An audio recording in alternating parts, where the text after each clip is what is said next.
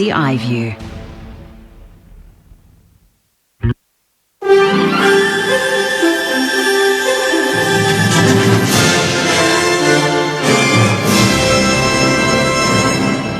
ABC News with Mary McDonald. Good afternoon. A national autism strategy will be developed regardless of who wins the federal election. The recommendation was made by a parliamentary committee that examined the services, support and life outcomes for people with autism.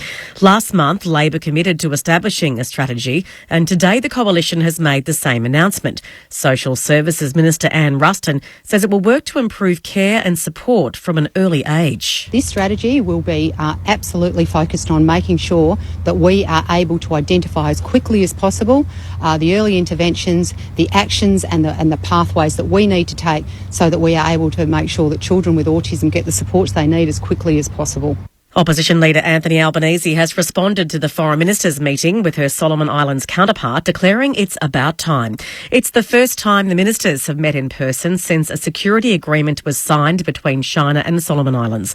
In a statement, Marise Payne said she again outlined Australia's deep concerns about the pact, including the lack of transparency. Mr Albanese says Shadow Foreign Minister Penny Wong should have been given the option of attending. It's about time. I would have thought it would have been appropriate. I don't know the circumstances of whether Marise Payne invited the Shadow Foreign Minister, given we're in caretaker mode. That would have been the appropriate course of action. I'm not aware of whether that happened or not. Labor frontbencher Bill Shorten has tested positive for COVID-19 just 2 weeks before Australians head to the polls. Mr Shorten is one of several Labor frontbenchers who have had coronavirus during the federal election campaign. Mr Shorten has posted on social media that he will be out of isolation for the final week of campaigning. Victoria's Public Transport Minister says yesterday's bus driver strike was unacceptable and the matter needs to be resolved as soon as possible. More than 80 bus routes in Melbourne's north and south east were cancelled, affecting thousands of commuters and school students. The Transport Workers Union claims the Ventura and Dyson bus operators have failed to pass on wage increases to their workers. Minister Ben Carroll says the issue needs to be resolved. I'm urging all the parties to continue to negotiate in good faith. I know that coming back to the negotiating table, I believe this matter can be resolved and does need to be resolved as soon as possible.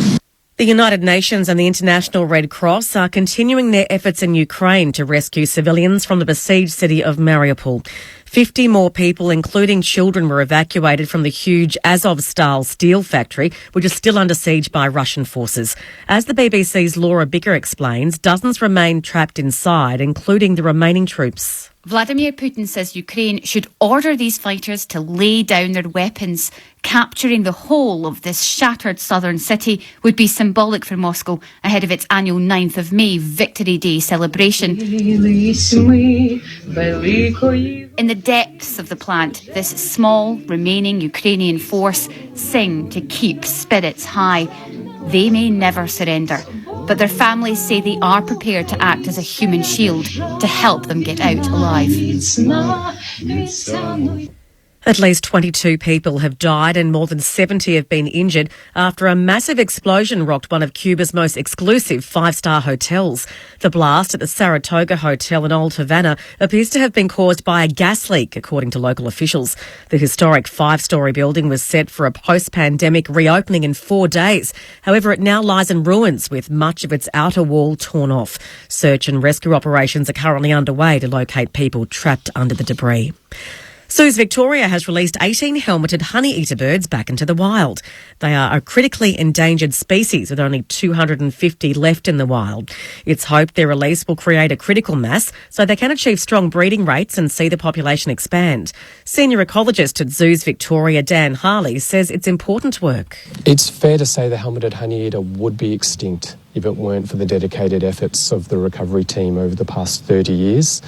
To the weather now, and there's a gale warning for the Central Coast, Central Gippsland Coast and East Gippsland Coast, and a strong wind warning for Port Phillip and the West Coast. For the state, scattered showers over southern and mountain districts becoming isolated during the evening.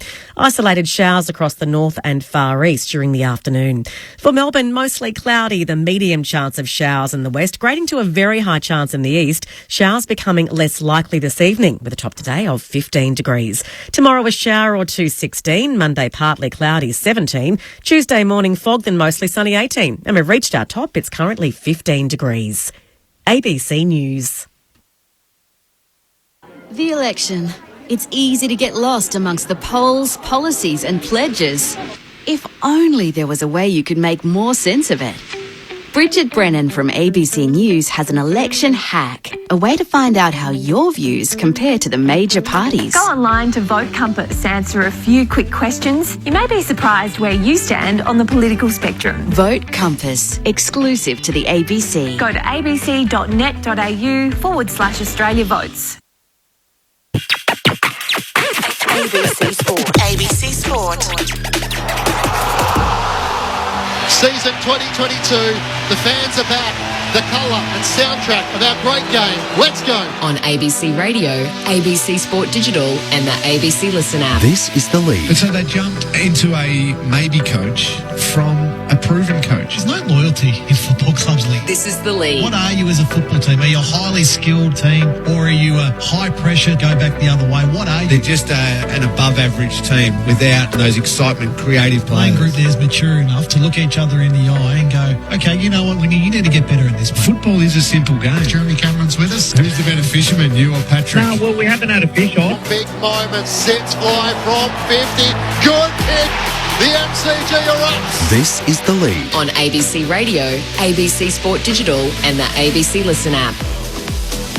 Port Adelaide continue their resurgence, making it 3 on the trot after losing their opening 5 games of 2022. 17-point winners last night to kick off round 8, while for the Dogs it was a nasty night on the injury front. A vastly different result to the last time they faced off in the preliminary final. While Fremantle were missing 6 players due to the AFL health and safety protocol, but it didn't halt the Purple Haze. 6 wins on the trot, winning by 78 points, restricting the Kangaroos to their lowest score in a game between the two sides. Plus, COVID nightmares for the Eagles and the Standards are slipping. Dusty's back for the Tigers as we're at the MCG. And the sub rule doesn't matter when players come on and come off. All that and more coming up on The Lead. Great to have your company on ABC Sport and ABC Radio. Matt Clinch with you. We're at the MCG, hoping for a big crowd as Dustin Martin returns for the Tigers. They take on Collingwood. Two sides in similar predicament. Richmond 3 and 4, Collingwood 4 and 3. But you feel like in the battle for top 8 positions, maybe they might be in relatively similar positions. Mark McClure is with me alongside at the MCG. Sellers, great to see you once more. Clinchy, looking forward to the game today. It's a very interesting game. One can go up and one can go down or whatever. Who's going to make the finals? Just could decide. And Cameron Ling, the third of the trial doubleheaders on the Friday night.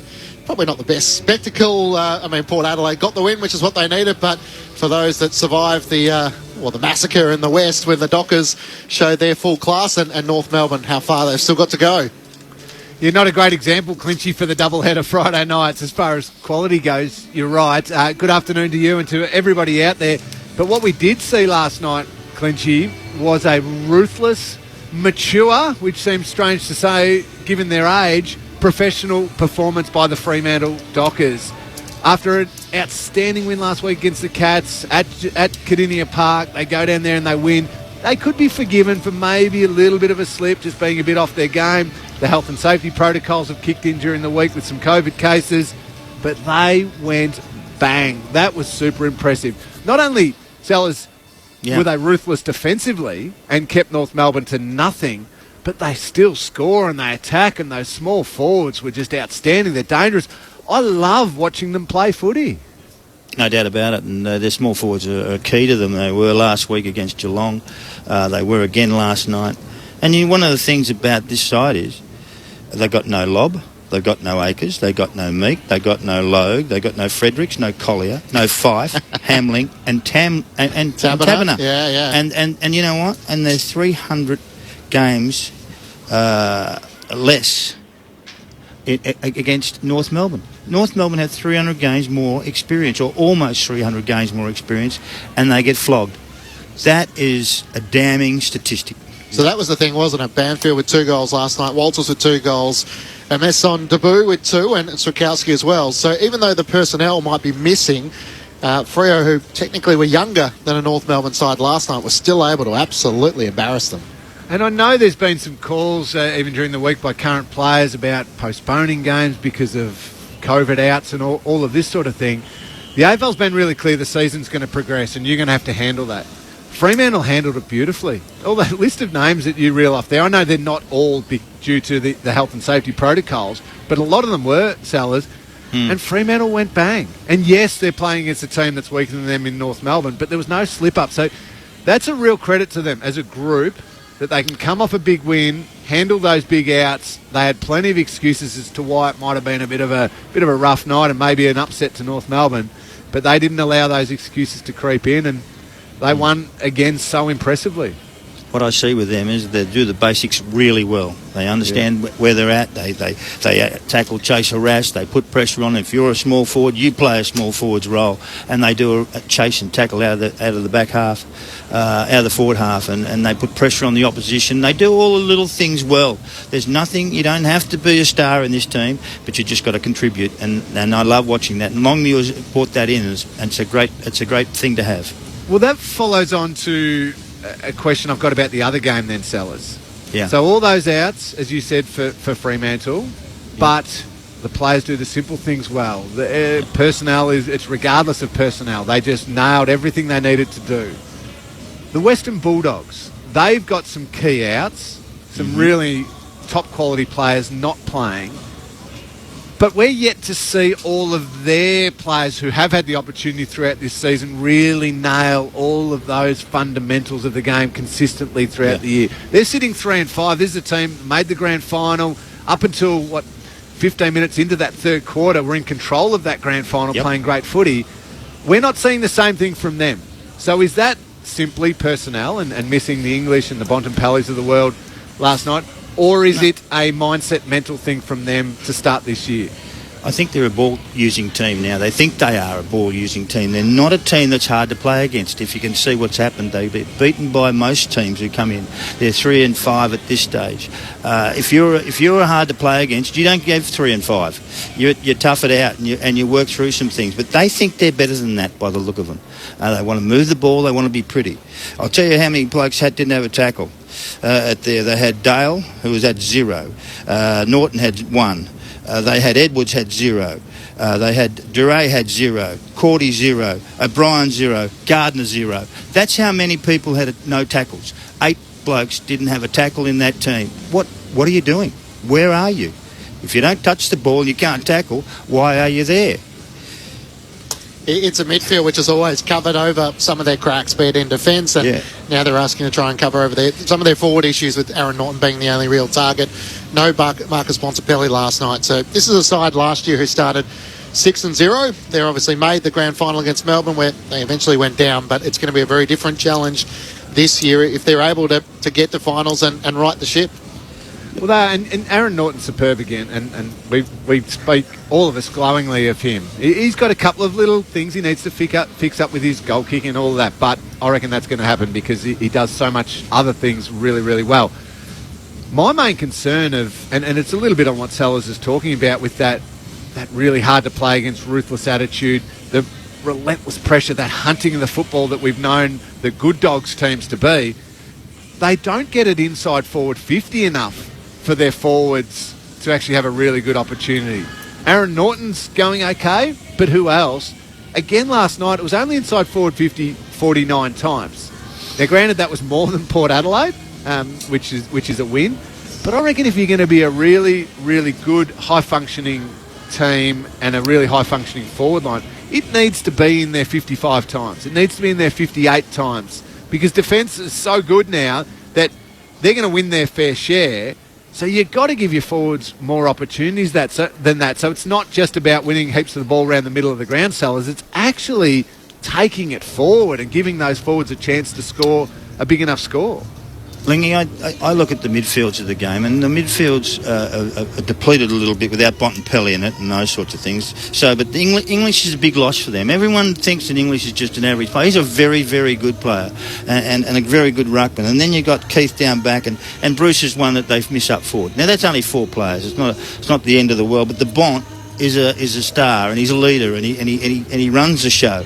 That hurt him big time, because your midfield actually protects your defence, and you know that, and you know that very well. I agree with you, Sellers. Spot on about the midfield But when you've got Jack McRae, Bailey Smith, Adam Treloar, Tom Liberatore, Josh Dunkley, surely you've got to be getting it in there more than 49 times, even if you are missing Bontempelli. A little bit of the load falls onto those players, and they're still good enough names to get the job done better than they have been getting it done. Where's the character there? They didn't stand up when the things happen. When all of a sudden you see Fremantle lose all those guys, and how do they stand up? Really well. I mean, no, North are in trouble and they're poor at this stage, but they exposed every little flaw that they had. It's an interesting conversation without the leadership of Marcus Bontempelli last night. So the Port Adelaide Power winners by 17 points over the Western Bulldogs. The Dockers by 78 points over North Melbourne. Here's a little bit of how it all unfolded on ABC Sport. It sits up in the goal square. Powell-Pepper's outnumbered 3-on-1 and still takes it on the chest. Didn't even have to jump. Goes back, pops it through in game 100. Inside 50, Boat kept running and took a chest mark, 25 out, near the boundary line in the left forward pocket. Nobody knows this ground like Travis Boat. His 100th game at the Adelaide Oval, and he's going to celebrate with a goal.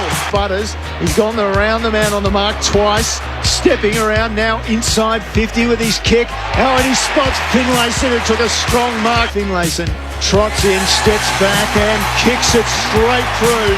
Fans jubilant around the Oval. And why wouldn't they be? Redemption for Port Adelaide. The Power sick the Bulldogs at home by 17 points. Kwiatkowski shrugs a tackle, handball to Walters, quick snap on goal, whacks it through. Giant Amos will have it on debut. His family in big numbers tonight. Go Giant, their sign. He kicks his second to an almighty roar. Schultz picks it up, wheels and thinks about going. Instead the handball to Mundy, 40 out. He's a class act. Schultz to kick after the siren. He kicks the goal. The purple people eater chews up North Melbourne and spits them out. Do it all again. So probably not quite how the AFL would have hoped to showcase a doubleheader on a Friday night, maybe following in the footsteps of the NRL. They do it rather successfully, but it was a one-sided affair last night with big wins for the Dockers and Port Adelaide. Far too good for the Western Bulldogs. We've touched on the Bulldogs a bit. Here was Luke Beveridge with his assessment after the game. I think tonight they broke our momentum, just a spike ruck hit to their highest defender and it goes straight up the other end, and it sort of started to rot with how easily they marked the footy inside their own forward 50. So we did stabilise the game for a while with what we did with our modes, but ultimately we needed to score, and we started the second half on the wrong foot. So it was a disappointing night. It's a night of carnage for us too when you lose three players in the fashion we did. The 5-day break might have got us a little bit with some of that. Unfortunately, it was a high-end running game the week before against Essendon, and one or two of the guys in Tim O'Brien and Latham, who were quite prone, went down, and so that destabilised us a little bit. Cody's broken his collarbone. Latham seems like he's got a high-grade hamstring injury, and Tim O'Brien appears to have hurt a calf. So I think a couple of them are quite serious. We'll confirm that during the week, and then not sure about Tim's calf. So Luke Beveridge there, O'Brien, Vandermeer, Waitman to miss at least the next few weeks. They'll hope to get Bontempelli, Keith, English and Wallace back next week, and Lockie Hunter, the unknown. So at 3 and 5, they've got Collingwood, the Gold Coast, West Coast and Geelong before the bye. So the question is could they win 2-3 of them? Probably the Geelong and Collingwood, one of the two big ones, as to can they sort of get to 50%, almost 5 and 5, or sort of 5 and 6 around the bye. The very best version of the Bulldogs can win 3 out of that 4 comfortably. But with that personnel missing, Waitman's important for them with what he does and buzzes around. That height down back with O'Brien's a concern. Whether or not those others come back in, it does get tough personnel-wise. You need your very best out there, especially when you're starting behind.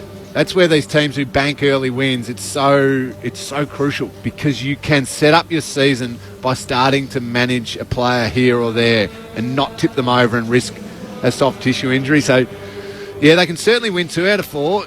Gee, they're going to have to be at their very best to win 3 out of 4, but that's still got them turning at that, or pretty close to that mid-season bye, well back in the pack, which is not something I saw coming into this season.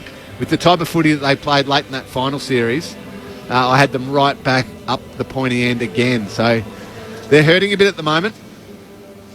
They look like a side that's just lacking a bit of spark at the moment, Sellers. So they've always been a great side that runs in waves when they ping the ball around with their hand passing, but their inside 50s once more was another challenge last night. Port Adelaide took 21 marks from their inside 50s, the Bulldogs just 9. So 21 marks from 44 inside 50s. The Bulldogs had more inside 50s, but managed just the 19 shots from 49 entries. That's poor, in a sense, when you think about that. I mean, but I've watched them this year, and they were beaten by, I would think, lesser sides have got hold of them because of their lack of actual commitment and really hard work. I mean, it's hard to say about some players because, I mean, they're all out there trying their best, but they just don't seem to be as tough as what they were in the past. They're not hard, as I said before, they're just not hard to play against.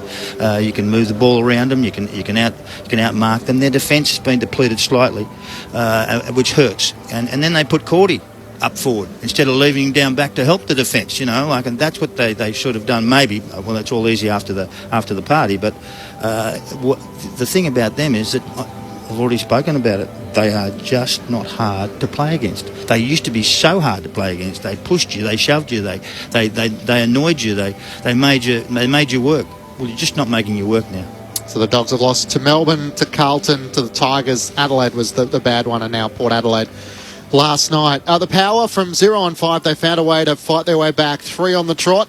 Here's the assessment of Ken Hinkley after the win last night. The start was important for us. We got behind again, and against a side that's been able to put a score on us, not just the prelim final, the last 3 times we've played them. So to be able to stay composed and stick to process, a bit like we've had to this year from the start of the year to now. We couldn't afford to get ahead of the next play, and we couldn't afford to get ahead of the next round. We just needed to stay in the moment, and I thought we did that really well, and that allowed us to get back into the contest better than we have in the past. It would have been easy to go, hang on, felt like I've been here before. Well, we weren't allowing that same thing to happen again, only through one way, and that was to stay in the moment. Not too much has changed. We're executing it better. I mean, let's not forget that 2 or 3 of those games before that, we also led by 4 goals. In 2 games. We led Brisbane by 4 goals at the Gabba. I mean, not many teams are going to do that. But we had a 0 and 5 start. We had to stay in the moment. So 3 goals to Finlayson, 2 goals to Marshall last night. And it was the old firm, Travis Boak and Ollie Wines back there leading from the front. Well, there's your leadership. Ollie Wines, Boak, Marshall, those sort of guys stand up. I mean, Boak's been doing this for a hell of a long time. He's had his issues at times when he didn't play as well as he should have. But you know what? Guess what? They lead and they stand up and they actually carried out an assignment by their coach to finish off a side that flogged them in a preliminary final. And I think that is great redemption. And it's a good point you make about leadership, Sal. Just hearing Kenny talk there, and I've obviously got a great relationship with Kenny, having been an assistant coach at the Cats while I was there, and I really love the way he goes about things. But the calm leadership that Ken has displayed, at least externally, through that 0 and 5 start has been really impressive. So now we're starting to see some form building where certain other teams or coaches maybe in the same situation might have lost control a little bit, might have really thrown a few excuses out there, maybe gone negative, whatever it might have been. He stayed quite level, which at 0 and 5 is tough to do. Now they've got North Melbourne in Tassie next week, then they've got the Cats at Cardinia Park, and then Essendon at the Adelaide Oval. So you think they probably win 2 out of 3 there? What about 3 out of 3? Well, they might win 3 out of 3. I didn't want to say that one. But all of a sudden, maybe they're turning at 5 and 6 perhaps? And yes, they're still behind the 8 ball and they're playing catch-up for the whole season. But it's no longer the end of the world for Port Adelaide. And they could build a really good back half of the year which sees them back in the mix because they've stayed calm as a coaching group and a leadership group. we will build our form rather than panicking. They've got Charlie Dixon obviously still to come back in. The suggestion is he'll play in the Sandford this week. They have a bye the following week, so they might even bring him straight back into the senior side. And they've just got a luxury of having guys like Robbie Gray, who doesn't need to get as much of the ball, but you know when he does get it, he's going to have an impact. Their back line looks a lot more settled. So you feel like if they can sort out their forward line woes, which is sort of stuck together without Charlie Dixon, but Finlayson and Marshall still need a bit of time to gel together, you can sort of see Port Adelaide from a 0-5 start finding a way to scrap and claw their way into finals, which would be an incredible achievement. It would be, and the game that you guys are going to call today all of a sudden becomes even more important because Port Adelaide are building those wins. Let's say Collingwood gets up in today's game and Richmond are sitting at, 3-5 then, right alongside Port Adelaide at 3-5. Now, we would have thought the way the season started and the way the Tigers, Richmond were well ahead of the way Port Adelaide were travelling when Port was 0-5. All of a sudden they're level, and that competition for maybe the last couple of spots in the 8 becomes really, really hot because of the way that Port Adelaide have built back into the year. And today's game's massive anyway. Any game between Richmond and Collingwood is huge. But that ability to keep that buffer from the chasing pack of the likes of Port Adelaide is so important. I think Richmond's best win is Sydney. They're a really good young side, and they play really well, and they work hard, and you know what you're going to get from Sydney, and they rolled them over quite comfortably. But we haven't seen that repeated too many times. Is more the point. Now we need to see that more repeats, a repeat entry, to repeat this, repeat that again, and that hasn't happened. So the Bulldogs had a chance to close the gap between them and the top 8 sides. They and Port Adelaide now a game outside from the likes of Collingwood and Geelong. This is The Lead on ABC Radio. Matt Clinch alongside Mark McClure and Cameron Ling. Just some final thoughts on the Dockers and on North Melbourne. Let's work in some David Noble on, what he tries to do for North Melbourne as to where they find themselves. Stop turning the ball over. One contested possession. I thought our guys probably continued. I thought they continued to try and rally to the end. But when you give the ball back as often as we do in periods of the game that are, crucial when you get possession against good teams, you've got to take your opportunities. And at the moment, look, Freo aren't sitting on where they are in the ladder because they fluked it. They've got great systems. They're hard to penetrate, but when you give the ball back, you get punished severely. And that's what I think that was a major part of. We've got other parts of our game, but I thought that was a major part tonight. We just got to keep fighting. We just got to keep going to work. I think the players are really diligent at the moment. Back in Melbourne, I think they're trying really hard to address those issues. I've got absolutely no issue with the work ethic that our players are showing back at training. So having won in round 2 against the West Coast Eagles, all of a sudden North Melbourne find themselves posting their lowest score against the Dockers in their club history. I think it was their 9th lowest score in their existence, 3-6-24 to the Dockers 5-12-102. So there's some challenges linking around personnel with obviously Ben Cunnington, one of their absolute midfield bulls, their contested clearance king, missing, but it's trying to fast track that next wave. And we understand rebuilds take time, so the second year under David Noble, but this is a hard watch for North Melbourne fans at the moment. Oh, it is, isn't it? It's really... It must be so frustrating from the North Melbourne fans. Not that they thought for 1 second this year this team was going to start competing for 7th or 8th on the ladder. That is years and years away. But just competitiveness and just general attention to detail in the fundamentals of the game. Sellis mentioned it before about Fremantle's ability to do that. North Melbourne's ability to execute just simple skills and their lack of ability. They must be having North Melbourne fans tearing their hair out. They were minus 17 in clearances. They had 103 less disposals than Fremantle. They had they were minus 35 in inside 50s, and they only took 7 marks inside 50. So you want the story of what those stats mean is Fremantle were better at winning the ball, and then the times where North Melbourne did eventually win the ball, as David Noble alluded to, they just gave it straight back to them. They said, here you go, even though we've worked hard to win it, you can have it back, and then you'll have a chain of possessions down the ground and get it inside 50 and have another shot at goal. I don't know where it goes from here, though, Clinchy. I know time. I know they need time for Horn Francis. They need time for Davies Uniacke. They need time for Phillips. They need time for these kids. But gee, it feels like it's just going to stay ugly for at least another month or two before they really work out those fundamentals of the AFL game that you must have to remain competitive in games. It's not an easy road back. Who's their best player now? I think it's Horn Francis. He's the most aggressive one they got in that team at this stage. I can't find anyone else. Cunnington was a really good clearance player in that, and he can't play. He's not there anymore. Jai Simpkins probably in the conversation, but he's a slighter-bodied midfielder, classy player. He's not the size. He's not the lead by example kind of player you're talking about. Yeah, but who is? That's what I can't find. You know, Horn Francis has a crack. He tries. He works. He wants to do things. He wants to prove himself. I can see that, but he hasn't got many followers.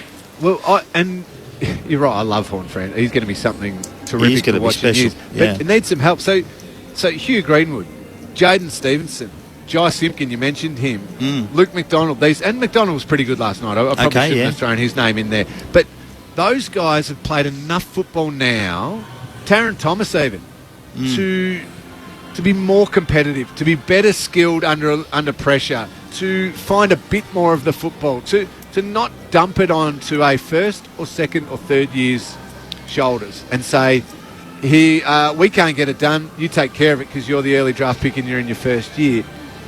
That type of player who's played 4 to 6 years of footy, now they're still young in football terms, but they have got to find a way to be better than what they are right now to allow the first and second year players a little bit of time, a little bit of leeway. Lingy, I got a little stat for you here. Inside 50 tackles, 18 to 4. That's Freo's way. Now, let me tell you, that is a smashing. Now, that is a mindset game. If you want to tackle inside 50, you get the right players in there and you assign them to do that.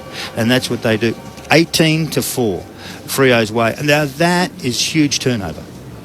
And unfortunately, too, Sellers, that tells me that the system coming back outside 50, so defending the opposition rebound, is not well organised either.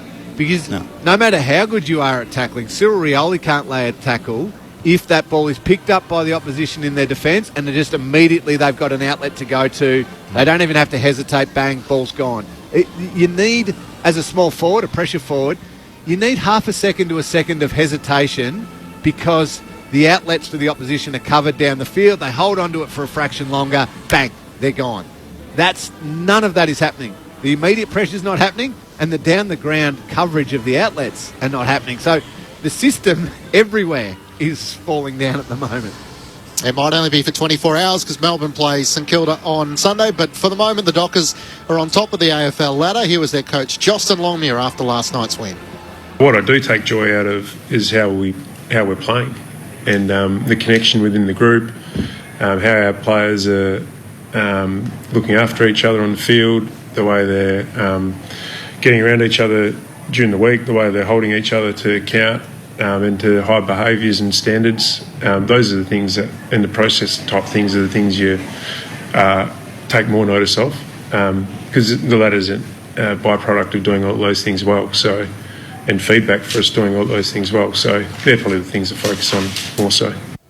So Justin Longmuir there after Fremantle's big win over North Melbourne. The Dockers, they're doing everything right at the moment. 6 wins on the trot, and they are announcing themselves as a real contender in season 2022. They've got a couple of winnable games as well. The Gold Coast Suns, Collingwood, before that Melbourne game in round 11 that everyone's looking forward to, and then the Brisbane Lions in the following week.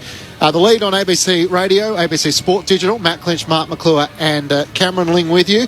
Adam Uze is going to join us from the Demons to preview their match against the Saints tomorrow. He can also give us an insight, having been one of the standing COVID coaches who was successful with Matthew Knights taking over from Adam Simpson this weekend, and Scott Burns getting the opportunity as the Crows take on the Blues in the absence of Matty Nix. But the big story coming out over the last 24 hours, Lingy, has been around the other WA side, the West Coast Eagles, who have had 2 players who are out breaching the club protocols. They're out at a nightclub after their thumping from the Tigers last Friday night. So 109-point loss, and Jackson Nelson and Josh Rotham were photographed out at a nightclub, and given the challenges around COVID in Western Australia at the moment, it's left Adam Simpson issuing a frustrated and really seething sort of press releases. He's in isolation himself. How do you try and handle that when you're a club who has so many challenges and one that's coming as an own goal.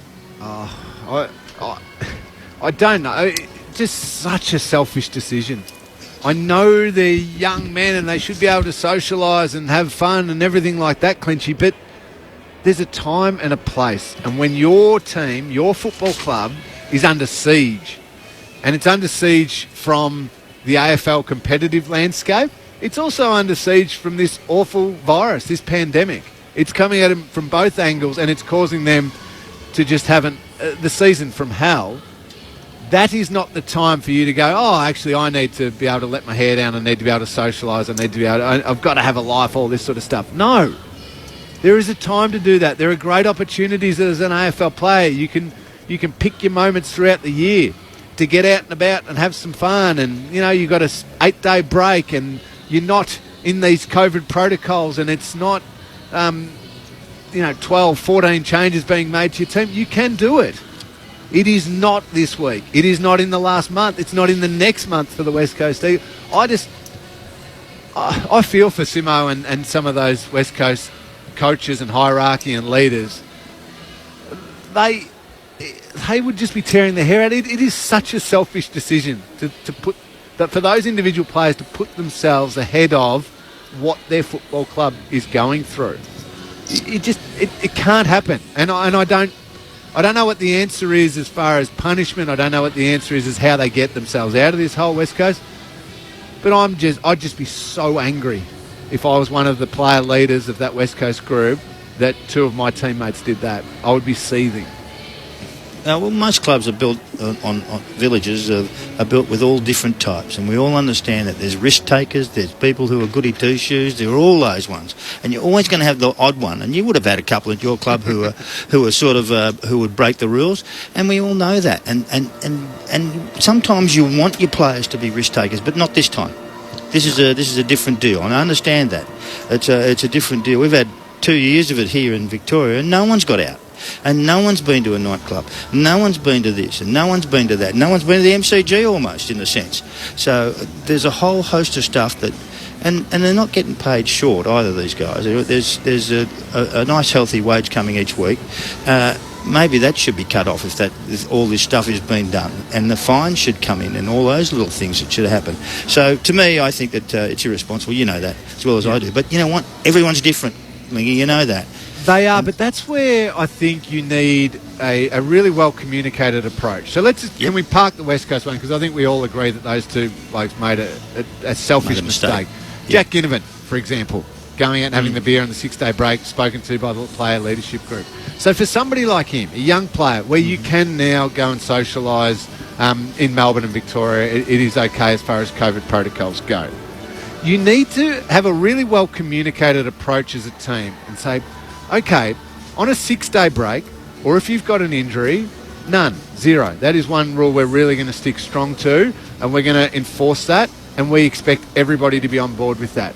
However, when we have a 7-day break or an 8-day break, we are going to make sure that there are opportunities where you can all get out together as a group and go for dinner. Or if you want to, 5 or 6 of you want to head to a nightclub, everything like we encourage you to socialise. We encourage you to meet other people.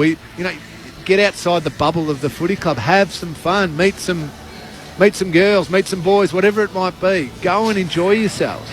But there's going to be a couple of non-negotiables of 6-day break and injury where we expect every single person to toe the line. Now for West Coast, it's more, it just can't happen because we are under siege and there's all these COVID protocols going on. But you need to have those conversations, Clinchy. You can't just, once they break it and go, oh, why'd you go out in a 6-day break? It's wrong, it's wrong, it's wrong. Have the chat. Say, okay, in 2 weeks' time we got an 8-day break.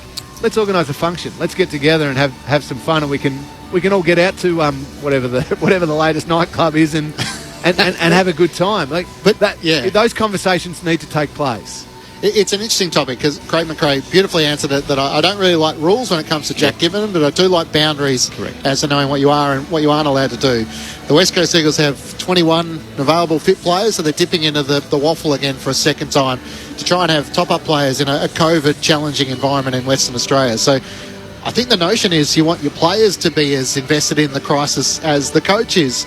Righto, let's get the leadership group together. Let's find a way to get ourselves out of this where we're all committed and connected to how we're going to do it. The concern for someone like Adam Simpson would be, well, on field the team are not playing all that well. Off field, they're making their own individual choices.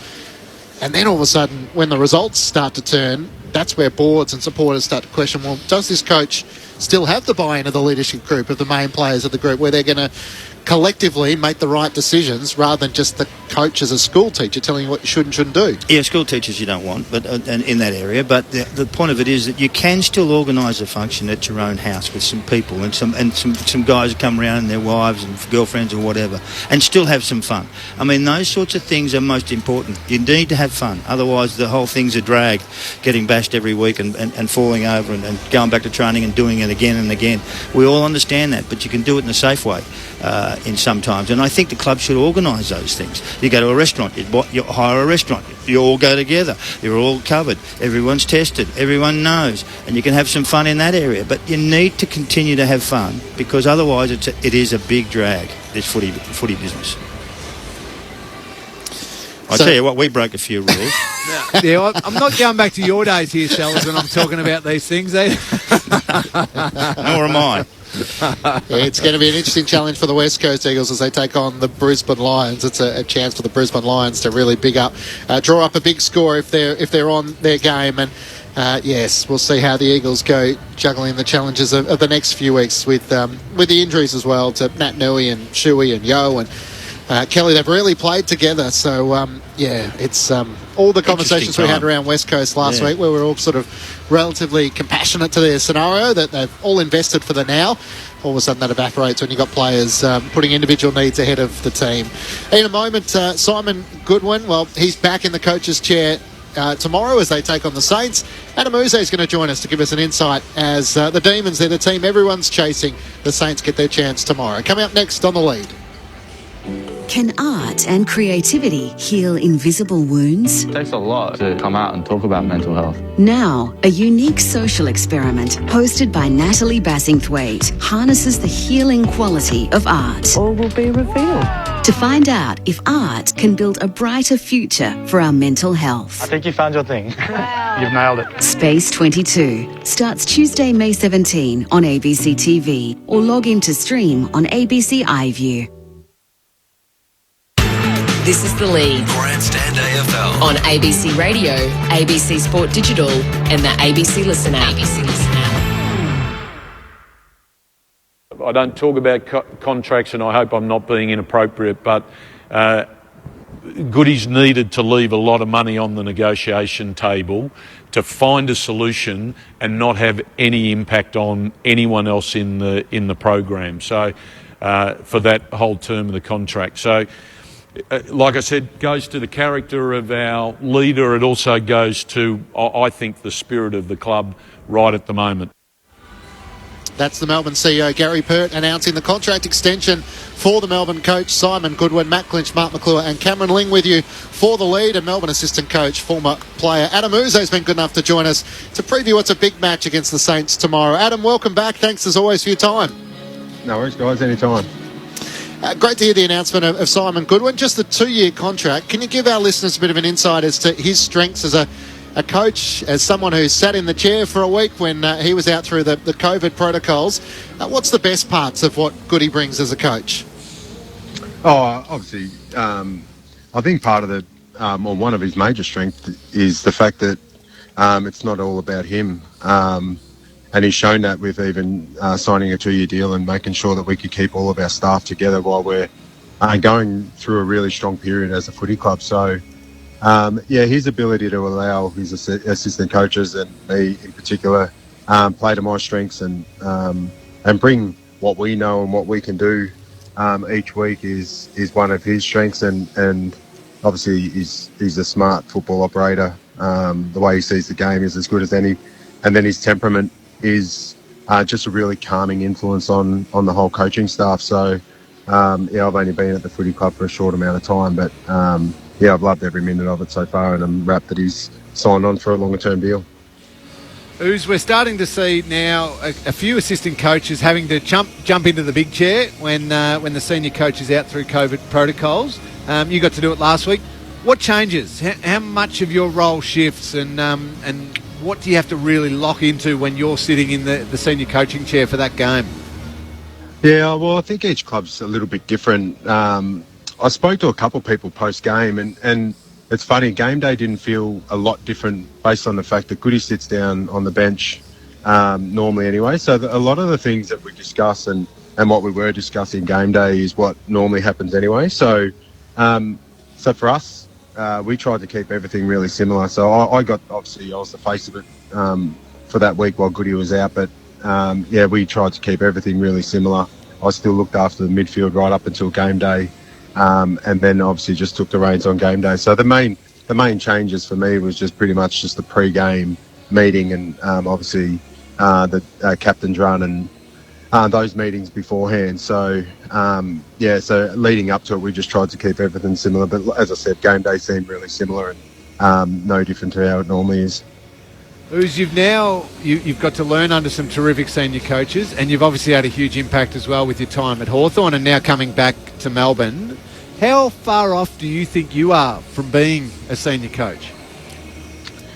Oh, it's a really good question. I feel like I am improving every year. So to say to put a number on how far off you, I think I'd be guessing. So I know that there's still parts of my coaching that I need to get better, and I try and improve every year. And in saying that, I feel like at a point now, those sorts of experiences like I had on the weekend, or some exposure to leadership meetings and subcommittee meetings and things like that is something that's obviously I need to get exposure to. But it's going to be new no matter what if you end up becoming a senior coach. So there's an element that there's the unknown, but my main focus is as a coach, as a line coach, is being the best coach I can be and subtly gaining different experiences on the way. So if I was lucky enough to obviously become a senior coach, that one, it's not a shock to me, and two,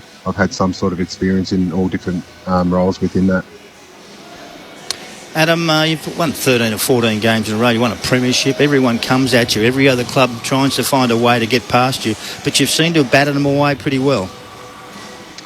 Yeah, and it happened a little bit last year. Like, we got off to a really good start last year. So we had a taste from the second half of the year last year where teams were throwing different things at us, and this year that's gone to another level. So it's obviously teams, and we did the same as a coaching staff when I was at Hawthorn and things like that.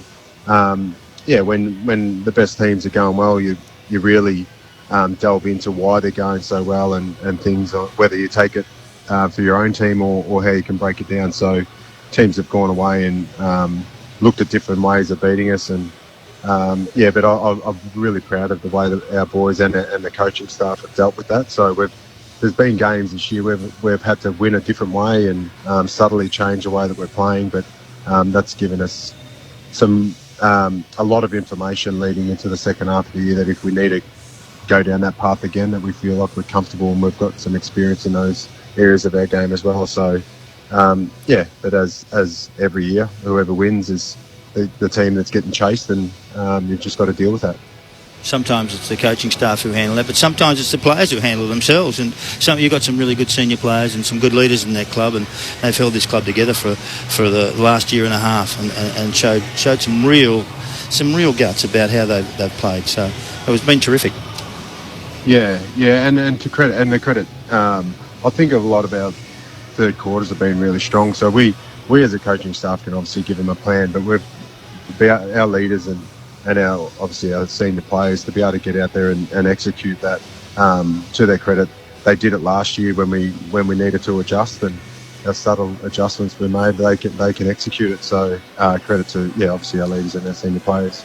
So what's St Kilda bring to you on tomorrow? What are they going to bring for tomorrow? Oh well, they're going to be a real challenge. So and that's what we expect every week, but they're a team that's top four in a lot of the categories that we like to be in. So that just, it's going to be a really tough battle. That's going to be like a finals type game. So we're our players have gone through that. We understand that they're one of the challengers, and not only a challenger, they're a top 4 team that we need to beat. So our players are looking forward to it. But yeah, their form is really strong. They've got some terrific players that are in good form. So yeah, we're looking forward to a challenge on a Sunday afternoon at the G.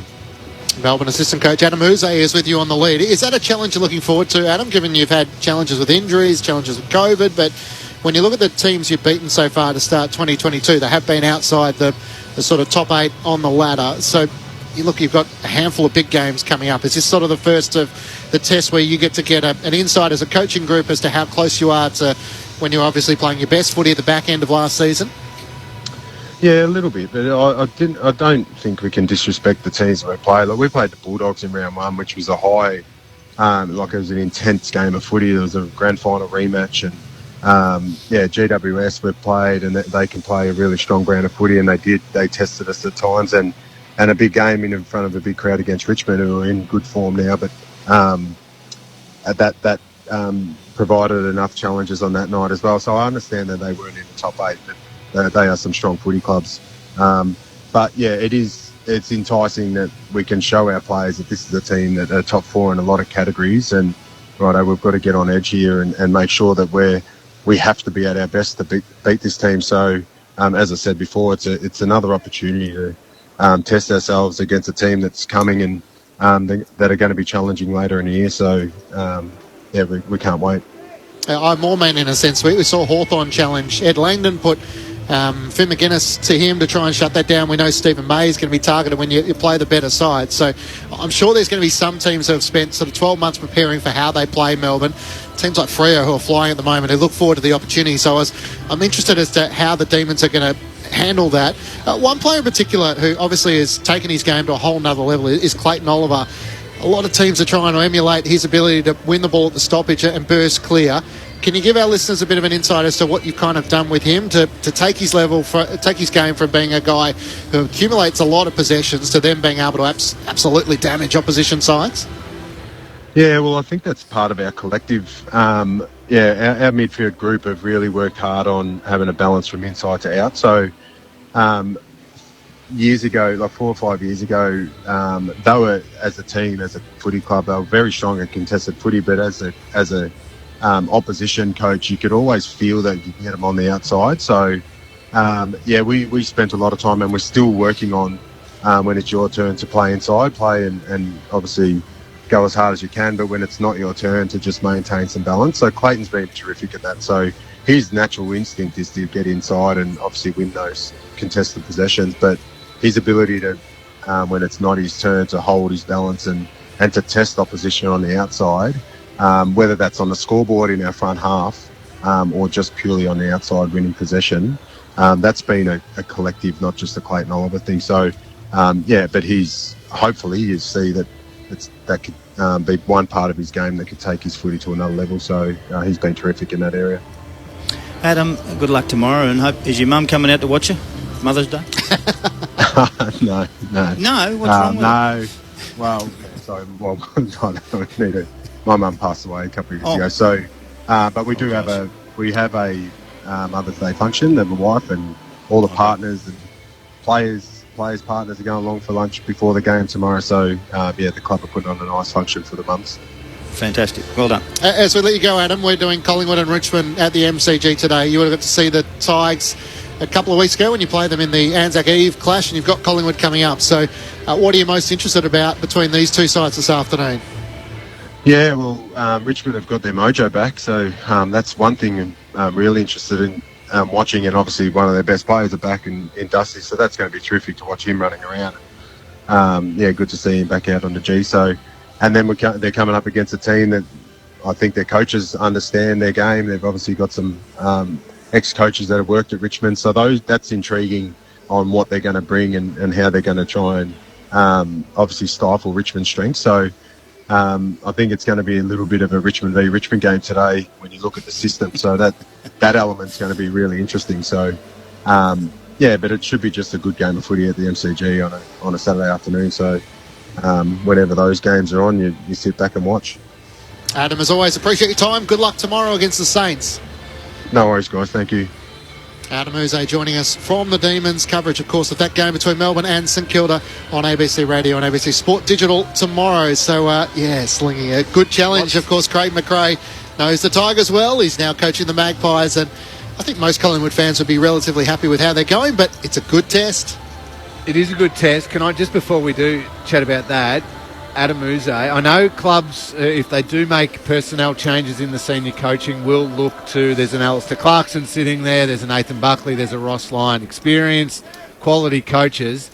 But when you see what Justin Longmuir is doing with Fremantle, for those clubs who perhaps want to go down the path of an untried coach, Adam Uze's name will be right at the top of that group. The way that, how important he became at Hawthorn under Alistair Clarkson and their success there and his input there, and then what he's brought to Melbourne. I think for those clubs who want to go down that path, Adam Uze will be right there. Whether or not, might not be next year, but in the next couple of years, I think we'll see that man as a senior coach. It's an interesting conversation, especially with the looming name of Alistair Clarkson, as to whether clubs go for an older, more mature guy who's been a legend of the AFL competition, or a young guy like a Justin Longmuir, Adam Uze, who knows the ins and outs of the way the current day footy is being played. It's a good conversation. Lingy, as we wrap up, Collingwood and Richmond today, what's your gut feel about these two sides?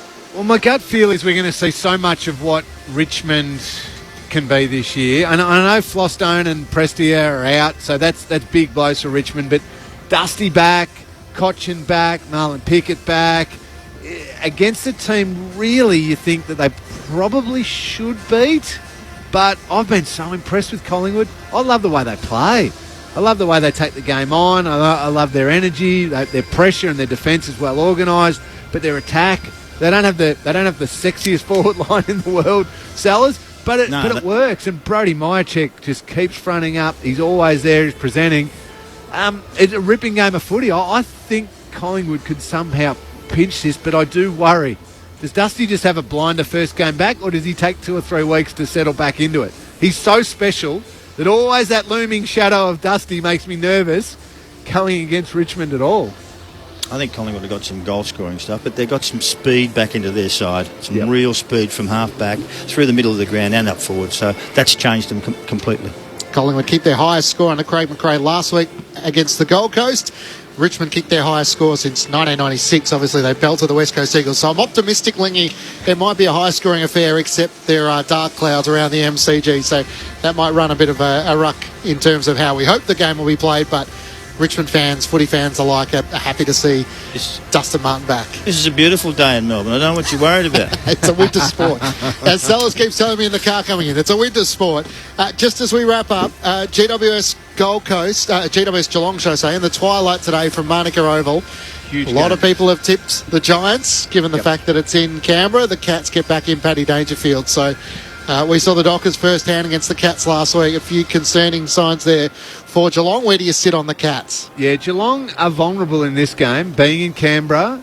They got found out in the midfield last week, and just that ability to spread away and run and the speed away from the stoppage. They've got big, strong, inside bulls, Geelong still. Experienced guys, but can they cover the ground on the outside? Now, the Giants do that very, very well with Callie and Whitfield and these types.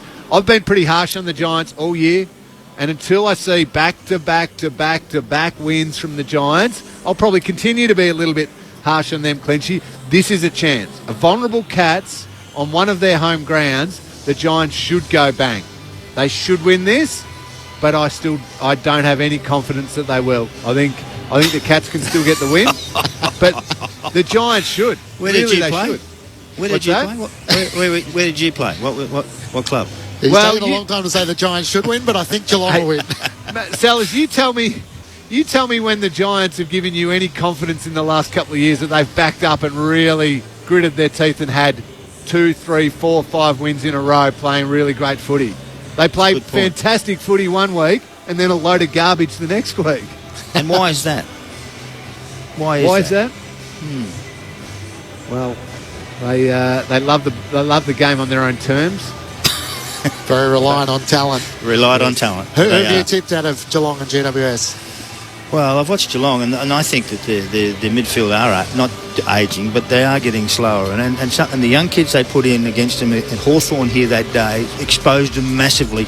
And I'm pretty certain that the Longmuir from Fremantle said, this will do all right, we'll go all right against them. And they did. And they certainly did. Sellers is with the Giants. I pray for Essendon fans if they go 1-7 taking on the Hawks tonight. Lingy, great to have you back. Look forward to your company again next Saturday. Sellers is sticking around. Coming up on ABC Sport, it's Richmond and Collingwood from the MCG. A big clash with two sides who are pushing for top 8 hopes.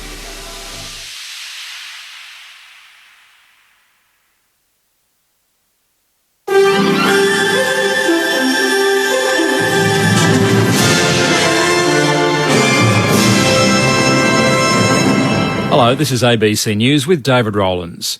The United Nations and the International Red Cross are continuing their efforts in Ukraine to rescue civilians from the besieged city of Mariupol. 50 more people, including children, were evacuated from the huge Azovstal steel factory, which is still under siege by Russian forces. As the BBC's Laura Bicker reports, dozens remain trapped inside, including the remaining troops. Vladimir Putin says Ukraine should order these fighters to lay down their weapons. Capturing the whole of this shattered southern city would be symbolic for Moscow ahead of its annual 9th of May Victory Day celebration. In the depths of the plant, this small remaining Ukrainian force sing to keep spirits high. They may never surrender, but their families say they are prepared to act as a human shield to help them get out alive. The Coalition is promising that long waiting times for an autism diagnosis will be addressed under a national strategy. Both major parties have committed to establishing a strategy to improve care and build the workforce to help support autistic people. Currently, some people are waiting years for developmental delay assessments. Liberal Senator Holly Hughes says she's hopeful that will change. Private can be very, very expensive, and the waiting lists are in that public health system run by the states, which is why we do see differences in times across the country. By putting together a national autism strategy, we hope to be able to have a national approach, so regardless of where you live, you have access to the same diagnostic processes. Federal Labor has pledged $10 million, if elected, to CareFlight, which would allow them to purchase a second Northern Territory rescue helicopter. CareFlight employs specialist doctors, nurses and paramedics who use air ambulances to reach critically ill and injured patients in remote areas of northern Australia. Currently, the service only has one helicopter for the entire territory. A New South Wales government review into cash grants has recommended an overhaul of the funding system. Jake Lapham has the story.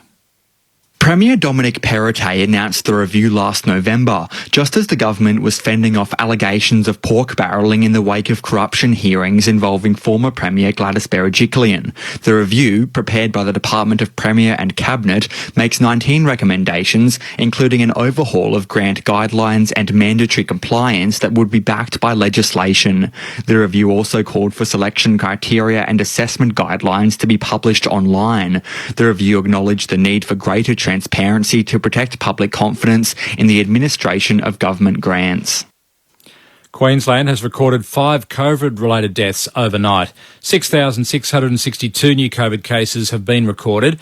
454 people are being treated in hospital. 12 are in intensive care. Western Australia has registered another 6 historical COVID-related deaths dating back to April the 28th. They were a woman in her hundreds, 2 women in their 90s, a man and a woman in their 80s, and a woman in her 70s. There were 9,243 new cases to 8 p.m. last night. Tasmania police are investigating 2 separate crashes in the past 24 hours. Isabella Podwinski has the details. A 51-year-old woman died in a crash in the state's eastern Midlands yesterday afternoon after losing control of her vehicle. Police say the woman's car rolled over several times on Lake Leak Road at Lake Leak just before 3 o'clock yesterday afternoon. Police are also investigating a serious collision involving a Range Rover and a BMW at Table Cape in Tasmania's north just before 1 o'clock yesterday afternoon. The driver of the Range Rover was trapped for some time with the Tasmanian Fire Service assisting him. The driver and passenger of both vehicles were taken to hospital in a stable condition with only minor injuries. A gas leak is believed to have caused a powerful explosion that's killed at least 22 people, including a child, at a luxury hotel in Cuba. At least 74 people were injured in the blast, which is believed to have occurred as a truck was supplying natural gas to the Hotel Saragoa in the capital Havana. No guests were staying at the hotel, which was just days away from reopening after being closed for renovations. The Saratoga has been used frequently by visiting VIPs and political figures, including high-ranking US delegations. And Australian Jason Day has extended his lead after 2 rounds of the US PGA golf event in Maryland. Day finished at 10 under, 3 shots clear of American Max Homa. ABC News. My fellow Australians, right now everyone wants to buy your vote. So we're back to show you how your democracy is being sold and bring you all the inside information of how the pollies are trying to spin it to win it. Join our panel of experts, insiders and me, your election guide, Will Anthony Green. Gruen Nation, this Wednesday night from 8 on ABC TV or log in to stream on ABC iView. Spoken by Will Anderson and the voiceover guy who has to do this bit as fast as possible. This is ABC Sports coverage of the 2022 AFL Premiership season. We're gonna be kids. Grandstand AFL on ABC Radio and ABC Sport Digital. Saturday afternoon footy at the MCG. 2 traditional rivals, close geographical rivals, both with an enormous fan base, and they're 2 of the best offensive teams in the competition to start 2022. Is there a finals team among them? It's Collingwood and Richmond on a gloomy Saturday afternoon. Dustin Martin, again the central figure this afternoon, the best big game player in the competition, perhaps of all time, makes his return for Richmond for the first time since round 1. Matt Clinch, Mark McClure, Adam Romanascus and Tim Hodges throughout the afternoon. My name's Corbin Middlemass and I'm pleased to say here on Grandstand AFL on ABC Radio and Sport Digital across the country, I'm standing on the Plain Arena at the MCG and we go straight into the Collingwood camp with their head of footy in Graham Wright. Graham, appreciate your time. No trouble at all, Corbin. Firstly, you're a former Collingwood player, of course, over 200 games, premiership player with the club, runner-up in a Brownlow. It seems like it gets forgotten nowadays with your role in footy admin, but am I wrong in thinking that games between Collingwood and Richmond, it's just a little more than just the 4 points? Yeah, well, absolutely. I think any time sort of Collingwood plays, Richmond or Carlton or Essendon, any of the big clubs, it's certainly they've got that blockbuster feel about it. So we're hoping for a big crowd here today and hopefully a good result. Any late drama in the Collingwood camp? No, there hasn't been. No, we've had a few guys with illnesses during the week, but I think everyone's had that. Unfortunately, Richmond lose a couple of players today, obviously, but I think that's just about every team in the comps dealing with some kind of illness, whether it be COVID or not COVID, the flu and, as I think Fly's alluded to, the man flu. But, we've had a few staff and players with that during the week, but pleasingly everyone's got up for today. So you had, I think it was Braden Maynard, Nick Dacos and Taylor Adams all missed training. The week before that it was Will Hoskin-Elliott and Jordan De Goey. How do you do that as an exercise? Is it just separate them as long as possible before you have to bring them back in? Yeah, pretty much. Nick Dacos had a bit of... Nick Dacos had gastro during the week. He had a bit of flu late last week, and then a little bit of gastro during the week. So he actually came in to train, and we sent him home just so that the gastro doesn't go through as well. So from that point of view, he went home and had a run and feels great. But it was just about keeping him away. So we tried to sort of separate a little bit. I think it's really heightened off the back of COVID, obviously, where you're really mindful of illnesses and sicknesses going through, and there appears to be a fair bit of flu going around at the moment. You were a 6-win team last year. We're 7 rounds into the new season. You're 4-3. You got a nice signature win against St Kilda back in round 1, and you're the only team to have lost to West Coast. How do you look at it as a 7-week block as to how you're going?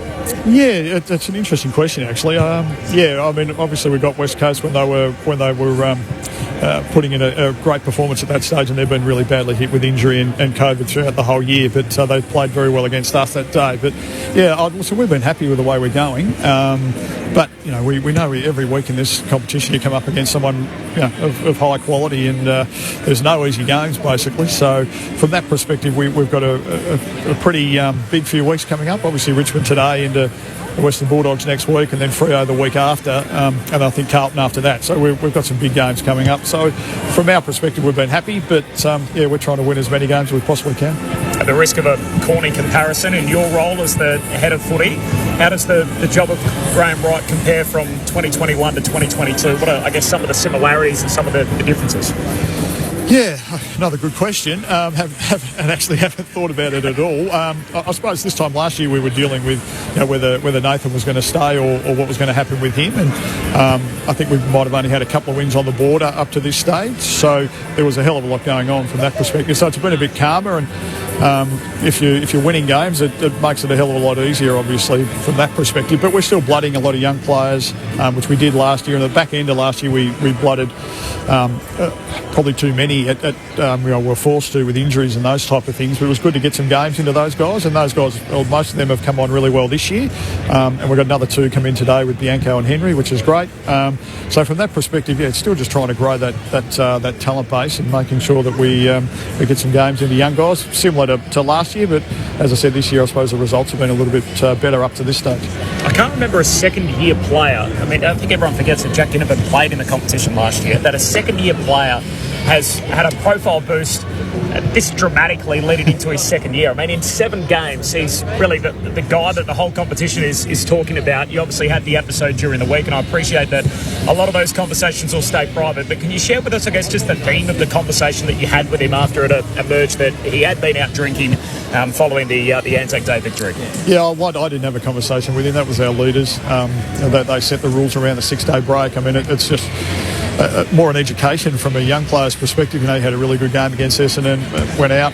I don't think there was anything untoward, but it was just a reminder from our leaders and what's required to play at this level. And we've got 3 6-day breaks in a row, so it was really important that everyone adheres to that. But that was basically the message. It was more an education for a young guy. But you're right. I mean, he's maybe overshadowing Nick Dacos at the moment, so I didn't think that had happened. But yeah, it's a clear reminder for everyone too that he's 12 or 13 games into his career, and we're hoping he can play for another 10 years. But he is a very young player. He's still 19, and we're hopefully he's got a really bright future. But it's important that he stays on task and stays within team boundaries and do what he's asked to do.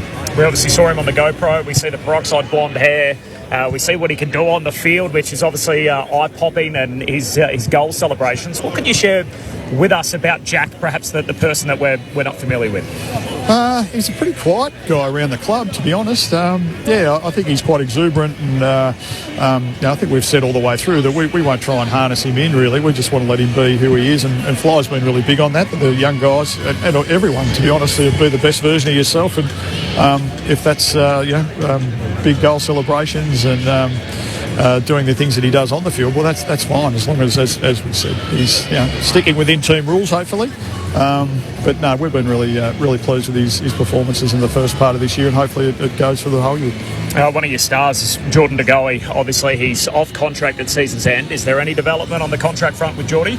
No, nothing at this stage. No, I mean, it's as you know, it's really not something we talk about. We try and keep those things in-house, and we don't sort of run a running commentary. But I talk to Ryan all the time, who's his manager. We got to know each other the back end of last year. We actually spoke quite a lot, so I've got a good relationship with Ryan, and we're talking all the time. But there's nothing to report. Yeah, there's no timeline on it as to when it will happen. No. There's as I said, those conversations are sort of always ongoing, and we talk regularly. But there's nothing in relation to a timeline for it from our end. No. Pretty big return for Richmond today. I mentioned it in the opener. Dustin Martin is back. How do you prepare for him? Yeah, well, I know. I think Fly again said during the week that it's great to have him back. I mean, I wish he could have waited maybe another week. Maybe he needed a bit more training. But listen, he's an outstanding player. We know. I think you said at the start he's probably the best big game performer maybe in history. So we know that he's not coming back from an injury or anything like that. He looks like he's fit and been training the last couple of weeks. So we know we're going to get a pretty decent version of Dusty. But hopefully hopefully we can negate that from a team perspective and have a win. But as I said, we wish it was one more week, but I think everyone's rapt to see him back in the fold and back playing footy. Graham, always appreciate your time on ABC Radio. Thanks for being with us today. No worries at all. Thanks, Colin. Graham Wright, the head of footy at the Collingwood Football Club. Clinchy, I'll kick it up to you. That's the Collingwood side of things. We'll duck inside the Richmond camp in just a moment. But it is a little gloomy overhead, the Pies and the Tigers coming up. Thanks, Corby. Yeah, the floodlights are on here at the MCG and there are some dark clouds above. We are expecting some rain throughout the afternoon, so we'll see how quickly that comes about. So the Tigers sitting in 9th position, 3 wins and 4 losses. The Pies a game further ahead with 4 wins and 3 losses in 8th spot. No late changes for either side. So the medical sub for the Magpies, Jack Madgen, and for the Tigers, Sydney Stack. We can head straight down into the Richmond team in just a moment. Neil Balmer is going to join us. So Mark McClure alongside Matt Clincher. Sell's interested to see how this game pans out, given both sides are in the top 5 in the AFL for scoring, but their defence has been their issue. So the Tigers are hoping they've got all the cattle back, and Collingwood will hope that their midfield can try and at least break even in the middle of the ground. Yeah, look, I think that the Tigers have got no excuses now. They've got a few back. They've come back in. They've got their big boys back in the game. They've got a Toby Nankervis, who is a class ruckman. They get an advantage in that area. I like their forward line and Lynch and Martin and Rewalt. I mean, that's a scoring forward line with Shea Bolton and a few others around the place. You have a look at that area there. Grimes plays at full back on DeGoey, which is, I think, is a really good spot for him because he'll nullify and do all those sorts of things. They've got themselves set up again, okay, to start again. But there's no excuses from this moment on till so they can't make the finals, because they are. But I like what Collingwood bring up to. They've got a speedy, small bunch of players around the place who've changed the way they play. They move the ball quickly from defence to forward. Their forward line is different. It's not big. I mean, they've got Henry. Henry's a tall player, and I suppose Mychek's the other one who's tall. Hoskin Elliott's a mid-size. Ginnivan's is just a classy little player who's flashy, and I think I like what I see with him. Yeah. You know, you can't take his imagination away. That's one of the things you've got to do. You've got to imagine what you're going to do and do it properly, and he does it all the time. Sometimes it doesn't work, so what? And you've got to go, and you've got Lipinski. Small forward lines sometimes work in games like this. You move around instead of standing like a post at the goal square trying to kick it long. That's the way it works. It certainly doesn't hurt if the wet weather comes. A chance to head inside the Richmond camp, down on the boundary for us this afternoon. Who's hoping that we avoid that is Tim Hodges. Hodgie, welcome to you for the first time. Hello, Matt. I hope the rain does stay away. It is quite the day, isn't it? And Neil Balmer's been good enough to join us while we're watching the Tigers have their warm-ups. It's hard to avoid the excitement, Barmy, with number 4. He's just about to walk off in front of us. Just talk to us about the excitement levels inside the club with Dusty Martin back out there in the 22 today. Oh, I thought you meant Royce. He's nearly as important. Not quite. Probably as important. Oh, look, he's had his challenges and all that sort of stuff, and we've at least let him work himself out, but he's really keen to play and has a big impact on the boys around the place as well as on the field. So he hasn't played for a few weeks, so we don't want to expect too much from him, but I think it'll be pretty good. I mean, you watched the warm-up with me. He did most of his warm-up with Cochin and Edwards, then spent probably 5-6 minutes just kicking at goal. Where do you think he plays most of his footy today, and what's the realistic expectations for Dusty in his return? First game since round 1. Oh, to be fair, he plays even before he played mostly forward and a bit of midfield, and he'll probably be the same today. Probably a little less midfield than he normally would because he probably hasn't got the natural fitness in him, but I think he's a pretty handy forward. It's so awesome to see him back. I'll send you upstairs, Barmy. We've got Mark McClure and Adam Ramanauskas. He's a pretty handy forward. That's a good description. I've been watching footy a long time. Oh, have you really? I've figured that out. I know he's a star, and he'll add some pressure to your side. One of the other things is that you've got a pretty good tall forward line as well with Lynch and Rewalt. Yeah, we have. Oh, look, both teams will find out a lot about themselves today. It's been a funny year. It's been hard to predict. And this is one of those games where we think our best is good enough. They'll think their best is good enough, and in a few hours' time we'll know. But it's a really significant game for both teams because we both think we can challenge. And if you drop games like this, well, maybe you won't. So it'll be a great game. It'll be just like a finals game in its own funny way. So Nankervis goes in the ruck against Cameron. You reckon you'd have an advantage there? And particularly with Soldo, we probably do, I think, with the two ruckmen. It's always a challenge nowadays, so do you play the two? And we always think we'd like to. And Soldo, at his best, is a very good player as well, but Nenk's so bloody tough. Well, we love what he does. So, I mean, it's hard to know. That it's not underestimating their guys, but I think we should have an advantage here. Barmy, it's Matt Clinch here. Always great to see some of the players come back in for Richmond who've been missing over the first stages of the season.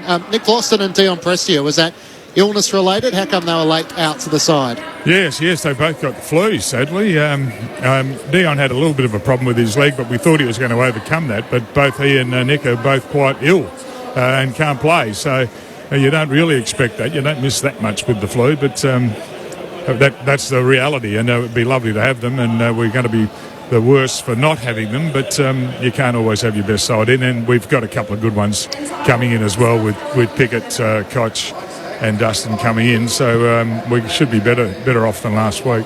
Do you feel that's been a bit understated though, as we try and work out where Richmond sit in the competition? You take out a player like Dion Prestia, who's pretty handy in the middle, and Nick Vlauston, who is crucial for your back half, alongside Grimes is finally back in, and we've seen Noel Bolter play forward or defence. Has it been hard to try and gauge what your best team is with so many moving parts? Well, it is a bit, although we did have, the issue at selection this week for the first time forever. We were going to have to leave out some good players, but as it's turned out, a couple didn't quite get up through the flu. But so it's a good position to be in to have to make those decisions. But it's that balance between talent versus system. We believe in our system, and so it doesn't matter quite that much who's playing. But we also know that if you've got your most talented players playing, you're hard to beat. So it is a balance between those two parts of the game. Barmy, where do you rate this side? Are they a top 4 side, or are they a top 8 side, or are they just roundabout? Yeah, your side. Yeah. I think our best. We're good enough. We're good enough to challenge. But I'm probably the most optimistic person in the world. but I genuinely think we are at our best. I think we're pretty good. There's nothing wrong with being optimistic. No, I know. Pessimistic is a shocker. Yes. Barmy, Jayden Short got the long-term deal during the week. 5 years locking him in as a Tiger for life to 2027. We saw him in the midfield last week. Do you think that might be the evolution of his role at Richmond, if you've got the luxury to play him more in an attacking role in the middle of the ground? Well, that was nice, wasn't it? Those two things going together. But if he only played half-back, we'd be happy with him, because he does a good job there, and it's an important part of what we do. But we made a few changes last week, and they all worked, and one of them was Shorty going into the midfield. I mean, he runs so hard, he works so hard, he gets the footy. We like him the way he kicks it, so if he can play midfield, we'll be better off. And that's the challenge of all teams. You've got to replace your older guys. You've got to replace your Cotchins, etc., ultimately. And how the hell do you do that without trying someone else? So it's great that he has signed the longer term as well, but it'll be interesting to see how he goes in the midfield today. The other player who Richmond fans are not surprisingly excited about is Maurice Rioli Jr. 3 goals in his third AFL game last week. You sort of have to remind yourself that he hasn't been in the system for that long. Great to see him play his part as that sort of small forward who could get on the scoreboard. Yeah, very explosive, very exciting, very exciting. He'll just get better and better and better, because he really doesn't know much about it yet, but you can see that naturally his defensive game is very powerful, very quick. And offensively, kicking 3 goals in his first game, he does get some things pretty right. So it'll be interesting to see how he goes for the rest of the year, but really exciting to see him again. Neil Balme with us on Grandstand AFL inside the Tigers camp. No late change here at the MCG between Richmond and Collingwood. Neil, it's Corbin Middlemass here. The retirement of Josh Caddy during the week. Obviously a 2-time premiership player. He decides to pull up stumps now. Obviously had a wretched run with injury over the last 2 years. How will he be remembered as a Richmond player? Oh, yes. No, he did a really good job. I knew him before that as well, so I've got a strong relationship with him. But it was really selfless of him to do what he's done. He's struggling a bit with injury. Could see that maybe he's not going to play too much more. There's an opportunity for us to do something in the mid-season draft, which he's sort of offered to help by giving us some room. But I think clearly he felt as though he wasn't going to be able to play as well with the injuries that he's had. So, but he's been terrific for us. He's been a good Tiger man. I take it you have your eye on someone then for the mid-season draft. What sort of player are you looking at? Oh, really, I'm not exactly sure what we're doing there, but we certainly are interested in... Well, he knows. Oh, how many words can I use to say nothing here? Okay. You just did. You know me too well. Neil, answer this one for me then.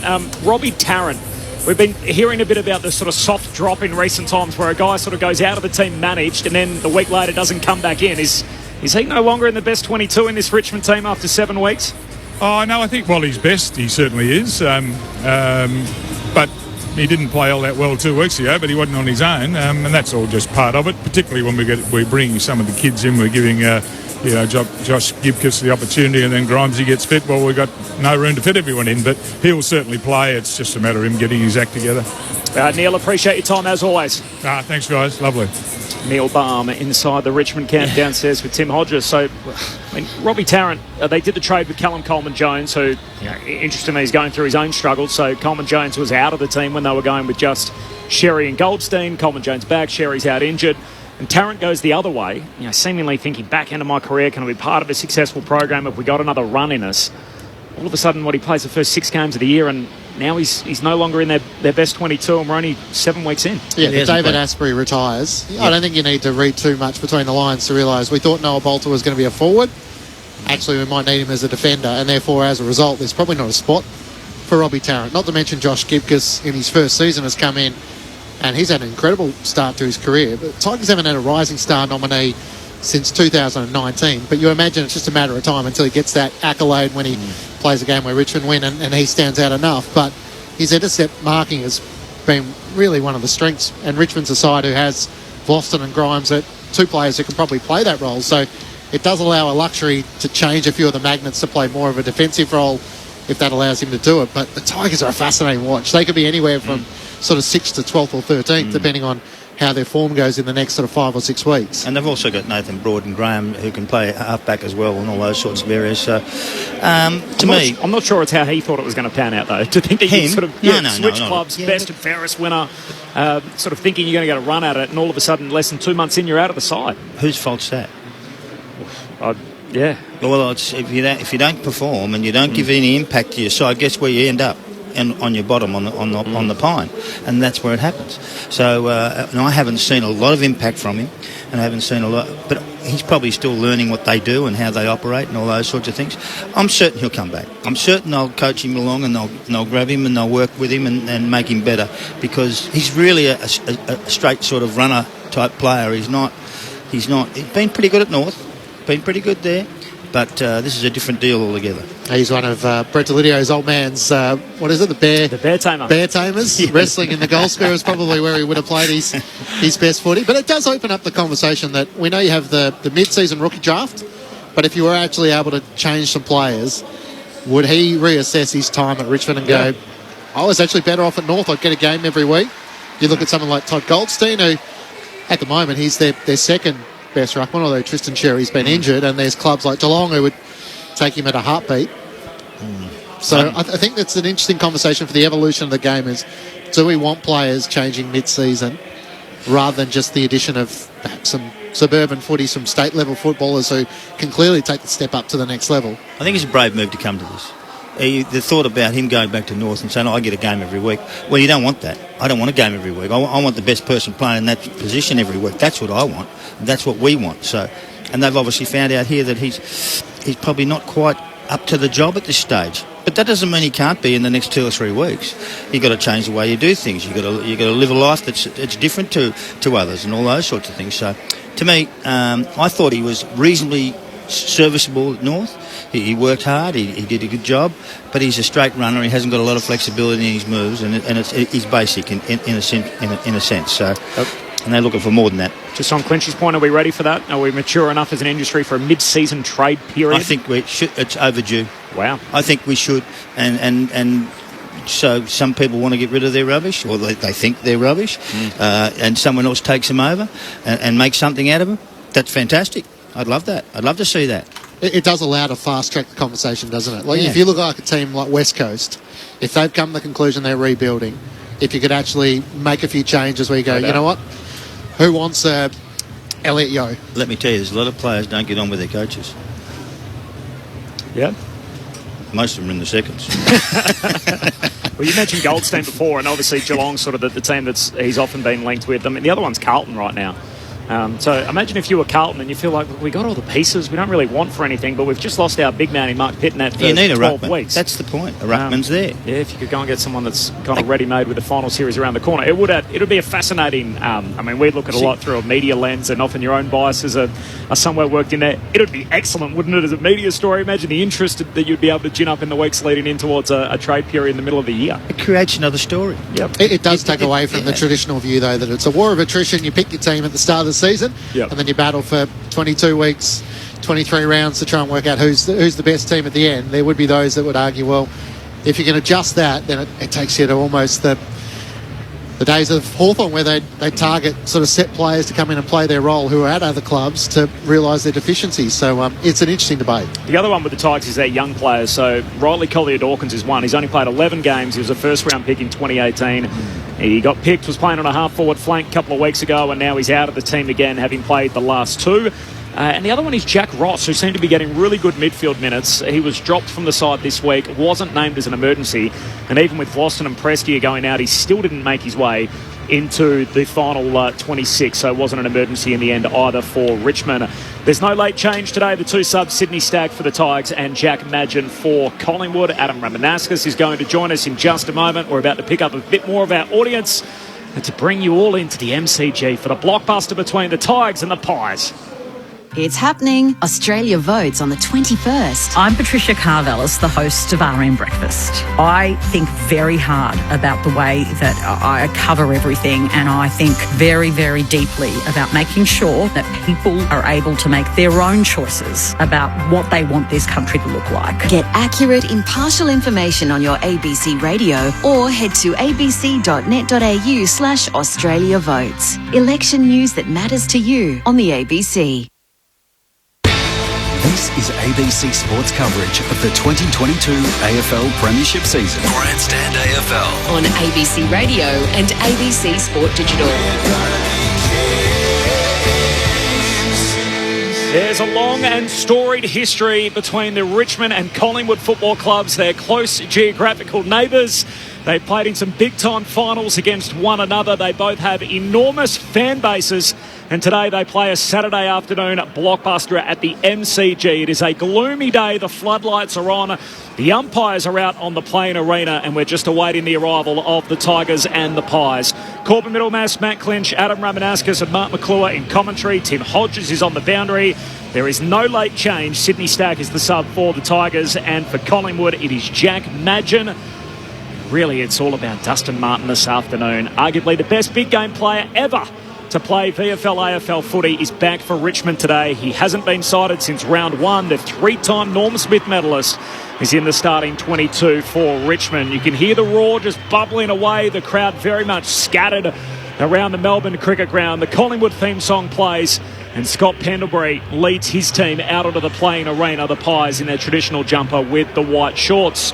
Matt Clinch is here, as I mentioned. He's been here throughout the day. Hello, Clinchy. Hello, Corby. Looking forward to this game. As you said, big game occasions. Collingwood's actually had a good record against the Tigers. Richmond have won one of their last five, including a draw which took place in 2020. So Collingwood will feel like if they can get their attacking ball movement going under Craig McRae, that they can challenge the Tigers. But Dustin Martin, I think he's a player who not only brings Richmond fans to the footy, but footy fans in general, and the game is better when he's involved. Let's hope he has an impact. I mentioned it to Graham right earlier. It feels like just a little more than the 4 points whenever Richmond played Collingwood. They've got a rich history back in the 70s and 80s. There were a number of players which changed clubs from one to the other. Tom Hafey, of course, famously crossing the other side of the strip to obviously go from Richmond to Collingwood. You can go all the way back to the best Collingwood team ever, the best team ever to play in the history of the competition, the Machine, the Collingwood side that won 4 premierships in the late 20s into 1930. How'd they go, Sellers? Were they a good team? Who's that? Collingwood side of the 1920s? I can't remember that. I was alive, but in 3 of their 4 grand finals, they beat Richmond. On the other occasion, they knocked Richmond out in the semi-finals. So they were really the other big team of the era, but always denied by the Pies. And despite really the success of both teams, last 45 years, they've only met in 2 finals. One was the drubbing in the 1980 grand final, and the other one was, of course, what happened with Mason Cox back in 2018 in the preliminary final. There are 13 members of Richmond's team that played that night and just 9 left from the Collingwood lineup. Mark McClure's here. We've heard from Sellers. Adam Ramanaskas is here. Essendon premiership player. Unfortunately, a member of the last Essendon Premiership team, which breaks my heart. Forever. But good afternoon to you, Stu. Good afternoon, Rama. No, good afternoon to all. And now my son's a Premiership player. I was running late today because of a basketball grand final. So very exciting morning my middle son's had today. So it's fantastic. It's always good. But you want to shout out the team?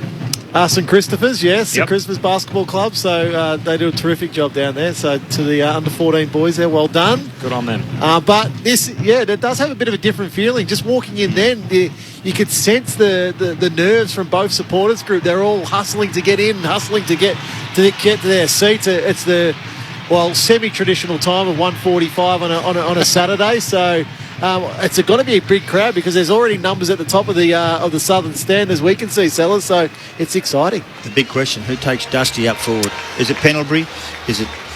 What is it? Maynard, yeah. I think Maynard will probably be the one that gets the first game. Maybe Quaynor, but he just might be a little bit small for Quaynor. Yes. I think Maynard would be the one that I'd be relying on with his level of experience to get the job done. So, yeah, look, the interesting part here with Dusty coming back in is I think a lot of people are talking about him like he's going to be the saviour, Sellers. I agree. You can't do that. You've got to be really, really careful. He's coming back into the team. He's missed a number of weeks of football. We're not sure what he was up to, how hard he was training and all that sort of stuff, but he was taking a break from the game to get his head right, which we all respect and appreciate. So if Richmond supporters or the AFL in general expecting Dusty to come back and just be this saviour to what the Tigers want to be, well, we might see a bit of a different Dusty. We might see Dusty a lot more forward. We might see Dusty going and playing a half-back flank and just enjoy his football. So, but it's exciting. I think now we can see what Collingwood are doing as a football team, as a football club. Again, and I think that's really good for the competition. They got some flair. Their coach talks about wanting genuine and authentic people, and Ginnivan we've spoken about a lot, but Nick Dacos, the way he's come into the team, they've got a number of young players now that are exciting. Tigers, you sort of think they're hanging in, but then they're still good enough. I think if you look across their list, they're still good enough. Jaden Short signs a 5-year contract. I think yesterday they announced that. So Noah Bolter's still young. Castagna's still young. Their Warriors are ageing, but I still think the Tigers are good enough if they want to be. Can we just chat about Jack Ginnivan shortly? He's been. Yeah. I can't believe how much his profile has risen through the first 7 rounds of the season for a second-year player. He's certainly a player who your eye is drawn to on the field, and his game has really backed it up. But he made headlines this week after going out with a couple of friends after the Anzac Day game. It wasn't sort of anything over the top, but he did have a couple of beers and broke team orders. The club basically gave him a slap over the wrist. He hasn't been suspended or fined or anything like that, but it has been made public that there was an error made there by Jack. Do you think the whole episode's been handled well? Look, to me, it's about teaching young people some disciplines about what you're supposed to do. And I can't vouch for him. We were worse than them, I can tell you. We were out most of the time.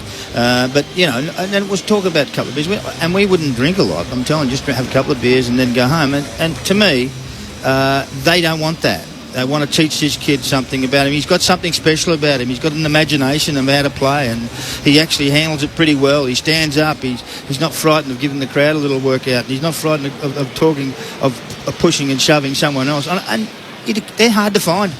Difficult people to find, those guys, and you need them. Every team should have one, and there's a few around. And for him, it'd be interesting to see what they do with him today, whether they lock him down with somebody in the back half. And to mine, it's probably someone like I don't know who'll get him. Probably, gee whiz. Well, I don't think Baker. I don't think it's necessarily about having a drink. No. I think it's the standards that Collingwood are trying to set. You listen to Graham Wright, they've got 3 or 4 6-day breaks coming up. Yeah. You let him get away with it, the next player gets away with it, and the next player gets away with it, and it becomes a problem. So, he's playing this week, but they hit him on the head publicly with it. So that's the whack. So he's been so high up, and then, okay, young fella, you want to do that, you're going to get your right whack in the public. I think the other part is a lot of the conversation around him wasn't by his own doing with the GoPro stuff. And then the initial response was, or is this going to intimidate him? Is this going to distract him? And then he comes out and kicks 5 in an Anzac Day match. Not a problem. Kicks 3 against the Gold Coast Suns, and all of a sudden you think, well, hang on, maybe he can actually back up what he's doing off-field, on-field, and then the challenge for Collingwood is how do you try and foster that young talent to make sure that he can still deliver where it matters most? You'll find today with mobile phones that they'll be dobbing him in for years out. Of course. And that's what happens. Yeah. So you can't miss him with the miss side. Yeah. He's hard to miss. Tim Hodges is on the boundary. Hodgie, I just noted with interest there was a player who looks quite familiar, just made his way off the ground down the rooms, but he's back out there now. What can you tell us? Corbin, g'day guys. It's a really interesting one. Brett Deledio being honoured today by the Tigers, and Dusty was over, and it just looked like he'd come over to see his old teammate and say hello. Then he just got caught the eye of the club doctor, and something's not right with Dusty. So they went down to the rooms. I'm not sure whether he wasn't down there long enough to get like an ankle strapped or something, but something he wanted to check. So he did go down to the rooms with the doctor, but it was only a couple of minutes. He is back on the ground and still gone straight out into the warm-up. So I'm not really sure what to make of it, but something wasn't right with him. Keep our eye on that. Bit of late drama. He looked fine. I just saw him have a running shot for goal, so he's put a solid block of training in over the last couple of weeks. So it just might be that general soreness that you sort of carry from big sessions. Both teams can score, we know that. So they're both top 4 in the competition for their offence, for points for. But they're both in the bottom half, bottom 9 for defence. I love it. Yeah, so, fingers crossed this afternoon if the rain stays away. I'd love to see a game. We haven't seen a game for 15, so many 15. years. Yeah, correct. Let's go. 120 points apiece, just an absolute shootout. We'd love it. And look, Richmond are capable of that with their forward line. Tom Lynch, he kicked 7 last week. Rewalt, we know, can hit the scoreboard. Dusty can hit the scoreboard. So they've got a number of guys that get hit the scoreboard. I probably think Collingwood might struggle to kick that score with their forward line, but can Mychek get off the chain? Can Ginnivan kick those goals that he's been able to kick over the last couple of weeks? So it is. Look, I love attacking football. I think I've never seen a game where a team kicks less points than they win ever in the history of football, sellers. Have you? Well, there's no TV station in the world who wants a game who gets a 0-all draw. Okay, that's what we understand. And to me, sometimes we've had an era of that for the last 10 years. 10 years ago, we had 0-all draws, 3 goals each or something. It was ridiculous. So I'm looking forward to some entertaining footy. And entertain the crowd. That's what they're here for. They're not here to be bored to death. And we'd like to see it. I think I love what Collingwood have brought with speed. They put some more speed in their side from half back and through the middle of the ground. The Dacos boys have done that, Browns and all those sorts of guys who are in that side. So for mine, I love that style of football that they play. They push it forward quick. Collingwood have actually changed their whole profile. They have. So previous under Nathan Buckley, they were a methodical possession team where it would be kick mark, particularly through the back half of the ground. And that's what got him in a lot of trouble over the last couple of years, where they'd overpossess the ball through the back half of the ground. Teams would force forward half turnovers and be able to score on them. Yep. Now, you see their first instinct is to take the ball forward. Let's go. And take the ball forward quickly. So their possession rate of some of their players has dropped, but the efficiency rate of a lot of their players now has gone up, which I think is exactly the way Craig McRae wanted to play. The Tigers, on the other hand, now as well, they're still a surge, push the ball forward type of team, but I think they're doing it now with a bit more skill. I think in the past, sellers, what they were was just, you know what, if we're going to just roll the ball inside forward 50 and we'll try to do something with it. I think now what they're trying to do is when they do get into their forward half of the ground, they're actually trying to hit a target. And that was rare for Richmond through their premiership years. No, they just banged it in. Yeah. They just banged it in and they went and they used the corridor right through the middle all the time, and they'd run you off your legs. They were good at that. What Collingwood need to do today, they need to have somebody responsible for Jayden Short. He's in really, really good touch. Last week, look, take away last week's game against West Coast because Richmond were able to do what they want in that game. But prior to that, his metres gain is always big, but teams still don't pay him the required attention, particularly when he's getting possession through the middle of the ground. He's such a long kick. He's a 60, 70 metre player every time he gets the ball, whether it's a running bounce and then a long kick. But Collingwood need to have somebody paying attention to him. Well, Taylor Adams is the perfect one.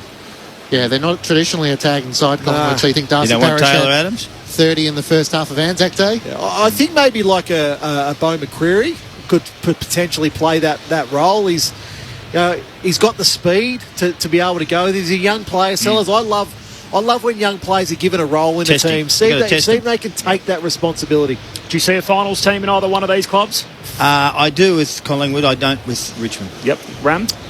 I'm probably the opposite. I do with Richmond. I knew that would be the case. Not quite yet with Collingwood. That's a perfect setup for the Suns. Tim Hodges is on the boundary. Hodgie. Just watching Dusty Martin go down to the forward line at the punt road end. How exciting is that to see? Collingwood won the toss. Scott Penderbury electing to kick to the city end for the Magpies. Cool conditions down here at the moment. Plenty of rain, unfortunately, is on the way in the next half hour or so. It's supposed to hit just 15 degrees down here. No late changes. The crowd is awesome, guys. The MCC hoping to nudge 70,000 today. Wow. I think we are on track to get it. Let's go. Huge crowd. Still huge lines outside. So I think maybe the 1:45 start has caught a few out, but still thousands and thousands of people coming through the turnstiles. This is going to be turning back the clock. How good is it? Beer is being sold in the cans in the outer, and Richmond and Collingwood on a Saturday afternoon in front of a monster crowd. This is going to be awesome, guys. Do we have to commentate, Sellers, or can we go and have a couple of those cans? Dan Rioli's gone to on a curfew. Dan Rioli to Jack Ginnivan to start. Dustin Martin is obviously out there for Richmond. He's going to start in the forward 50, and he's got another Tato brother in Jeremy Howe alongside him for the time being. Interesting matchup, that one. Two traditional rivals in the traditional time slot. It's Collingwood and Richmond on Grandstand AFL. You're with Matt Clinch. Bounce to get things underway. Nankervis up against Cameron. Cameron wins down the opening tap for Collingwood, trying to link up with DeGoey. But Cochin emerges with it. Hand pass to Shorter, kicks towards centre half forward. Leading out Howe, got there in front of Martin, gets the hand pass to Collingwood to Quaynor. Away to Pendlebury, who kicks up to the wing. Quick movement from Lipinski. He's kicked to half forward, misses DeGoey. And the intercepting mark taken for the Tigers by Shane Edwards at centre half back.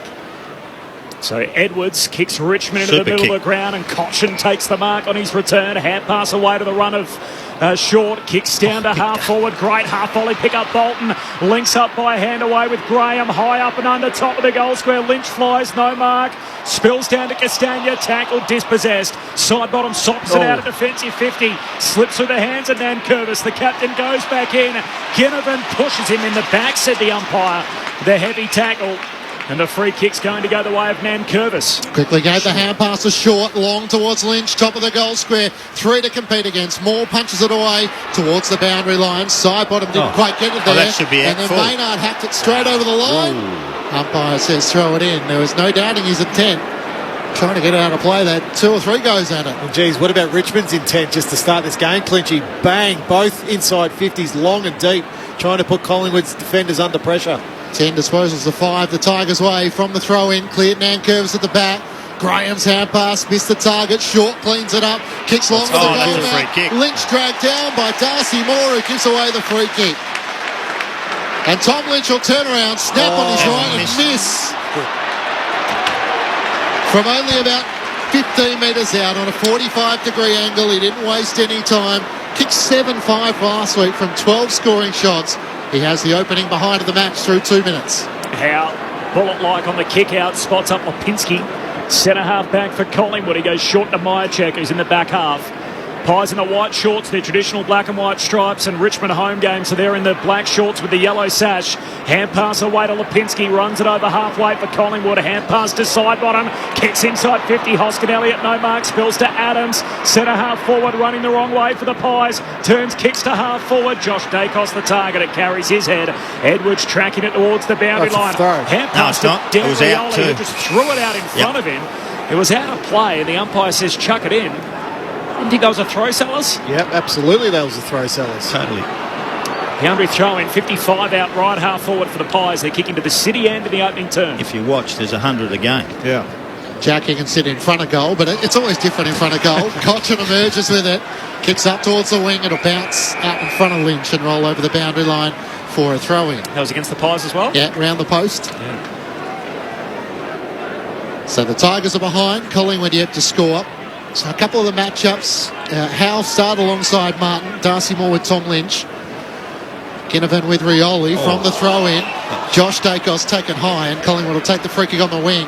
Pendlebury takes the advantage. Hand pass forward to Ginnivan between wing and half forward. High kick inside the 50. Myercheck 2-on-1. And Bolter provided the support for Broad, who takes the mark. 35 metres out from his defensive goal at the City end. It's a hell of a look for Jack Ginnivan. He's got the peroxide blonde hair, the long sleeves, and the Eddie Betts baggy shorts on that he's rolling with. There's a couple of long sleeves out there. Darcy Moore has them on as well for Collingwood. The kick finds Dan Rioli in a slow play. Richmond off the half back line. Goes long down the wing. There's Darcy Moore. Takes the intercept mark. Just edging Lynch underneath the footy. They're trying to put Martin way back and their tall forwards up a bit.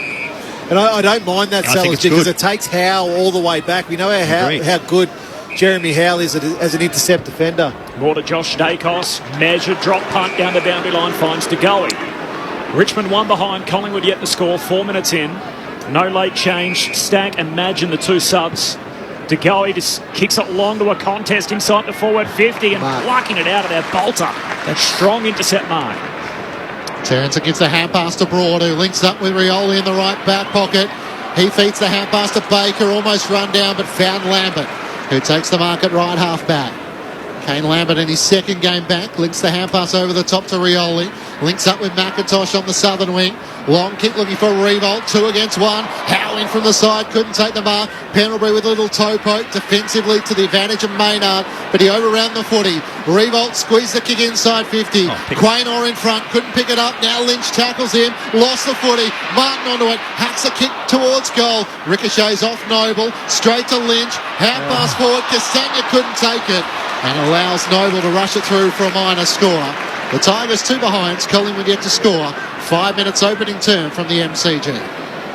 We saw Jaden Short in the midfield last week. 31 he had against West Coast. He's had 4 early here, playing as that defensive mid last week. Trent Cotchin obviously comes back in to the side today, so we'll keep an eye on how they share the duties in the midfield. From the kick out, Quaynor in the back pocket, long down the wing. Grimes punches it back to half forward for Richmond. Josh Dacos, hand pass picked off. Comes down to Edwards. Richmond back with it. Hand pass to Short. High kick inside the forward pocket. Moore and Lynch. Moore knocks it out of play. And we'll have a boundary throw in 40 metres out from the Tigers goal. Tim Hodges on the boundary. Is that just a little bit of rain I can see?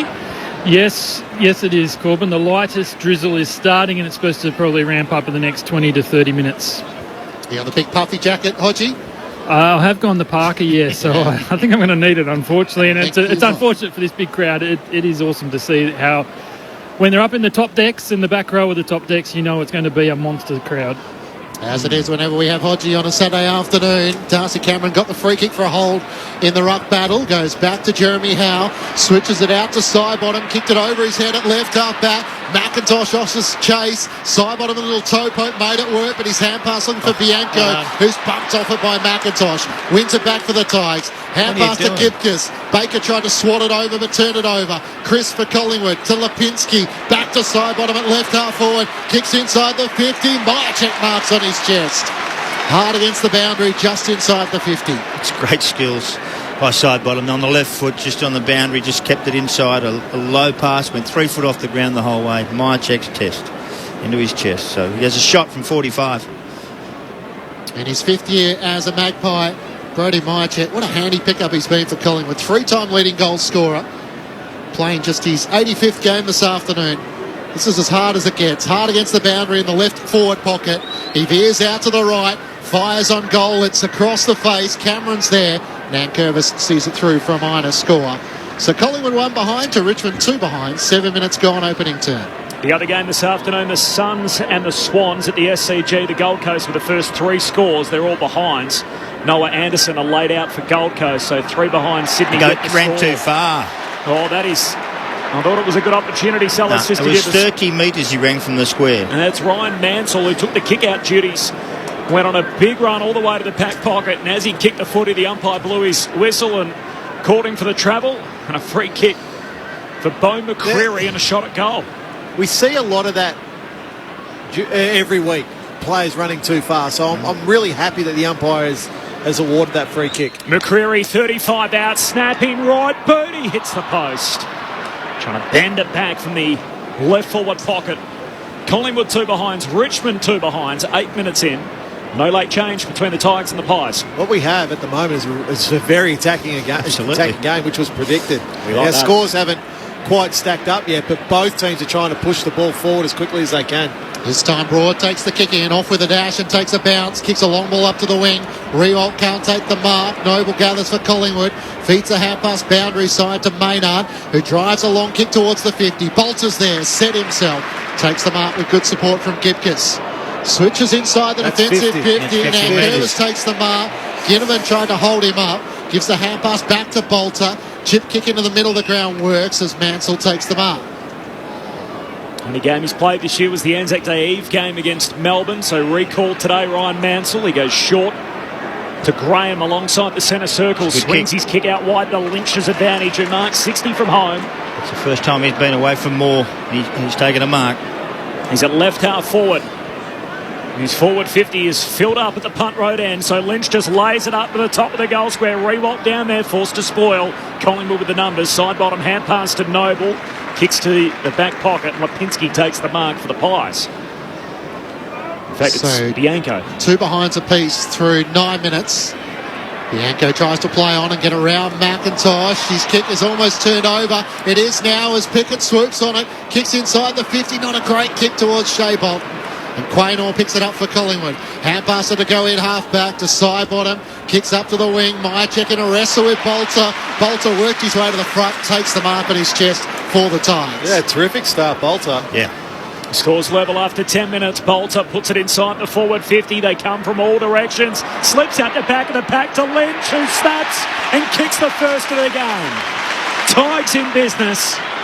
10 minutes in, Richmond 1-2-8, Collingwood 2 behinds. You could argue he should have done it in the first 3 minutes, but Tom Lynch has the opener now. 1-2-8, Collingwood 2 behinds. Adam Ramanauskas, Mark McClure. Well, when the game's flowing like it is at the moment, so we're 10 minutes into this first quarter, you're looking at the matchups and how they're going. So at the moment, what Collingwood are struggling with is Noah Bolt. He's had 4 possessions. 3 of those have been intercept marks. So Collingwood going inside forward 50 with that smaller forward line that they have, just need to lower their eyes. Then Richmond, on the other hand, the Darcy Moore-Tom Lynch matchup is an interesting one because Moore likes to get off his opponent. He likes to attack. Lynch is getting into really dangerous positions, so he's already had 2 shots at goal to start this game, Tom Lynch, and it's an interesting matchup because you want Darcy Moore at centre half back where he can attack. Adam Ramanauskas with you on ABC Sport. Almost short the clearance for the Tigers. Lipinski was tackled when not in possession. He'll take the free kick in the middle of the ground. Pendlebury wanted to take the advantage. He kicked it over the head of the goalie. So a good outcome that it'll come back to Pat Lipinski. Well, Richmond's 7-5 inside 50s. So it's an attacking game. We've only been going 11 minutes and they've been in there 12 times. Noah Bolter with 3 intercept possessions in that matchup with Brodie Myercheck. Lipinski played on. He was almost spoiled by Rioli, who raced in. That's Morris Rioli, but the kick did find Cameron. Long kick inside the 50 to go with the target. Another intercept mark from Noah Bolter, his 4th of the match. He's got to take him somewhere else. He's got to move up high and get him out of the way. I just think the high kick inside Collingwood's forward line is not going to work for him. No, they're not big enough. No. Bolter long to the wing and a juggled mark. Darcy Cameron as he holds out Riewoldt and takes it in his left hand. Another strong intercept mark, this time for Collingwood as Cameron goes short to Nick Dacos. Tigers by a goal, 12 minutes in. 1-2 to 2 behinds. There was no late change despite the illness at the Pies during the week. As Nick Dacos heads down to half forward. Cameron again the target there. It slips its way through to Bianco. Shoots a hand pass to half forward. That's a Crisp kicks inside 50 on the half volley. McCreary clean pickup. Gives it to Henry. Henry snaps to the Pies first. He misses. Out to the left, to behind.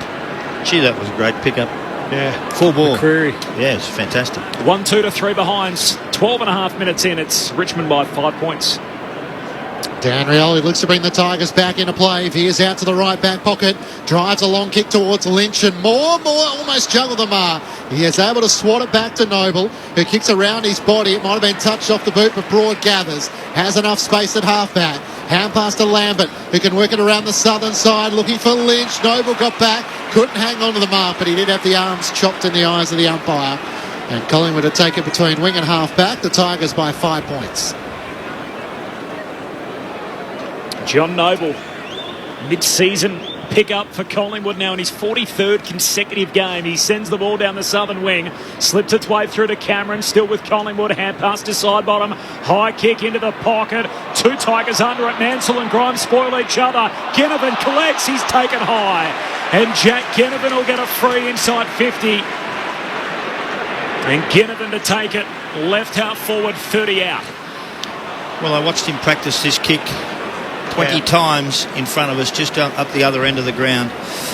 Not an easy one from 35 metres to curl the ball at the right spot. Dustin Martin comes to the bench, just the one kick so far, having played the first 13 and a half minutes on his return. The guy that has the whole competition talking, Jack Ginnivan, snapping and goaling. Picking up where he left off. Ginnivan with 5 on Anzac Day, 3 last week, and now 1 in the opening term. Collingwood in front for the first time today. 15 minutes in, the Pies 1-3, Richmond 1-2. Grandstand AFL. It's interesting, Sellers. You look at Ginnivan there with that shot at goal. He's probably more comfortable doing that than kicking it straight. I agree. 30 metres out from goal. They practice so often now, and the stats now on these snaps from these angles is through the roof. They just become so good at it, the modern day player. No, and this kid's got something about him. We all understand it. Everyone thinks he's a lair, but no, I think he's a really good player. I think he's got some imagination. I think he likes to play footy the way he likes to play footy, not how you want them to play. We all need those players in the team. At the SCG, a goal to Toot Miller. The Suns 2-3-15, leading Sydney 1-1-7. Back in the middle, Pendlebury over around the footy. Still a chance for the Pies. Through Brown, kicks towards half forward. Ginnivan's there, scrapping with Dan Rioli. Ball spills out to Crisp. Hand pass to the path of Hoskin Elliott. Right half forward, kicks over the head of McCreary. Trying to get onto it, Henry, but it's spoiled out of play for the Tigers. Good work by Josh Gibskus, and a boundary throw in. 30 metres around from Collingwood's goal at the city end. It's the Pies by a point. Boundary throw in. Nankervis and Begg as Begg palms it down away towards Graham, who kicks out of the defensive 50. Soldo flies in the middle of the ground, spills to Morris. Rioli grabs the footy, shakes the Quaynor tackle, hand pass off his backside to Soldo, feeds it inside the forward 50. Lynch kick. Clever, soccers it to Rewalt's advantage. He can't get beat the ball. Rewalt didn't get enough purchase on it, trying to soccer it into the back of the net. And in the end, Quaynor's able to knock it through for a rush behind. A goal goes begging for Rewalt and the Tigers. He's fresh-aired it, Jack. Gee, 1-3-9 apiece, 16 minutes in. The old 33-year-old just couldn't get boots of ball, although Richmond will get another crack at it. Darcy Moore's kick is intercepted by Camden McIntosh. Has it at left half forward for the Tigers. Deep inside the 50. Soldo's gone forward. Can't take the mark. Rewalt tries to swat it forward. Picked off by Adams of Collingwood. Hand pass to Nick Dacos. To Howe. Short kick into the back pocket, and Hoskin Elliott takes the mark. He can dink it over the top to the runner Maynard, who runs away from McIntosh. Up to Ginnivan and Dan Rioli. Rioli had a tug of the jumper. Umpire didn't see it and says throw it in. Scores level at 1-3-9 apiece through 17 minutes here at the MCG. Goal to Ginnivan, and Tom Lynch kicked the first of the game. A boundary throw in here as Nankervis leads Aidan Begg to the footy, just knocks it straight back out of play. Umpire says throw it in. Still on halfway, member side. Tim Hodges on the boundary. The old Dusty is back. I love it. I reckon he had to come to the bench at the 13-minute mark. He sat on the bench for 2 minutes, and for 2 minutes he's been trying to get the attention of anyone to come off so he can get back on the ground. He doesn't like this sitting on the bench caper. Nankervis palms it down. Crisp for Collingwood. Hand pass into the corridor, but Graham picks it off. Links up with Cochin. Kicks out the right half forward for the Tigers. Bouncing footy in front of Lynch. Traps it 60 from goal. Kicks into the pocket for Soldo. It's too wide. Out of bounds on the full. And free kick for Braden Maynard, who went clattering into the fence. Scores level, 17 and a half minutes in, 1-3-9 apiece. Gloomy Saturday afternoon at the MCG, but a really good roll-on. Maynard called to play on, so kicks as long as he can to the southern wing. Nankervis sets himself, couldn't take the mark against Begg. Mychek has a go at it for Collingwood, can't get a disposal. Gibcus was able to get it to Mansell. Hard against the boundary. Pickett sees it out of play for a throw-in. Scores level 1-3-9 apiece. Tim Hodges on the boundary. Just Clinchy, I just want to ask Rambo. I mean, this would be probably, they would have the minutes for Dusty. They've just told him to actually sit down. So I think there was maybe a distraction to try and wave at every player to get into the bench, but he has been told just to sit down. So clearly it is a minutes caper for him in his return. Oh, they want him to play 70% game time, I think, today, Hodgie. So, yeah, it's every player wants to play, and you love that, but just got to control him. Nankervis down to Cochin, couldn't get a clearing kick, and Collingwood through Nick Dacos, taking it half back. Hand pass to Noble, to Pendlebury, jammed up against the boundary. Kicks towards Myercheck, was able to get rid of Gibcus, but racing back, Grimes got there first, brushes off the Josh Dacos tackle. Hand pass to Gibcus, he hacks the kick, which lands in the lap of Short. Not the intended target, but made it work to Pickett. Tackled by Noble. Umpire circles, and he'll ball it up just inside the boundary. That's the one with Josh Dacos. He's doing so many things right this year in terms of his attack, the way he's kicking the football, but that tackle, that's a simple one-on-one tackle. You've got to lay that. Grimes was able just to get away from that too easy. Dustin Martin back on the ground, ball up on the southern wing, and we'll do it all again as Beggs locked up by the opposing ruckman in Nankervis. Mered Sharon tossed into the air. Nankervis palms it down to Short. Noble locks him up immediately. And the umpire says, I'll have it. A ball up southern wing. Third crack at it. Nankervis down to Cochin. Spun around, somehow got boot to ball. Pendlebury almost collides with his teammate Nick Dacos. Pendlebury goes back, collects, gives it to Nick Dacos. Speed. Arcs around his would-be tackler and then kicks down to half forward. Big leap over the top. Dan Rioli in the famous number 17 takes the intercept mark for Richmond at half back. Tigers are so well set on their half back line. Kick in board though, dropped by Grimes, just got it before Adams loomed, hand pass forward to Short, he ran into a dead end, got it to Cochin though, southern side of the ground, dribbles a kick to Pickett, still needs to make it work, out the arm pin, somehow broke clear to get a hand pass to Nankervis. Here's Dusty, second possession of the game, welcome back, long kick towards Lynch, he chopped the mark, having got rid of Moore, then tries to sidestep Begg, kicks inside the 50, Soldo out of position, spoiled down by Quaynor, straight to Castagna, spins out of the tackle, snaps on goal and kicks the Tigers second. Jason Castagna able to make the Magpies defence pay as he caught them flat-footed to kick his first goal of the match. Richmond back in front by 6 points, 2-3-15 to the Pies 1-3-9. 20 minutes gone, opening term on ABC Sport. Adam Ramanauskas and Mark McClure are with you. This game couldn't be any closer. 71-64 possessions, 22-21 contested possessions, inside 50s, 15-16. It's just on the knife's edge every time, up and back down the ground. So really good stuff, and they've kept pushing it in. The Tigers kept failing a little bit, a couple of mistakes here and there, but Castagna gets it and finishes it off. This game is so close that no one would know who's going to win. Meanwhile, at the Sydney Cricket Ground, the Gold Coast 2-5-17, Sydney 1-2-8. So that's a 9-point advantage for the Suns in the early going there. Noah Anderson are laid out for Gold Coast. Back in the middle, Begg wins it down, gives it to De Goey, spears his kick to Myercheck, dropped the mark under the pressure from Bolter, skidding back through goes Adams on the bottom of all of that. The umpire says, I'll have it, and the ball up centre half forward for Collingwood. Dustin Martin just attending that last centre bounce. First one he's been at through the first 15 minutes from the stoppage. Pickett draws the defender, hand pass away to Graham, who loads up and kicks to half forward. Lynch in front, can't take the mark, opposed to Howe. Spills down to Martin, there's the trademark fend off. Says to Nick Dacos, get away from me as he kicks to centre half forward. Adams has got it, he's dispossessed. Picked up by Graham, kicks to the goal line and more. That's a Shepherd. Took the intercept mark, but not before side bottom held out Soldo in the goal square. And the umpire said illegally, free kick Soldo. Yeah, and it was. It definitely was. And Sidebottom was trying to do the right thing by his football club, but all of a sudden it was just a bit raw on how it happened. You go back to the tackle. Oh, the tackle was fantastic. Oh, it was great. Taylor Adams tried to barge through, and Lambert was able to take him to ground. Ball spills out. Just terrific commitment there by Kane Lambert. So on the back of the free kick, reward for Soldo. Top of the goal square, 2 in a row for the Tigers. 23 minutes travelled in the opening term, and Richmond get the break. They move to 3-3-21.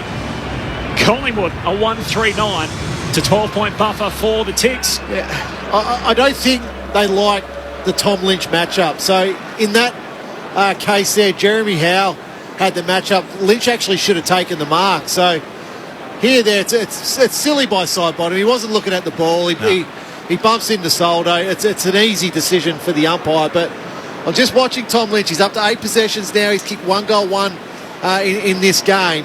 His movement around Richmond's forward line is terrific.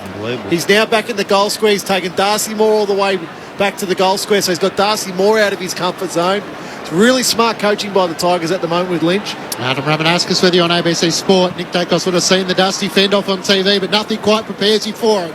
Back in the middle, Cameron one down the tap, got it to DeGoey. Hand pass to Adams, kicks towards half forward. Pack crashed. Bianco couldn't run onto it. Shea Bolton could for the Tigers. Hand pass to Dusty, who started in the middle for that next bounce. Works it up to Tom Lynch, who marks 70 from home. Kicks into the pocket, Rewalt the target. Good defence. Maynard spoils it out of play.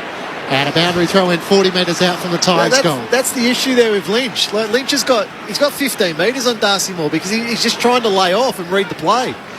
Richmond will just keep looking for Tom Lynch all day if that's the case. Time on first term, Tigers by 2 goals. Soldo palms it down to Dusty, walks his way through traffic. Hand pass out to Bolton, 52 from home right half forward. Hooks a kick to the top of the goal square. Howe climbs over the back, knocks it away with the spoil. Follows up at ground level, paddles it out to Quaynor.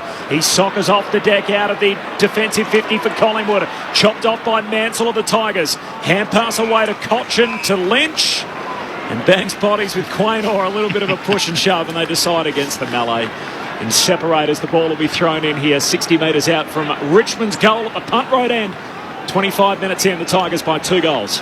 Dustin Martin's gone to the goal square for the Tigers. Soldo into the ruck, one down to the tap. Straight to DeGoey. Thought he was held. Was able to brush the tackle at Graham anyway and win it for Collingwood. Hand pass to Nick Dacos on half back. Turns corridor side, then back to the boundary. Finds Bianco on the members' wing. Up to Adams. Tackled as he got his kick away. Kicks up to Henry. Spoiled away by Dan Rioli. Works it to Broad. Hand pass inboard on the bounce to Graham. Works it back to Mansell. Tackled by Myercheck. Umpire circles. He'll pull it up. No prior opportunity in the eyes of the umpire. 80 metres out from Collingwood's goal at the City end. It's the Tigers by 12 points. Lynch has had it 9 times in the opening quarter, kicked 1 goal, 1. Chief possession getter on the ground as we tick towards quarter time. As Soldo knocks it down to Short, hand pass away to McIntosh to Mansell. So Richmond at half back under pressure, kicks out of the 50 but straight to Cameron. Between wing and half forward for Collingwood. 26 minutes into this opening term, Tigers by 12. As Cameron goes short and wide out to Nick Dacos. This is going to go long to a contest. 30 metres out from the Collingwood goal. It hangs in the air. Soldo knocks it away into the partner Jaden Short at half back for Richmond. He kicks up to space at half forward. Dusty offers chase, but Moore will get there first. Thought about going back to Howell. Turns, kick to the wing. Waited a long time for Crisp, and Graham interjects for the Tigers. Hand pass to Short. Looks to kick towards the 50. Bouncing ball for Castagna. Rewalt might run onto it. Runs into Moore. His hand pass is wide of Lambert. Still a chance for Lynch. Fends off Lipinski to Dusty. His kick is smothered by Pendlebury. Collingwood take it back. DeGoey at centre half back. Kicks out to the southern wing. Henry caught behind against Broader. Should get back for the first for the Tigers. Turns. And in the end, it's going to hand pass boundary side to Baker, who can't keep it alive, and a boundary throw-in. This is such a physical game, and not physical as in, bumps and tackles, but physical in terms of the running that both teams are being asked to do at the moment. Game of basketball, sort of one end to the other.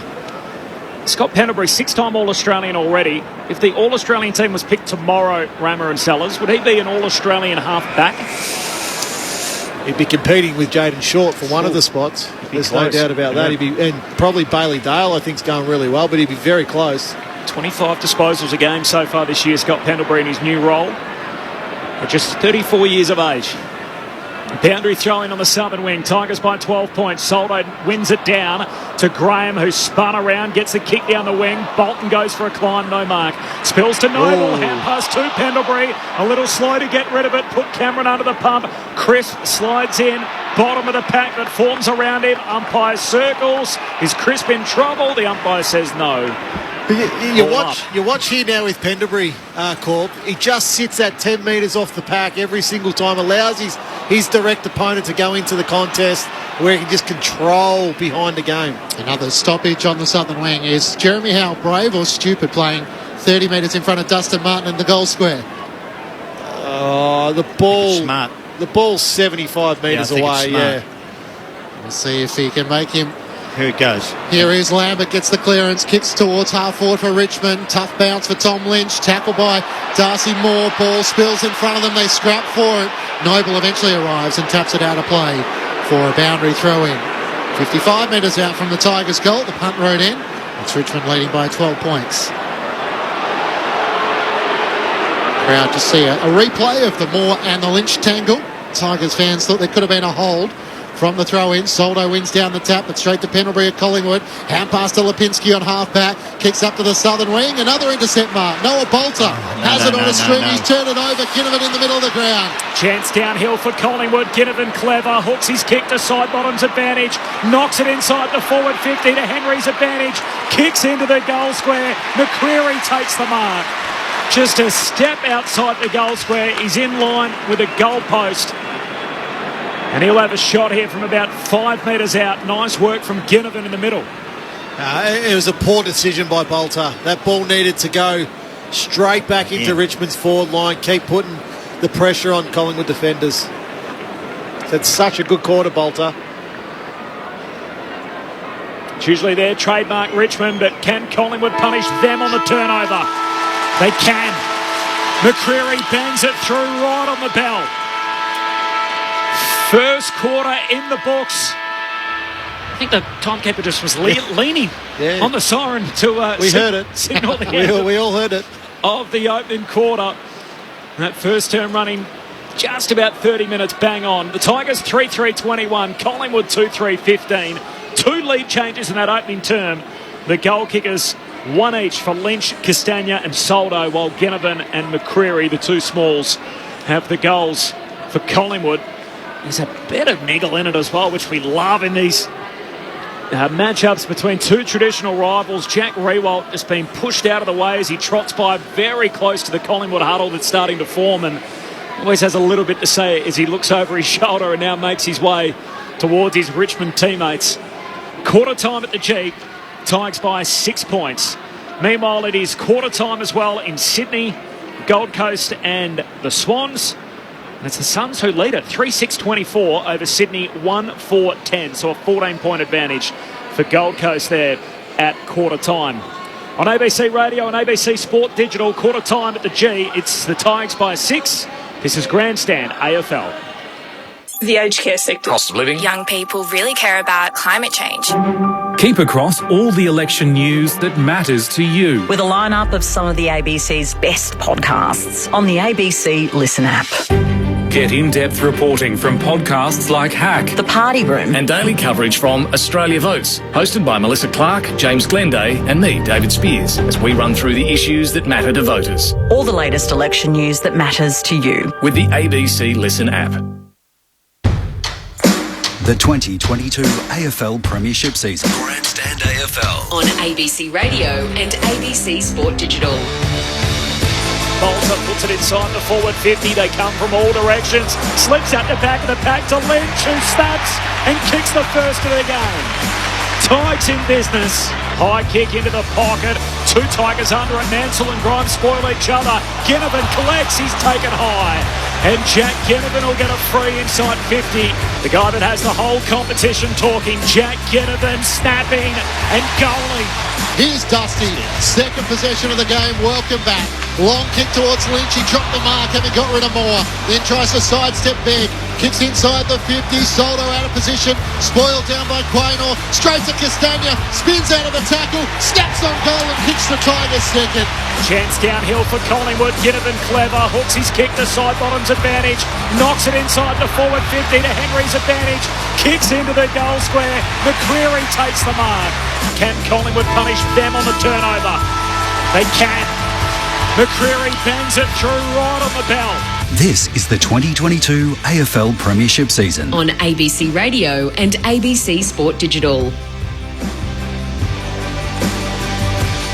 Grandstand AFL, ABC Radio and ABC Sport Digital. The SMS, if you want to get involved throughout the broadcast, it's 0437 774 774.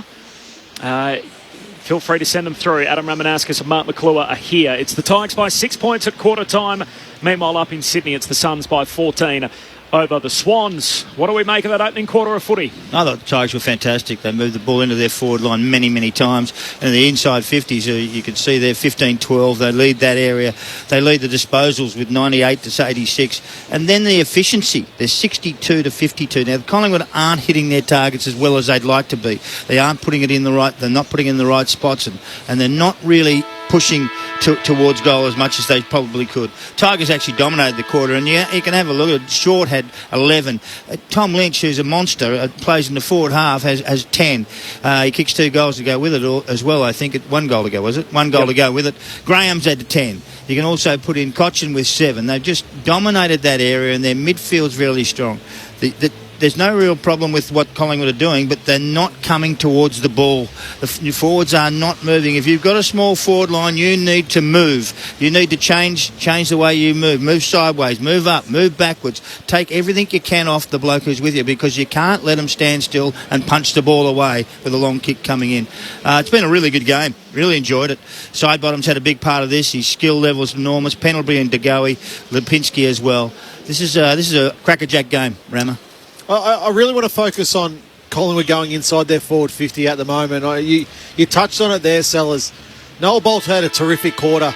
He had 5 intercept possessions in that quarter. 4 of those were marks. 3 of those were marks in his defensive 50. So that Collingwood kicking efficiency at 52%, I think the big part of that was them going inside their forward 50. So I imagine Craig McRae's talking about that and just lowering the eyes. Just keeping that ball as low as they possibly can.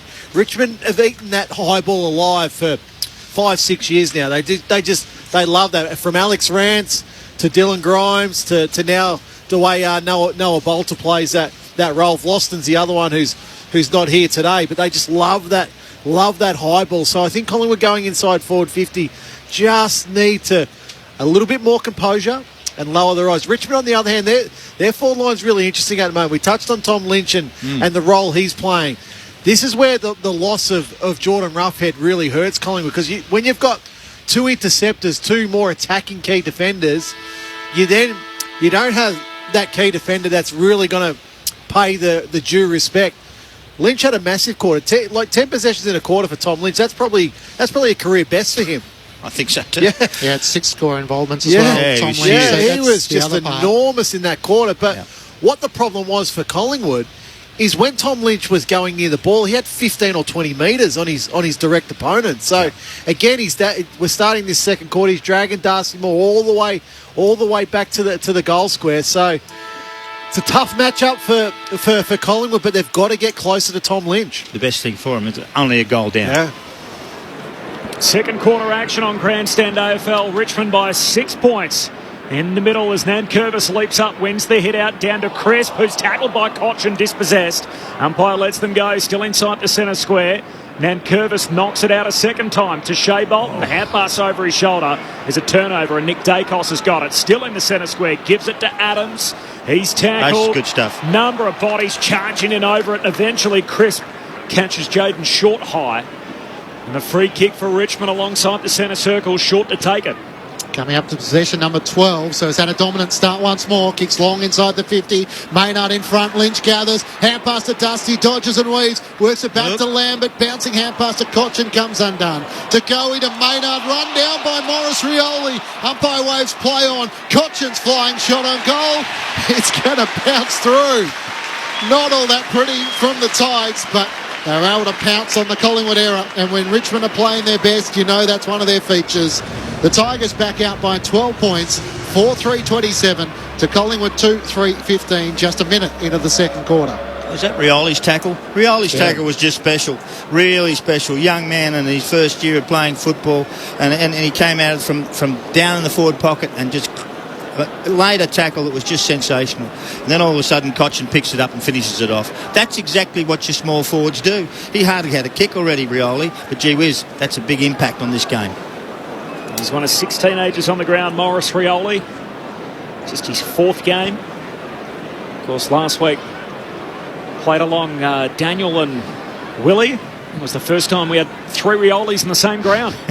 As Nankervis wins the tap down to Edwards, hand pass to Cochin, kicks out to half forward. Lambert soccers it towards the attacking 50. Bolton can run onto it. Bolton from 48 metres out kicks the drop punt goalward, but misses near side. He needed to centre that. He needed to put that at the top of the square. Got it a little skinny. 13 points, Richmond's lead. 2 minutes into the second term, that's a game high. So Jeremy Howe looking to bring the Magpies back into play. Comes out to the left back pocket. Long ball towards Ginnivan and Myercheck. Nankervis set himself in front and then is able to gather it off hands. Quickly inside 50. Shea Bolton marks on his chest. Right on 50. This would take his best, but you wouldn't think it's beyond him. So is Dacos on Shea Bolton? I think he is. Not sure. Yeah. Bolton certainly started the match in the midfield and has started this second quarter forward. Yeah. Good test for young man. No doubt. Looking to try and join that rare club of a mark of the year and a goal of the year throughout his career. There's only a handful of players who've done so. Shea Bolton from right on 50, sets fly. It's out to the left. It might not quite have the distance. Lynch is there on the behind line and then Darcy Moore sees it through. So the Tigers by 14 points, 3 minutes gone, second quarter. So Moore's going to go on a run from the kick out and heads to a contest at halfback. Bolter's there. He's dragged down along with Myercheck. Umpire blows no whistle on that. Pack forms behind them. The umpire just circles and then eventually says a ball up. 70 out from the Richmond goal. The Pies aren't trying too many things. They're just going down the line, hit it to that spot there, and it's so easy to pick off. Up it goes. And then Curvis hooks it down behind. Here's Shea Bolton. Hand pass to Pickett. 60 from home. Kicks inside the forward 50. Lynch skidding out and taking the mark. And Tom Lynch, who looks set for a big day, has got another look at them here. 25 out, dead in front. Has he touched the ball? Darcy Moore? Oh, well, just watching that. Like, Darcy is playing. He's a direct opponent. Yeah. He just let Tom Lynch go to the ball. No body on him. Nothing. Nothing on him. Tom Lynch with one already. Oh, gee, sprays that wildly. Drop punt from straight in front. Misses the whole set out to the right. So he's 1-1, a behind he should have kicked and 1 out on the full. Collingwood through Nick tackle. Run down by Morris Rioli. Never heard him coming. The Tigers take the advantage. Edwards inside the 50. Here's Tom Lynch again. The man mountain has it. Now the tough part. He's got one in every column. Can he kick a second goal here? He should have 3, and he's got 1 goal, 1 behind and 1 out in the full. Oh, this is given. He's going to drop punt again. Be better snapping across his body, wouldn't he? Even though he's directly in front. I think he's going to go the drop punt. Played in his 200th match last week. He's kicked over 400 goals. The number 1 contested mark in the AFL. Tom Lynch comes in. This is better. He's able to steer the straightforward drop punt straight over David Roden's hat. And Tom Lynch has his second. The Tigers stretch it to a 20-point game-high lead. 5-5-35 to the Pies, 2-3-15. So Richmond with the opening 2 goals of this second quarter through 5 minutes. The thoughts of Adam Ramanauskas and Mark McClure. Well, my thoughts right now is Collingwood want to probably activate their sub and get Madgen out on the ground and have somebody actually play on Tom Lynch. He's now up to 13 possessions. He's taken 4 marks in that. He's had 4 inside 50s and 7 score involvements. 2 goals, 1. Could have easily had 4 goals. In a quarter and a bit. It's the matchup's wrong. It's almost embarrassing. It's wrong. Like you look there again. I said the first mark he took inside forward 50 this quarter, no body contact from Darcy Moore. That mark, Darcy Moore was 30 metres off him. He's a bit of a whipping boy, imagine, with the Collingwood fans, but they don't have a pure lockdown defender. A bad tamer is what they're looking for, Collingwood, at the moment, to try and control Tom Lynch. Back in the middle of the ground, Pendlebury gets the clean possession, awaited to go. He kicks inside 50 for the Pies. Dan Rioli back with the flight, can't complete the mark, spills to Myercheck. Myercheck snaps, 1 back for the Pies. They need a few more of those. The clean break from the centre square. and Collingwood have their third, 5-5 to 3-3. 6.5 minutes into the second quarter, the Tigers lead cut to 14. Well, the Pies actually work out. If you get the ball in there with some haste and a bit of chaos in that area, and Myercheck who just fell on that one, there was like just came over the top, and he comes through and picks it up as well. There he is, just comes to him, bounces it right in front of him. It's a simple kick for him and finishes, but it's just on chaos. Just get it in there, a bit of a battle, and let's have a crack. But instead of this down the line, little chip pass, just have a dip at it. Get it in the forward line as quick as you can. Update from the SCG, Gold Coast by 14 points, so 4-6-30 to 2-4-16 against the Swans. Noah Anderson are laid out for the Suns, but they're up by 14 here, 5 minutes into the second term. So the Magpies respond after the Tigers put a couple of quick goals on. Cameron wins the tap for Collingwood in the middle of the ground. To go, he slipped over. A chance for Graham, gets it to Cochin just as Cripps loomed on him. Out to the members wing where Pickett runs onto it. He looks inside the 50, a dribbling kick towards Martin. Comes out and meets it 60 out from the outside of the boot. How clever was that? Finds Edwards into the pocket. Lunging Graham can't get there. Still a chance. Castagna picks it up, trying to get on his left. Long swinging arc, snaps across the body and it won't quite get there as Darcy Moore takes the mark, but he was over the behind line. Richmond by 15 points. Dusty doing Dusty things that not many other players can do. What let him down was his teammates. He's up to 7 touches for the game. Dustin Martin on his return. The kick from Moore out wide to half-back. No mark, and Marlon Pickett's going to keep it alive. Hangs it inside the boundary line. Kicks a high ball into the pocket. Riewoldt sitting underneath it. Can't take the mark. Spills to Morris. Rioli traps it. Snaps to the top of the goal square. Lynch floating through and marking again. This kid's pretty special. This Rioli, I'll tell you, he's very special. What you see of him, just comes in and causes impact and makes certain that the ball doesn't get out of his area. A couple of tackles, 2 or 3 tackles already. They're brilliant. Like a great kick. It's like a basketball dribble. He just knocked the ball down. He bounced that ball. Back to his own advantage. And Morris Rioli, his work sets up this for Tom Lynch, who bangs it through and is threatening to tear this game apart. 9 minutes into the second term, Richmond 6-6-42, Collingwood 3-3-21. 9 minutes into quarter number 2, and Tom Lynch has 3. He certainly does, but it's on the back of Rioli, who's chased, tackled, harassed, does all the things that you do, and then you go and see him watch this freakish thing on the boundary where he bounces it with his hand, bounces it back in, without a step, bangs it to the top of the square, and Lynch just out. It's just too tall for him. I don't know where Darcy Moore's going or what he's doing, but he's nowhere near him. Well, it's changed. So Maynard's now going to try play on. Oh, well, wish him luck. On Tom Lynch. So I wish him luck, I tell you. Braden Maynard's 189. And Tom, so he's given up 10 centimetres to Tom Lynch. Well, they've got to try something. So 3 goals. Craig McRae's thought, right, I'll give someone else a go. Well, actually, no. Switch back. They're switched back now. Anticlimax. Back in the middle. Cameron tries to get it down to DeGoey. Edwards threw a boot in it. Couldn't get it Richmond's way, though. Adams works it forward. 1-2 with Cameron. Now Darcy Cameron turns back on his right. Edge of the centre square. Long kick inside 50. Myercheck flies in the pack. Swatted down by Mansell. Gets it to short for the Tigers. Around the body. Over the head of Soldo. In comes Edwards. Trying to knock it down. Back to Soldo. Noble surely taken high. And he'll take the free kick at left half forward. Pickett's tackle was just over the shoulder. And the umpire spotted that. Morris Rioli's only played 14 quarters in his young AFL career, and this is the pick of them so far. Chase down tackles and that last setup leading to Lynch's third. The kick inside the forward 50 for the Pies. Gipkus had a fair piece of it, couldn't complete the mark. Spills down to Dan Rioli. Hand pass to Bolter. Gets his way around Hoskin Elliott. Kicks out a defensive 50. Riewoldt and Maynard go at it. Spills down to Quaynor or the Pies. 60 out at half forward. Hand pass back to Maynard. Puts Collingwood inside 50. Darcy Cameron there. It carries his head. And Mansell can mop it up last line for the Tigers. Spots Lambert free. Takes the mark on the defensive 50. Lynch is leading a long way up the ground and Moore's letting him go.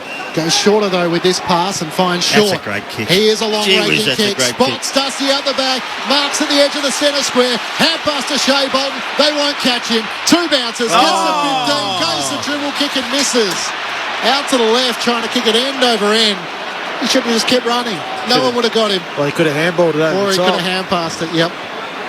Racing back was Castagna. Took the responsibility. Missed. Tigers by 22. Felt like it was going too quick for his own good. Shea Bolton had to try and steady up and get boot the ball. Well, the Tigers should be 9 goals. So Lynch has missed the one in the goal square in the first quarter, then put it out in the full directly in front, and then Shea Bolton there, he should have kicked the goal, but it should be 9 goals to 3 at the moment, the Tigers' favour. Richmond by 22, 11 played in the second. Short kicking game in the back half, up over halfway. Tyler Brown to Nick Dacos, couple of the legacy surnames as he heads down to half forward. And here's Ollie Henry, the second-year Pie. 60 from home, looks for Myercheck out to meet it, can't complete the mark. Hoskin Elliott in the goal square, pops it through. One to grow on for Collingwood. 4-3-27, Richmond 6-7-43. Slow build up from the back half, but it results in a major. 12 minutes into the second term, Tigers by 16. Tim Hodges on the boundary. Get it, Corbin. Just really interested in the boys' take on this. Watching Craig McRae coaching here on the bench, he hasn't put his headset on once. What have we been going now? 12 and a half minutes in this second term. The second term he hasn't put the headset on once, so I don't know whether that would be really frustrating for the guys upstairs in the box that he's not listening to them or not helping them make decisions, but we know he's a real hands-on coach and he likes to talk to his players. You just see him now talking to Josh Dacos, but there hasn't been one time where he's actually stopped and put the headset on to communicate with upstairs. It's an interesting one, Hodgie, because clearly he's coaching his players when they're coming on and off the ground, so he's trying to give him instructions there. It's a lot of responsibility then to have on your assistant coaches, albeit Justin Lepage and Brendan Bolton are up there with the experience they have. So the Tigers got out by 22 points, but it's 2 goals apiece so far in this second term. Soldo gets the clearance after follow-up his ruck work, kicks inside the 50. Bolton's up, couldn't take the mark, out the back, Lynch, Darcy Moore, goal-saving tackle. Quaynor picks it up for Collingwood. It's through gritted teeth as Darcy Moore at the moment. As Pendlebury's clearing kick up towards half-back, McCreary flew. Can't take it. Brown spun in the tackle. Got the hand pass to Crisp. Works it to Begg. Back to Tyler Brown. Through the hands of Crisp to Pendlebury. And now Nick Dacos in the middle of the ground. Hand pass over halfway to DeGoey. Shoots it onto centre half forward for Adams under pressure. Kicks inside 50. Henry on the bounce. Hand pass to Myercheck. Snapping. Hits the post. They had a couple of guys in Bianco and Ginnivan screaming for it. The shot from Myercheck is a behind. And that's all Collingwood get out of this trip inside 50. Richmond 6-7, Collingwood 4-4. Tigers by 15 points, 14 played in the second term. And up in Sydney, it's still the Suns by 13 points halfway through the second quarter. Gold Coast 4-6, Sydney 2-5. Dan Rioli looks to bring the Tigers back into play. Career best numbers for him, just under 20 disposals. Long towards Lynch, couldn't take the mark. Hand pass to Cochin, to Graham, who kicks towards Riewoldt. One-on-one with Maynard. Quaynor trying to provide support for Collingwood. Well done, Jack. Morris Rioli crashed the pack. Jack fought well. And a tackle over the shoulder from Noble on Castagna. Richmond are taking the advantage. Shea Bolton's kick is smothered by Tyler Brown. And now Nick Dacos is ridden into the turf by Shea Bolton. Great intensity.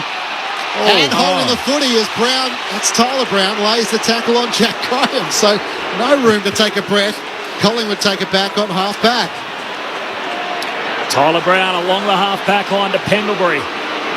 Hand pass away to Quaynor, trying to wrong foot Lambert in the middle of the ground. He does so. Hand pass to Crisp inside the centre square. Kicks out in front of Ginnivan in the pocket. Leads Dan Rioli to the footy, but the boundary line beats them both. And it's out of play. Right half forward for the Magpies, 30 out from their goal at the punt road end. The Pies leaving out Jack Madgen this week. He's the Medi sub, having played the last 19 games for Collingwood. From the throw-in, Soldo knocks it down to Cochin, trying to draw a free for a high tackle. Ump says play on. Half back for Richmond. Dan Rioli's hand pass picked off. DeGoey gives it to Adams of Collingwood. Kicks inside 50. Ginnivan can't complete the mark. And Dan Rioli can clear again. Might be coming back though. Quaynor marks on his chest. Good directing from Scott Pendlebury, cleared the traffic around him. Isaac Quaynor looks to send Collingwood inside 50. Ginnivan, Myercheck the marking target. Henry from the side, couldn't take the mark. Gisbis tackle. There's chance still for Henry, couldn't clear the congestion. And Bolter 10 metres out from his defensive goal. A short, good sidestep around Crisp and kicks out to Shea Bolton, who marks it right half back. He has Riewoldt free on the wing. Nice sidestep around Maynard. Hand pass to Morris Rioli. He's dragged down by Pendlebury. Got a toe poke though to Shea Bolton at right half forward. Kicks towards Dusty. Kick dropped in front of Quaynor. Dusty just got rid of him. Welcome back, Dusty, as he dribbles through the goal. It won't stand. The free kick against Dusty for the push-up against You're Clayton. going to be kidding. Just didn't want to wreck the highlight. Now it'll be a 50-metre penalty. Hey, Dusty, since you've been gone, when I've run it back, check the umpires. I don't know if you missed that up in Sydney, but that's the 50. I've already marked that one in the book. We got a descent call against Martin and a 50 for Collingwood in the middle of the ground. Begg tries to kick it forward. His kick smothered. Richmond back with it. Graham hand pass to Lambert. He kicks out towards the southern wing. Lynch takes the mark.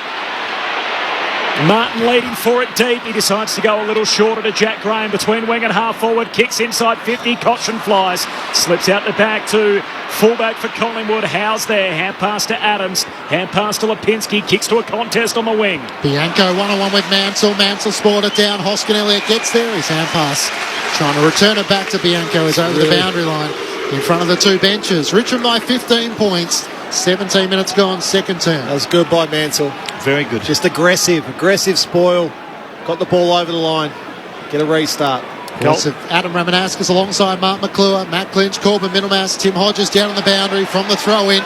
Short trying to tap it away from Josh Dacos. Couldn't gather. Now Crisp over the top of him with the two having the footy locked underneath them. Goal for Justin McInerney in Sydney. So Sydney 3-6-24, Suns 4-6-30. Gold Coast by 6 points, 8 minutes before half-time. Richmond by 15 at the MCG. Soldo down to Lambert. Hand pass to Edwards. Hacks a kick towards the 50. Morris Rioli caught behind against Noble. Sweated on him, won it back. Hand pass intercepted by Dacos at Collingwood. Noble under enormous pressure. Gets the hand pass to Howe. Sidesteps Morris Rioli to Dacos. Back to Howe. That's Nick Dacos. Into the middle of the ground for Lipinski. He puts the foot to the floor. Kicks inside 50. McCreary marks on his chest. 40 metres out, pretty much directly in front. Collingwood straight through the middle of the MCG. Not sure that was the intended target by Lipinski, but if it works... That was their best ball movement. That was their best ball movement for the day. Straight through the middle of the ground. Straight through, and they made a little mistake in bits and pieces there, and then all of a sudden cleaned it up. And it's in a perfect spot, 40 metres out. The applause you hear as Dustin Martin comes to the bench. Bo McCreary with one goal already so far in this match. Gets close to the man on the mark and as a result drags it across to the left-hand side. A minor score. Richmond leading by 14 points. 18 minutes gone, second term. Dylan Grimes, the reigning best and fairest winner and co-captain, brings it into Mansell. On half-back, long kick for Richmond down the wing. There's Nankervis, juggled effort, can't complete it. Follows up as it hits the ground. Hand pass to Edwards under pressure. Got it out to Graham. Still fights on through the tackle. Hand pass to Cochrane. Pulls his kick back inboard. Chris spoils for Collingwood. To Ngoe's advantage. Collects for the Pies. Hand pass to Lipinski. Beautiful weighted hand pass to Chris. On to Adams. Short kick to Henry.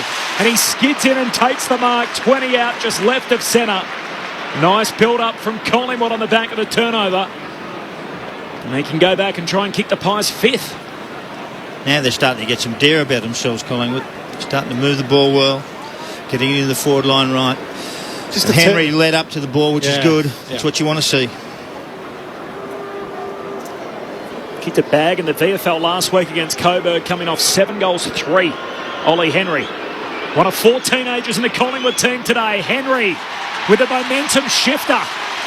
Puts it through, and Collingwood with 2 in a row for the first time today. Richmond 6-7-43. The Magpies 5-5-35. Time on second term. The Tigers lead cut to just 8 points. It's the turnover through the middle of the ground for Richmond. Richmond were able to break through tackles right in front of us here.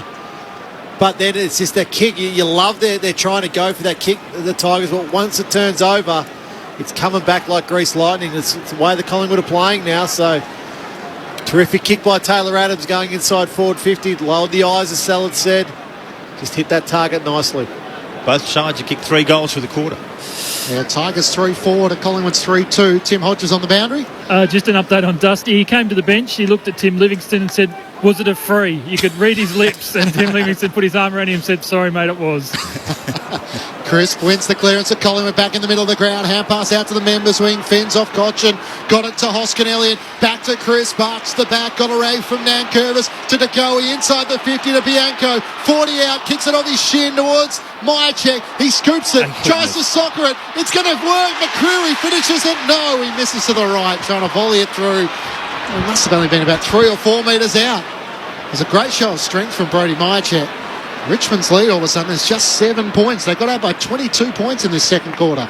It's not happening off the ground in that goal square at the punt row down. We had Jack Rewalt miss it completely earlier. Now McCreary can't finish the volley either. Tigers at half-back through Cochin. Hand pass to Grimes. Kicks down the boundary line. Rewalt goes the one-hander.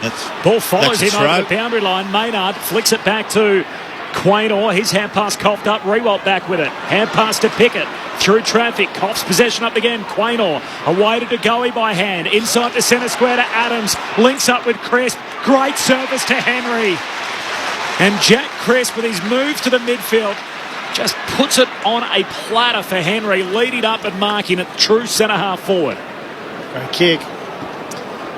Just Crisp there. You'd see they're really trying to lower their eyes now, the Pies. Yep. In this quarter. Hit up as much as they can. Last 3 weeks, Jack Crisp, 89% midfield time, 11% forward, so no longer in the back six for Collingwood. Here's Henry. For 2 in a row, he misses out to the left. Pies have kicked the last 2 in the game. Henry, the last goal as an individual, he's now got it behind. Collingwood 5-7, they've got the momentum. Richmond are 6-7. 23 minutes into this second term, Tigers by a goal. Mansell on the kicking duties, takes a bounce immediately, having been penalised for running too far at the other end. Long kick, Darcy Cameron takes the intercepting mark. He bounced it 1 yard out from the square. Kind of defeats the purpose, but you got the message. I got it. Good contested mark from Darcy Cameron, who's soldiering most of the ruck responsibilities. Long kick, Curvis sets himself in front of Myercheck and Begg. Takes the mark. Risky kick to half back. It's over the head of Edwards. Morris Rioli tries to loom on the tackle. Noble breaks away. Kicks to 50. Adams takes the mark. But a free kick. Going back to Edwards. Yeah. So McCreary over the shoulder. And it's going back as Collingwood should have been having a shot on goal. It was there. Instead, it's back in Tigers' hands at left half back. Tigers by a goal. He goes short to Martin. It's barely 15. Umpire says it's not. McCreary closed him down. He's tackled, but tackled high. Free kick for Dusty on the wing.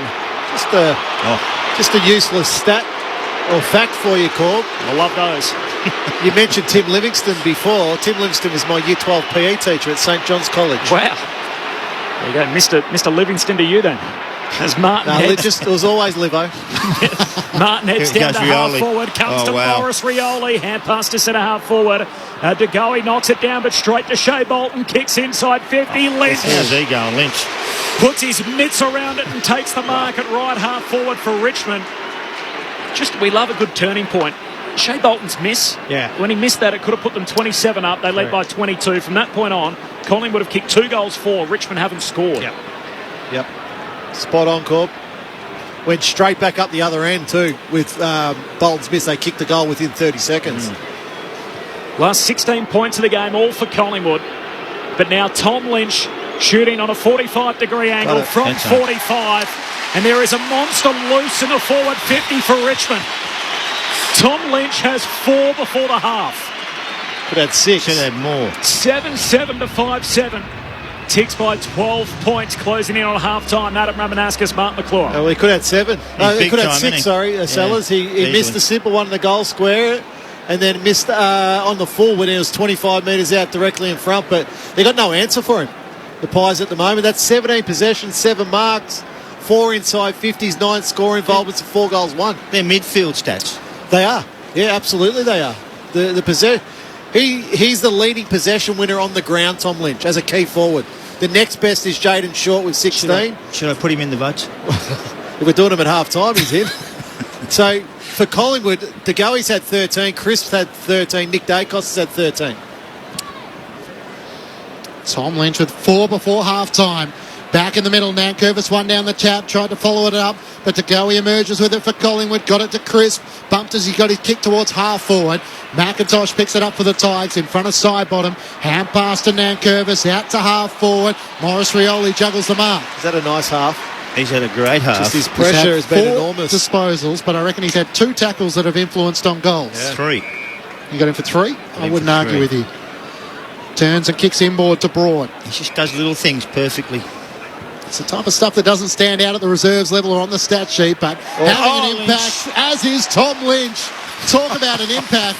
The Man Mountain marks just 35 metres out from the Tigers' goal and a chance to kick his fifth. Well, we're going to remember here, Darcy Moore is considered one of the best key defenders in the competition. Tom Lynch has absolutely destroyed him in this first half. 8 marks already for the game. 8 marks. And none of them are easy. His only challenge has been finishing his work. Yeah. He's slightly right of centre. He'll shoot from just inside 40 metres out. Starts it out left. Fades it back right. Tom Lynch has 5 for the Tigers before half-time. Richmond back out by 18 points and he's imposing himself as one of the key forwards of the competition. 8-7-55 to Collingwood 5-7-37. 27 minutes gone and the Pies don't have an answer. In fact, a lot of the teams in the competition might struggle. The thing is here, Sellers, we've seen the sub rule manipulated by teams throughout the competition this year. I would be definitely considering it if I'm Collingwood at half-time. Are we but that's against the rules. I know we're not allowed to say. No, we're not. It's like the against the rules. Prioritising the better position in the draft back into the year. We're not meant to mention it. We're not meant to mention it, but it's happening. We know it's happening. Of course. Yeah, but it's happened in a couple of games, I know already. But this is ridiculous. He's just destroyed their defence. Destroyed their defence. He moves up well. He marks it well. He kicks it well. It's been sensational. It's not a good one for match committee, I'm sure, to reflect on with Madgen left out. Middle of the ground, Dustin Martin has a player hanging off him. Got a hand pass to centre half forward. Pendlebury for Collingwood. Hand pass to Tyler Brown, who's also under the pump. Spills in front of side bottom. Sockers up over halfway. Mansell tackled by McCreary in the back. The problem is, if Madgen does come on at half-time, he's coming on to a bloke that's kicked 5 and had 8 marks. He's got the flames coming off him, Tom Lynch. It's like an NBA jam. Yes. He's on fire. Well, Darcy Moore has got to learn to play on blokes like this. No doubt. So I think that they've got to let him go and keep at it. Oh, Sellers. No, what else are you going to do? Yeah. Who else is better? Nankervis on the wing, kicks Richmond to half forward. Floating over the top, Shea Bolton can't come down with the footy. Spills to McIntosh, hand pass to Rewalt, swings it inside to Dusty, gets it back to Rewalt, kicks into the pocket over the head of Edwards. And Noble takes the intercept mark, back pocket for Collingwood. 29 minutes into this second quarter, we close in on the half and it's Richmond by 18 points after Collingwood drew within 6 earlier in the quarter. Noble long towards Myercheck and Cameron, but Noah Bolter takes another mark. Another intercept possession for him. Just kick it to Lynch. Possession number 6 in the intercept variety. Kicks towards Rewalt this time. He gets a go at one. Can't take the mark, but he was taken high. Yeah, he's got a free kick. And Richmond will have a shot on goal. Probably right on the half-time siren. Yeah, he got it high against Noble. Straight across the face. So the free kick was definitely there. Jack Rewalt has had the 6 disposals so far for the match. Big quarter. We'll have a shot after the half-time siren. And a chance to try and extend the Tigers' lead, which currently sits at 18. Rewalt about 40 metres out. The umpire just setting him on his line. Now he can't move, otherwise it's play on. Jack Rewalt, after the half-time siren, comes in and finishes the quarter on a real high for the Tigers. A 6-goal-to-3 second term for the Tigers. Sees them out by 24 points. 9-7-61 to Collingwood 5-7-37. A half in which Jack Rewalt joins Tom Lynch, who's kicked 5. Rewalt kicks his first of the match. And Richmond have done a lot of the heavy lifting, leading by 24 points. 9-7-61 to the Pies, 5-7-37. Lynch with 5 individuals to Cochin, Castagna, Soldo and Rewalt.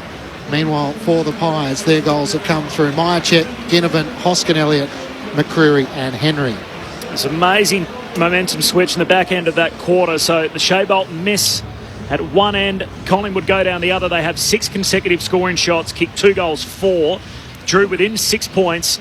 Then they didn't score again as Richmond rattled off the last 3 goals of the quarter, all deep into time on in that second term, to now lead by a new game high, 24 points. Tom Lynch with 4 in the second quarter alone to have 5 for the game. 9-7-61 Richmond, Collingwood 5-7-37. It's a 24-point lead for the Tigers. Meanwhile, the game up in Sydney, that's the Suns, who are still in front. They recorded a famous victory at the SCG a couple of years ago. where sort of no one gave them a chance. The Swans were headed towards the finals and the Suns went there and won. Well, you could frame it a similar way again this year. It's a 17-point lead for the Suns at half-time. So Gold Coast, heavy underdog. They lost Noah Anderson before the bounce. He was a late withdrawal. 7-6-48 Gold Coast. They lead Sydney, who are 4-7-31. Bunch of individual goal kickers, and Fiorini and Ellis, the leading disposal getters on the ground for the Suns at half-time. Our focus, though, is here at the MCG. Adam Ramanaskas and Mark McClure. Well, I just like the way the Tigers have come out today. They've come out with a no excuses sort of way they want to play. I mean, they come in with Cochin and Grimes and Martin. They get their big guns back. They're not the ones who play that well. But gee whiz, they give some confidence to the others. And when they win the ball through the middle of the ground and they've got a bloke up in front like Tommy Lynch, well, gee whiz, you kick it to him as much as you can. And he's absolutely blitzed Darcy Moore, completely taken his confidence away. Now he's standing right next to him and still can't touch him at all. But the middle of the ground has been a really good thing for these. The Tigers are up and going, and they're playing a good brand of footy. I know Collingwood has changed their style in the second quarter. They changed it to short kicking, more through the middle of the ground. There's more dare in what they do, and whatever they do is around the ground. They're still in this game if they can get their hands on the ball and score. They've kicked 9-7 to 5-7. So there's not a great deal in this game. If you can punch on three or four goals in a quarter, that's pretty simple, and you can still get yourself back in. But gee whiz, the Tigers look really good, Emma. Look fantastic. Well, they do. It's their ball movement. I think we're seeing one of the most dominant halves that we've seen in a long time. 18 possessions, 8 marks, 4 inside 50s, 10 score involvements, and 5 goals won. So Lynch was just completely dominant. The complete difference in that half, because Jack only got a goal and it was late in that quarter. So right on the siren. Maynard's actually done a terrific job on Jack Riewoldt in that first half. What I think needs to happen with Lynch is I think that Darcy Moore and Jeremy Howe are going to have to tag team the way they play on him. So Howe was sort of non-existent really in that first. He had 9 possessions, but he wasn't sort of getting across in front of Lynch really and trying to intercept or trying to spoil. So who's Howe got?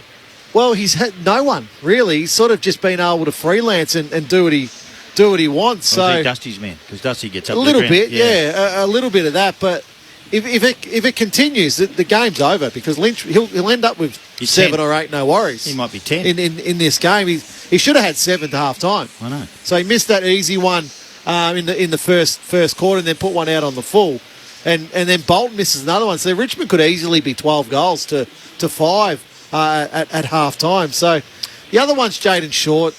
Like he's had 18 possessions. He's had almost 500 metres gained. Massive. I just watch him run around and watch the lack of respect that opponents continue to give him. This kid's a good player. He can seriously play the game. He uses the ball well. He's added the element of contest now to his game. So because he's got a body now, he's put some muscles on those bones. He was really good. I thought Cochin had a good half also, just in the clinches there. What he was able to do. It looks like he's got a bit of bounce back in his step Koch, which I think's been missing for the best part of 12 months. So that's good for Richmond. Dusty was okay that half. I think he was just finding his way. Dusty was rusty. The one that stood out also for the Tigers is Noah Bolter. He had 4 intercepts in that first quarter. Took another one in that second quarter. The Pies really have no answer if the ball's kicked high. Bolter continues to come across. They started to lower their eyes in that second quarter and got some reward, Corb. The Pies with, who was it, Henry, a couple of times, and there was one more that escapes me at the moment where they were able just to get those short little 20-metre passes. I touched on that sub. I get it. I understand it. I know the rules and all that sort of stuff, but I'd be surprised if it's not discussed at half-time with Craig McRae and his coaching staff. Is it an error at match committee that they didn't think that this was a possibility leading in? I mean, you look at that back line, you've got Lynch and Riewoldt. We saw Bolter play there during the pre-season, albeit he's been playing it back in recent weeks. That we need another sort of lockdown defender if they get off the chain, and sure enough, that's what we've seen. What we've seen is Lynch on his own with his man, and the other forwards away from him. Yeah. Jack's moving away, the other ones are moving, so does Dusty Martin. They're giving him space, and he is beating him one-on-one, hands down. But it's been a long time since Darcy Moore's played like a sort of one-on-one the old school defender style, which is what Madgen is. But sometimes you have to. That's just the reality of. Yep. I look at Matthew Scarlett and the way he played the game. Some weeks Matthew Scarlett would have 30 possessions as a defender, and you go, wow. Other weeks he'd have 5, but his direct opponent wouldn't kick a goal. But he seems a lead as an intercept sort of running defender. He doesn't seem a lead as a lockdown defender. And that's why I think with Madgen, it just seems odd that out of all weeks, you would leave him out. But I think that's the part that Collingwood would challenge, that their midfield would try and prevent as many one-on-ones as what Richmond had had. And by playing Soldo forward, even though he's probably not the right fit, it stretches Collingwood that you can't have Howe as the loose. Yeah. Or, I mean, ideally they play more as that loose, but he's got to play on Tom Lynch. So. I mean, you would have thought that this was a possibility, the way that we talk about both teams high scoring, ball zipping from end to end. This is the thing. We anticipated it. The what if, and that's what they talk about. They go through all the what ifs during match committee. The what if's a sub. It's just, and that's bizarre. That's the issue. Yep. Credit to Morris Rioli Jr. Yep. Oh, really good. He was good. 6 possessions. He had 3 or 4 tackles in that first half, so he's created a couple of goals. See, Richmond had the actual clearance area, which is 15 to 17, 17 to Richmond. I mean, everyone's had their chance. Yeah. Both sides have got their chances to move the ball forward, but one moves it poorly and the other one doesn't. Quickly off the SMS, Neil in Coburg. Lynch has outscored North, likely to get 12 against us. This is from Fran. Go the Pies. High team loving the call. What would you say Jackie's likened to? A bit of Dane Swan, Leon Davis and Alan Didak all rolled into one. Talking about Jack Ginnivan. Any comparisons in the way Jack plays? Oh, I think he thinks he's a movie star. He's probably got a bit more and of the he might be able to do that too soon.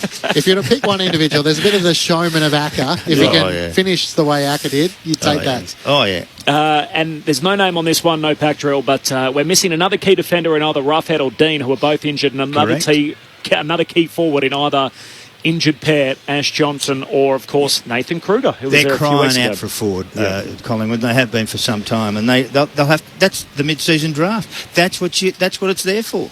0437 774 774, the SMS number. Half-time in Sydney, the Gold Coast Suns lead the Swans by 17 points, and here at the G, it is Richmond by a game-high 24 at half-time. Tom Lynch with 5 in the game, 4 in the second quarter. Second half action not far away, but first the latest from the ABC newsroom.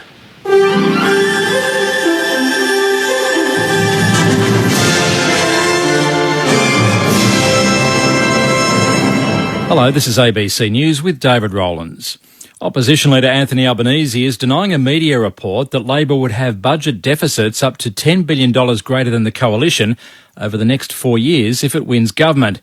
News Corp is reporting that Labor's final costings, which are yet to be released, will show an increase in debt to cover Labor pledges such as childcare, health and aged care. Mr Albanese says that is not the plan.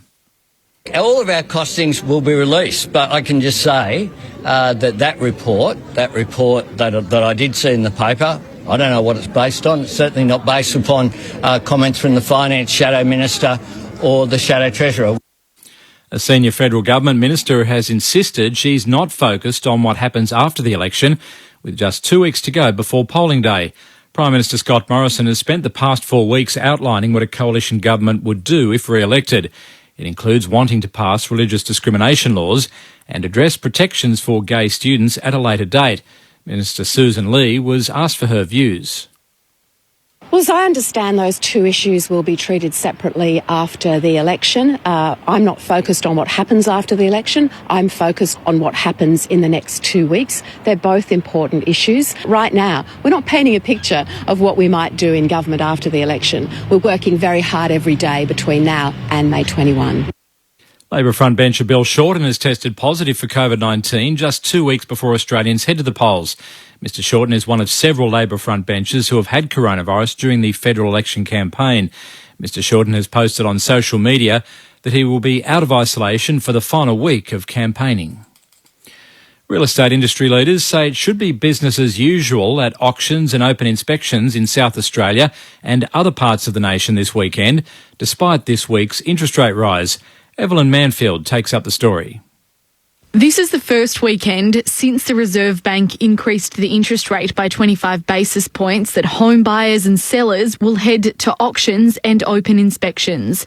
Executive Director of the South Australian Housing Industry Association, Stephen Knight, says historically interest rates have been much higher. They are modest, and thankfully in South Australia our mortgages are lower than in the eastern states. But the latest figures from the Office of the Valuer General show house prices in Adelaide are rising. The median house price has increased by 25% in the 12 months to March to $650,000. Ukraine's President Volodymyr Zelensky says diplomatic efforts are underway to save the remaining troops still defending the steelworks in the southern city of Mariupol. Ukraine says 50 more civilians were evacuated yesterday, while accusing Russia of violating a truce intended to allow dozens more to escape. The defenders have vowed not to surrender, but Ukrainian officials fear that Russian forces want to wipe them out by Monday, in time for Moscow's commemorations of the former Soviet Union's victory over Nazi Germany in World War II. The remains of 4 Aboriginal ancestors have been reburied in Wellington in the New South Wales Central West. Cecilia Connell reports. A burial ceremony has been held at the Wellington Caves near Dubbo after the state government repatriated the remains of 4 Aboriginal ancestors from the Australian Museum. The remains of 13 ancestors were removed from the area without consent from the late 1800s to the 1970s. All have now been laid to rest on country. Local elder Uncle Barry Smith says the repatriation, which began in 2015, was extremely important for the Wiradjuri people. One man is under police guard in a Queensland hospital and another is on the run after shots were fired at police officers in Toowoomba yesterday. Elizabeth Cramsey reports.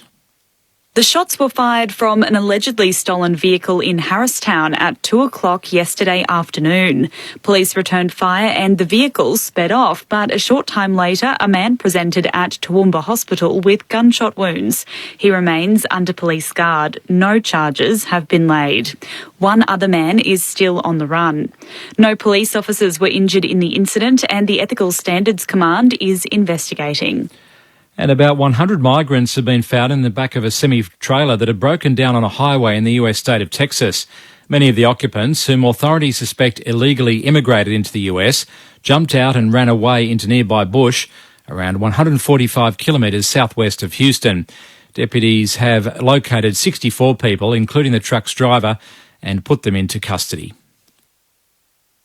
ABC Sport now has its very own newsletter, and we'd be pumped to have you on board. The ABC of Sport will provide a wrap of all the best stuff that's happening in sport every week. Simply go to abc.net.au/connect and get ready for a sport hit in your inbox every Friday. Get on board with the ABC of Sport newsletter for content that makes you think or allows you not to. The 2022 AFL Premiership season. Grandstand AFL. On ABC Radio and ABC Sport Digital. Lynch gathers, hand pass to Dusty, dodges and weaves, works it back to Lambert, bouncing hand pass to Cochin, comes undone. To Goey to Maynard, run down by Morris Rioli. Umpire waves play on. Cochin's flying shot on goal. It's going to bounce through. Collingwood through. Nick Dacos, run down by Morris Rioli. Never heard him coming. The Tigers take the advantage. Edwards inside the 50. Here's Tom Lynch again. The man mountain has it. Now the tough part. Tom Lynch comes in. This is better. He's able to steer the straightforward drop punt straight over David Roden's hat. Pendlebury gets the clean possession away to Goey. Kicks inside 50 for the Pies. Dan Rioli back with the flight. Can't complete the mark. Spills to Myercheck. Myercheck snaps. One back for the Pies. Braun having an impact, as is Tom Lynch. Talk about an impact. The man mountain marks just 35 metres out from the Tigers' goal. He'll shoot from just inside 40 metres out. Starts it out left, fades it back right. Tom Lynch has 5 for the Tigers before half-time. This is the 2022 AFL Premiership season. On ABC Radio and ABC Sport Digital. What a quarter from Tom Lynch, kicking 4 goals in that term alone. He's got 5 for the match. And he's absolutely toweling up the Collingwood defence. And his matchup, by the way, is an All-Australian in Darcy Moore. It is Richmond who lead by a game-high 24 points at half-time. Corbin Middlemass, Matt Clinch, Tim Hodges on the boundary. Our grandstand AFL experts, Adam Ramanauskas and Mark McClure. The SMS number is 0437 774 774. The other game that's been played concurrently up in Sydney. It is the Suns who lead it by 17 points at half-time. Nice to see a familiar face. Dual Brownlow medalist Adam Goodes is at the footy in Sydney today. Dan Hanbury is also in attendance as well. It is the 10-year premiership reunion from Sydney's premiership in 2012 against the Hawks. So nice to see a number of the former players there for the Swans. So Dan's not playing. Is he injured? Who's that? Dan Hanbury. No, he's on the shelves Cactus. again. Yeah. It's good. Never miss a premiership reunion, do yourselves? They're great days. Great days to catch up with friends and and enjoy it and reminisce and tell everybody how good you are. Yes. Or were. I think it's a good idea to keep quiet. Well, Paul Barnard's 4 goals have now gone to 8 goals. Yes. And I'm assuming next time I see him, which will be in a couple of weeks' time, it'll be, I kicked 8 got one and, coming up. and I gave away 4. Oh, Essendon have got a 150th year celebrations. Now, it might not be celebrations when it gets to 150 in a couple of weeks' time, but... So is every former player invited to that? Or? Yeah, they've invited as many as they possibly can, so... Is it a Sunday? It's a Friday night. Friday night game, and then I think they've got a big function Against on the Carlton. Saturday, yeah. Yeah, I'm going to that night. Yeah. Oh, you're coming to the function? No, your function. I couldn't care less about your function. I'd love to I'm see going you there. to the Essendonians. You might not get let out. Well, I'm not going to wear red and black, I can assure you. You got the Essendonians that game? Yeah. Oh, nice. That'll be good. Yeah, it'd be good. Val and I. Yeah, beautiful. Yeah, they're a good bunch of people, the Essendonians. They better load up the fridge, I reckon. I don't think that's any issue there. I don't think there's any issue at all. The Bombers are on tonight. Of course, they play Hawthorn, another one of their arch rivals tonight at Docklands. At the same time, it is the Brisbane Lions and the West Coast. Or whatever's left of the Eagles. They're about a 70-point underdog, I think. So has it been confirmed yet West Coast out and who's in? Because the reality is there's more injuries than... I think they've only got 3 COVID. 4. Plus the coach is a 5th. But, yeah, that's... The Dockers had more out yesterday. Yeah, correct. The Dockers had 6 missing through COVID. The coach doesn't get a kick. Yeah, well, as we see, I don't think an interim coach has lost as yet so far this year. I think, unfortunately, that's going to come to an end tonight. The game in the twilight is GWS and Geelong. Interesting fixture in Canberra. That'll be our next stop on Grandstand AFL. Quick tips. Who wins that? Cats, Giants? I think Geelong are pretty steady. And they're pretty smarting after last week, I reckon. I've gone Geelong. They've definitely changed their style, the Cats, but it's how long in a game they can change their style for. You look last week against Fremantle, they had this style that was working, and then they went back to old habits. Of course they do. Old habits die hard. Yeah. They need some youth in, let me tell you. Paddy Dangerfield back for the Cats. David Mundy's part of our call team for that game as well, so interested to get his insights. Talk about 2 different tales of the town, the Dockers and the Eagles. There's a defence. Darcy Moore, what's he going to go to? Here it's 24 points at half-time. Richmond 9-7-61 over Collingwood 5-7-37. Dustin Martin on his return to the Richmond team. It's his first game since round 1. He's had 12 disposals in the game so far, but the story is Tom Lynch, who's kicked 5 up front. On Grandstand AFL, here's Matt Clinch, the Tigers by 24. So Richmond with the last 3 goals of the half to really assert their dominance. Second half underway. Begg up against Nankervis. Nankervis one down the tap, but straight to Taylor Adams at Collingwood, kicks to 50, Cameron comes out, can't take the mark, Broad gathers for the Tigers, hand pass to Cochin, out and front of Shea Bolton, trying to tap it forward, Graham knocks it on, that old adage of the Tigers, keep it going forward, Short loses it though, crisp for Collingwood, hand pass to Bianco, to Cameron, to Adams, who arches the back, gets away from McIntosh, hand pass back to Darcy Cameron, kicks to Kipkis, who takes the intercepting mark for the Tigers, the loose in defence. He switches back to Noah Bolter. He can work it around the boundary line, and Baker has it for the Tigers. Then with a hand pass to Edwards at right half back. Edwards short kick to Nankervis, who marks defensive side of the wing. Hand pass back to Baker, who keeps on running. Hand pass up to the wing. Good stuff, this. For Broad, he links up with Edwards, kicks along the boundary line, and Lambert takes the mark. 70 out between wing and half forward. Pokes the pass to half forward. Lynch the target. Moore knocks it away, so he gets the spoil and wins that matchup. Comes down to Quaynor. Away to Chris by hand to Pendlebury, and now to Goey on the wing. Collingwood back down to half forward. Hoskinelli at the target, back peddling. Turns broad inside out. Gets onto his left peg, and he's off balance. Great chase. Can't get a kick away, and the numbers win out. Baker lends a hand for Richmond. Great work by Baker. To Lambert, who takes the mark at right half back for the Tigers. Waiting for big Toby Nankervis to take spot at centre half forward. Goes shorter still to Jaden Short. Leading possession getter on the ground with 20 so far. To Graham, who gives the hand pass back to Short to make that 21. Wider still, and Lynch marks just inside the boundary. Still a good 2 kicks out from goal. That's 10 marks. Back inboard to Jaden Short, so he's just racking up the disposals to start this third quarter. Off a step, kicks a wobbly ball inside 50. It might still get to Nankervis, who tries to fend off Darcy Moore, lays the tackle. Umpire says he'll ball it up. Right forward pocket to the punt road end for the Tigers, 40 metres out from their goal. Up it goes. Begg wins it down, but straight to Dustin Martin. Takes on the tackler. Caught by Quaynor and pinged holding the ball. And a free kick for the Collingwood defender inside the defensive 50. He's got his hands on the ball, Dusty, but you can just tell he's a step off, half a step off. Quaynor back to Noble. Noble from the top of the defensive goal square. Kicks to Crisp, who marks in the back half. Kicks in the middle of the ground. Too much hang time for Adams. Spoil comes from Short. Cochin onto it for Richmond. Hand pass to Bolter. Throws it out to Broad. Just flicked it up off the deck. Umpire said play on. Seriously. And Dan Rioli to Cochin, and now to Broad by hand. Still at half back. Back to Bolter, this time a trademark hand pass, gets it to Graham, turns inboard. Dan Rioli running pass, kicks to Tom Lynch. He's 11. Outside 50. Collingwood will take that. Turns. Jack Revolt all on his own. He can give it off to Castagna if he wants. No, He's going to kick it to Dustin. It'll get to him. Quaynor going back with his back to the to the ball. It should be 50. Dusty took the mark regardless. Quaynor was just trying to impact Martin, who was free in the right forward pocket. And a chance for Dustin Martin to kick his first goal of the match. Suns have kicked the first goal of the third term in Sydney. They now lead by 23 over the Swans. That's good of Jack. Jack, share that around, give it to someone else, and give Dusty a bit more confidence if he hasn't got plenty already. Only about 15 metres out. Deep in the right forward pocket. Welcome back, Dustin Martin. And the Tigers players come from everywhere, from the defensive 50 to get around him and celebrate. Richmond fans are happy. Footy fans are happy.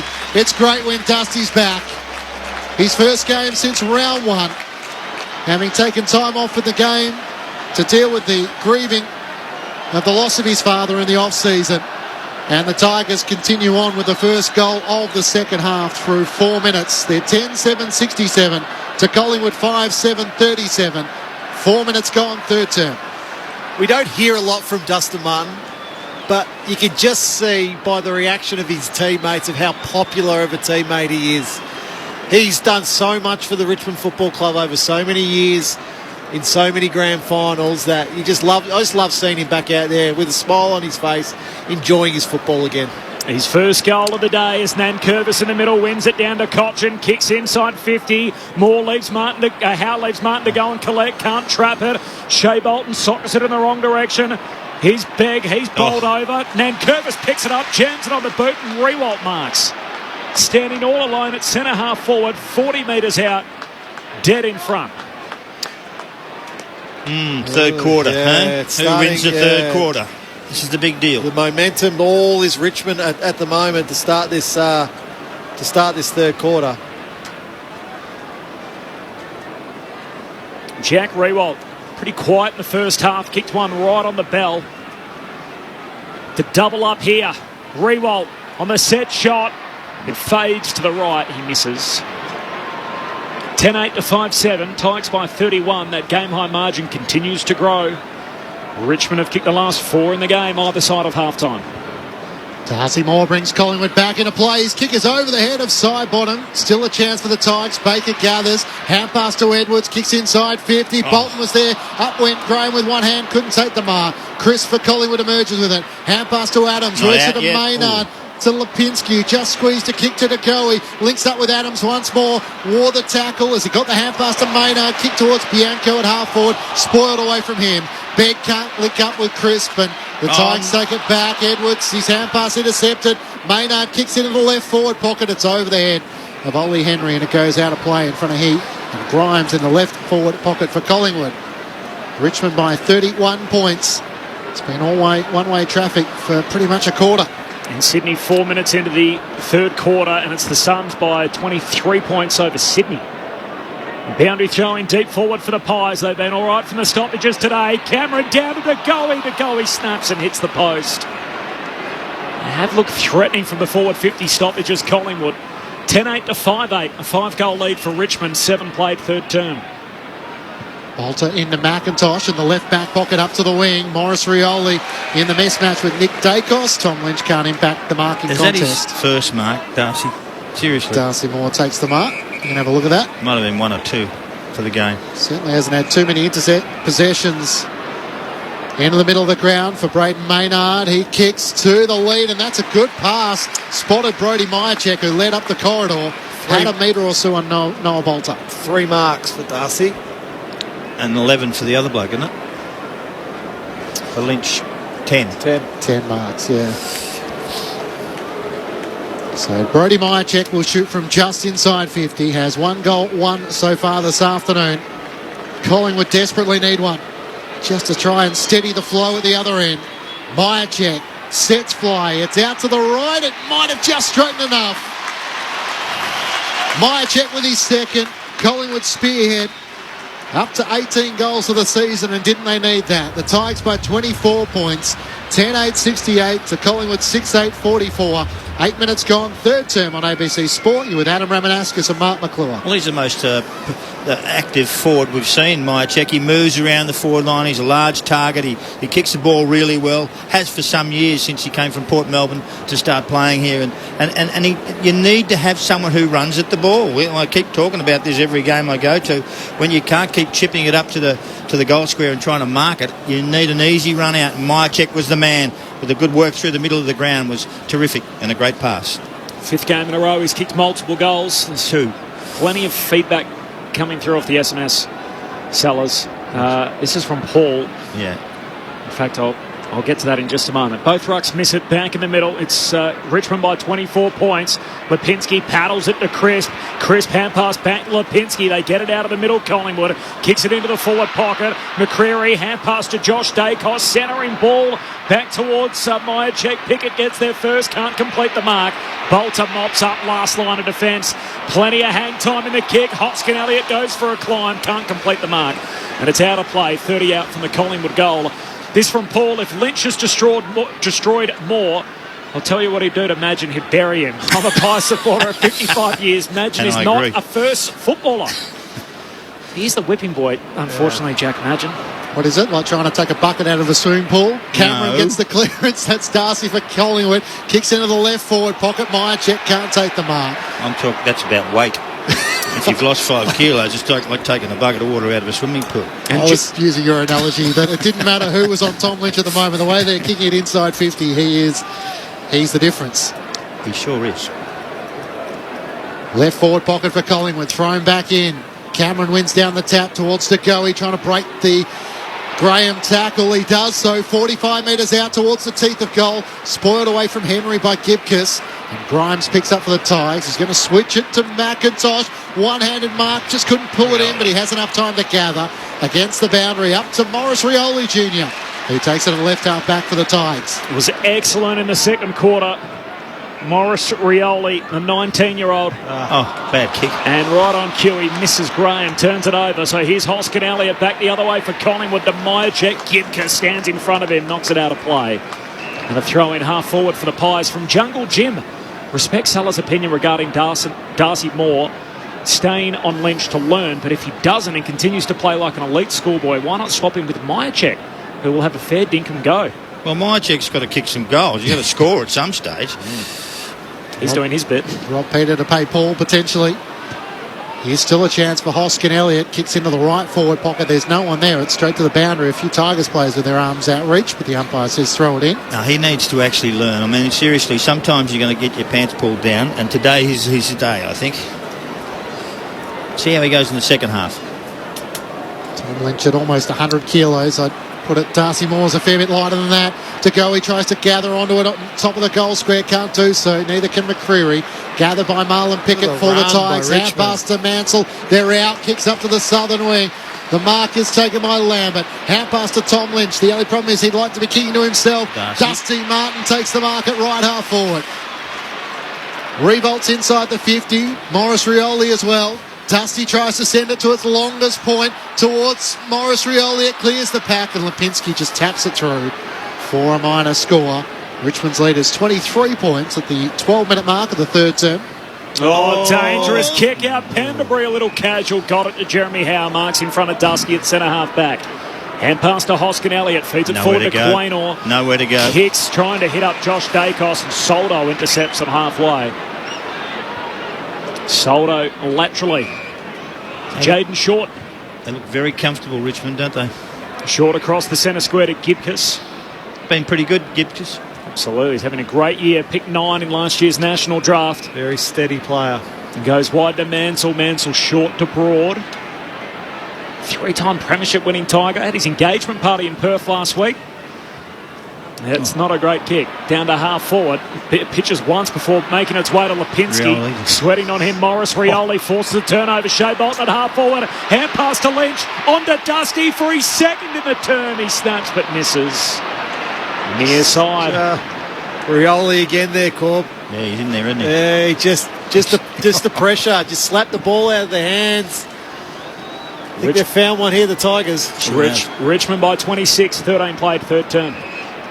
Darcy Cameron was downed off the ball as Isaac Quaynor was bringing Collingwood back into play. So downfield free kick, and Cameron will take it at right half back. Hand pass to Nick Dacos, who has nothing further afield. Grimes is waiting for that kick. No. Risky kick inboard. To go, he made it work. Morris Rioli Jr. Graham are all there. Either. That's not a great kick. Looking for Tyler Brown. The intercepting mark taken by Dan Rioli. So the pressure of the Tigers forcing all sorts of errors from Collingwood. Dan Rioli looks to load it up. Kicks towards Tom Lynch. He's got 3 on him this time. Yeah, he's got them all there. Volleyed it towards the boundary line was Jeremy Howe, and it rolls out in front of the Richmond fans in the Olympic stand, and they're giving a word or two of advice as well. The Tigers by 26 points. Throw in 50 metres out from Richmond's goal. Meanwhile, up in Sydney, it's still the Suns by 23 points. And the boundary throw-in comes down to Crisp. He knocks it down, but Cochin steals it for Richmond. Hand pass to Pickett. 50 out. Kicks to Lynch. Top of the goal square. Rewalt. Lynch and Rewalt both in the pack. Lynch drew the 2 defenders, and Rewalt bounced off the other 2 to take the mark. 15 out straight in front. Well, Jack, that was a little soda, wasn't it, for him over the back? But he's competing. Absolutely. Moore's competing against both of them I know on that occasion. So you'd expect one of Lynch or Rewalt to mark it. Real danger signs for the Pies. Rewalt moves in, slots his second. A new game high. Tigers by 32. Rewalt with his second, 11-10-76. Collingwood 6-8-44. 15 played, third term. Meanwhile in Sydney, Gold Coast 8-9. They lead the Swans 5-9. So it's back to 18 points. The Suns lead halfway through the third term. So the game now is starting to look hard for the Pies. They're making simple mistakes. They're taking the ball back through the middle of the ground.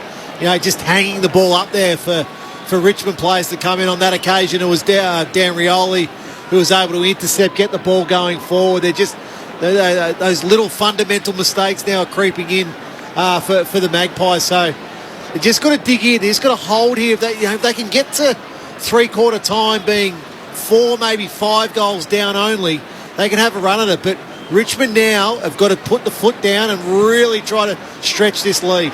Adam Ramanauskas with you on ABC Sport. Back in the middle, Soldo one down the tap against Begg, but Begg followed up, got the clearance, high contact, Collingwood take the advantage to Goey. Hand pass to Crisp, gets to 50, flying shot on goal, clears the goal line. Into the Collingwood Social Club at the city end. And Jack Crisp doing what he does best when he had the footy tucked under his arm. able to explode and finish with class. A much-needed goal for the Pies, their second of the quarter, to pull it back to a 26-point ball game. 11-10-76 to the Pies, 7-8-50, 15 minutes gone, third term. Got a lot of talent, Chris. He's a really good player out of the middle of the ground. He's got speed. He's got a left foot that's just so accurate and powerful.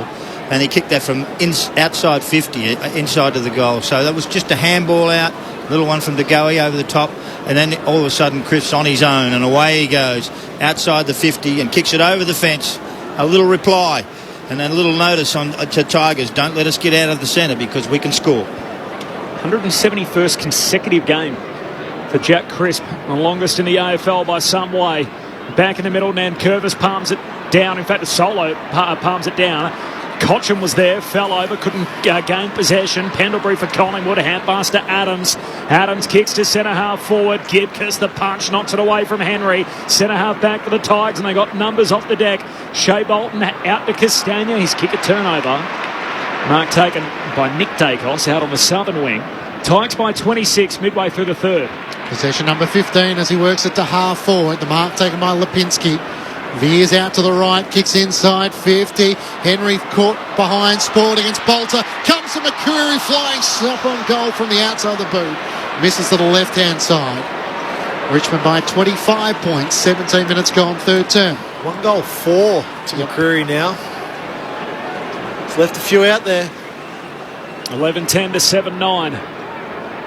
Tigers by 25 points, 17 played in the third term. And the kick out, Grimes out to Broad. Takes the mark at half back. He goes short to Jaden Short. Chips it further afield to Bolton. Shea Bolton. The long kick to the contest now. Rewalt there, forward of the wing and takes the mark for Richmond. Lays it off immediately to Graham. One out in the cage, Lynch and Moore, and Moore wins that battle. Yeah, it's poor. It was poor by Graham because Lynch was leading at the kicker. Moore had dropped off. Moore hands it away to Pendlebury. A little victory to Moore. Yeah, that's the key. It's a victory to him, you know. So sometimes you just got to work it through. A touch of confidence. 5.5 for Tom Lynch. He's been kept goalless so far through the 18 minutes of this third term.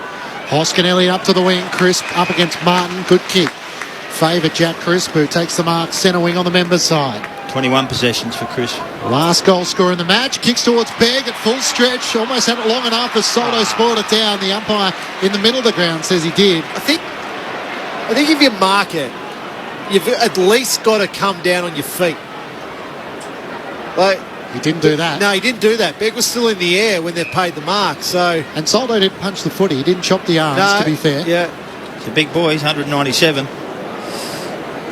So Aiden Begg looking for his first goal in AFL footy, the 19-year-old who was picked up in the mid-season draft in 2021. This is out to the left. It won't be a goal. Bolter's there. Brought it down to the front. Gibcus pinched by Josh Dacos. Off the outside of the boot. Snaps. Almost a miraculous goal. They've missed some, haven't they? Out to the left. So all of a sudden Richmond's lead is 24 points. They've had some chances in this third term. 2-3 apiece. Stakos' first miss of the season. He was 6 straight before that. Cochin at half-back, kicks down the wing. Noble leaves his man, knocks it back inside the forward 50 on the spoil. Hoskin Elliott keeps it alive. High half-forward, hand pass to Lipinski to Begg. Kicks a spiral deep, but it bolters back again. Another intercept mark, last line of defence for Richmond. Hand pass to Gibcus.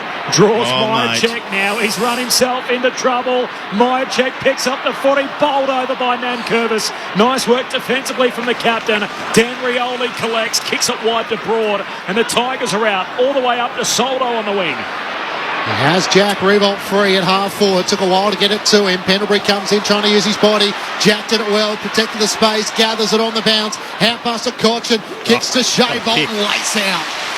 How good was that from the former captain? And Bolton's right on 50, which I think might be just beyond him. He's just looked a lot sharper today, Cochin. Rested last week, of course, for the trip west. Questions around sort of he and Edwards as to how much petrol's still in the tank in their career. It's been a good response from the 32-year-old Trent Cochin. Shea Bolton looking to join the goal kickers. From outside 50. Veers out to the right, sets fly, beautiful finish Arm outstretched in the air as he watches it sail through the major opening. That's a great finish. Never doubt him. I won't again. Richmond all of a sudden back out by 30 points. 12-10-82 to the Pies 7-10-52. 21 minutes gone, third term. He's a star, this kid. He takes marks, he plays in the midfield, he runs all over the place. He is a beauty. And then when you put him in front of goal from 50 metres outside the 50 metre, I must say, and bangs it over the top of them for a goal. They are starting to pull away right now. They're 5 goals in front in this game, which is 30 points, and I can't see where they're going to get bowled over. Well, with that number on his back, he wasn't passing. The great Kevin Bartlett. I should have thought of that. Not sure KB can kick that distance, to be fair. Well, he thought he could. He thought he could. That's with that number on his back. The stand on the marker would have worked for him. Tigers by 5 goals. Nankervis wins the hit out in the restart. Jack Graham kicks into space out at half forward. Castagna and Nick Dacos, and Nick Dacos gets there first. Takes the intercept mark between wing and half back for Collingwood. Looks inside the centre square. Dangerous kick, and Nankervis takes a strong mark in front of Brown.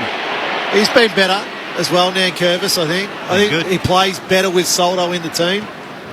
They're 13-4 as a duo. Their win-loss ratio as Nankervis goes out wide to McIntosh. He wanted a free for front-on contact. He won't get it. And a boundary throw-in on the southern wing. Am I leading you into stats now, Corb? Yeah, we're working well. 13-4 win-loss when Soldo and Nankervis play together. Yep, they've only played 17 games together, the 18th today. So, interestingly, in 2019, they only played 3 games together. The only 3 games were the 3 finals. Yeah.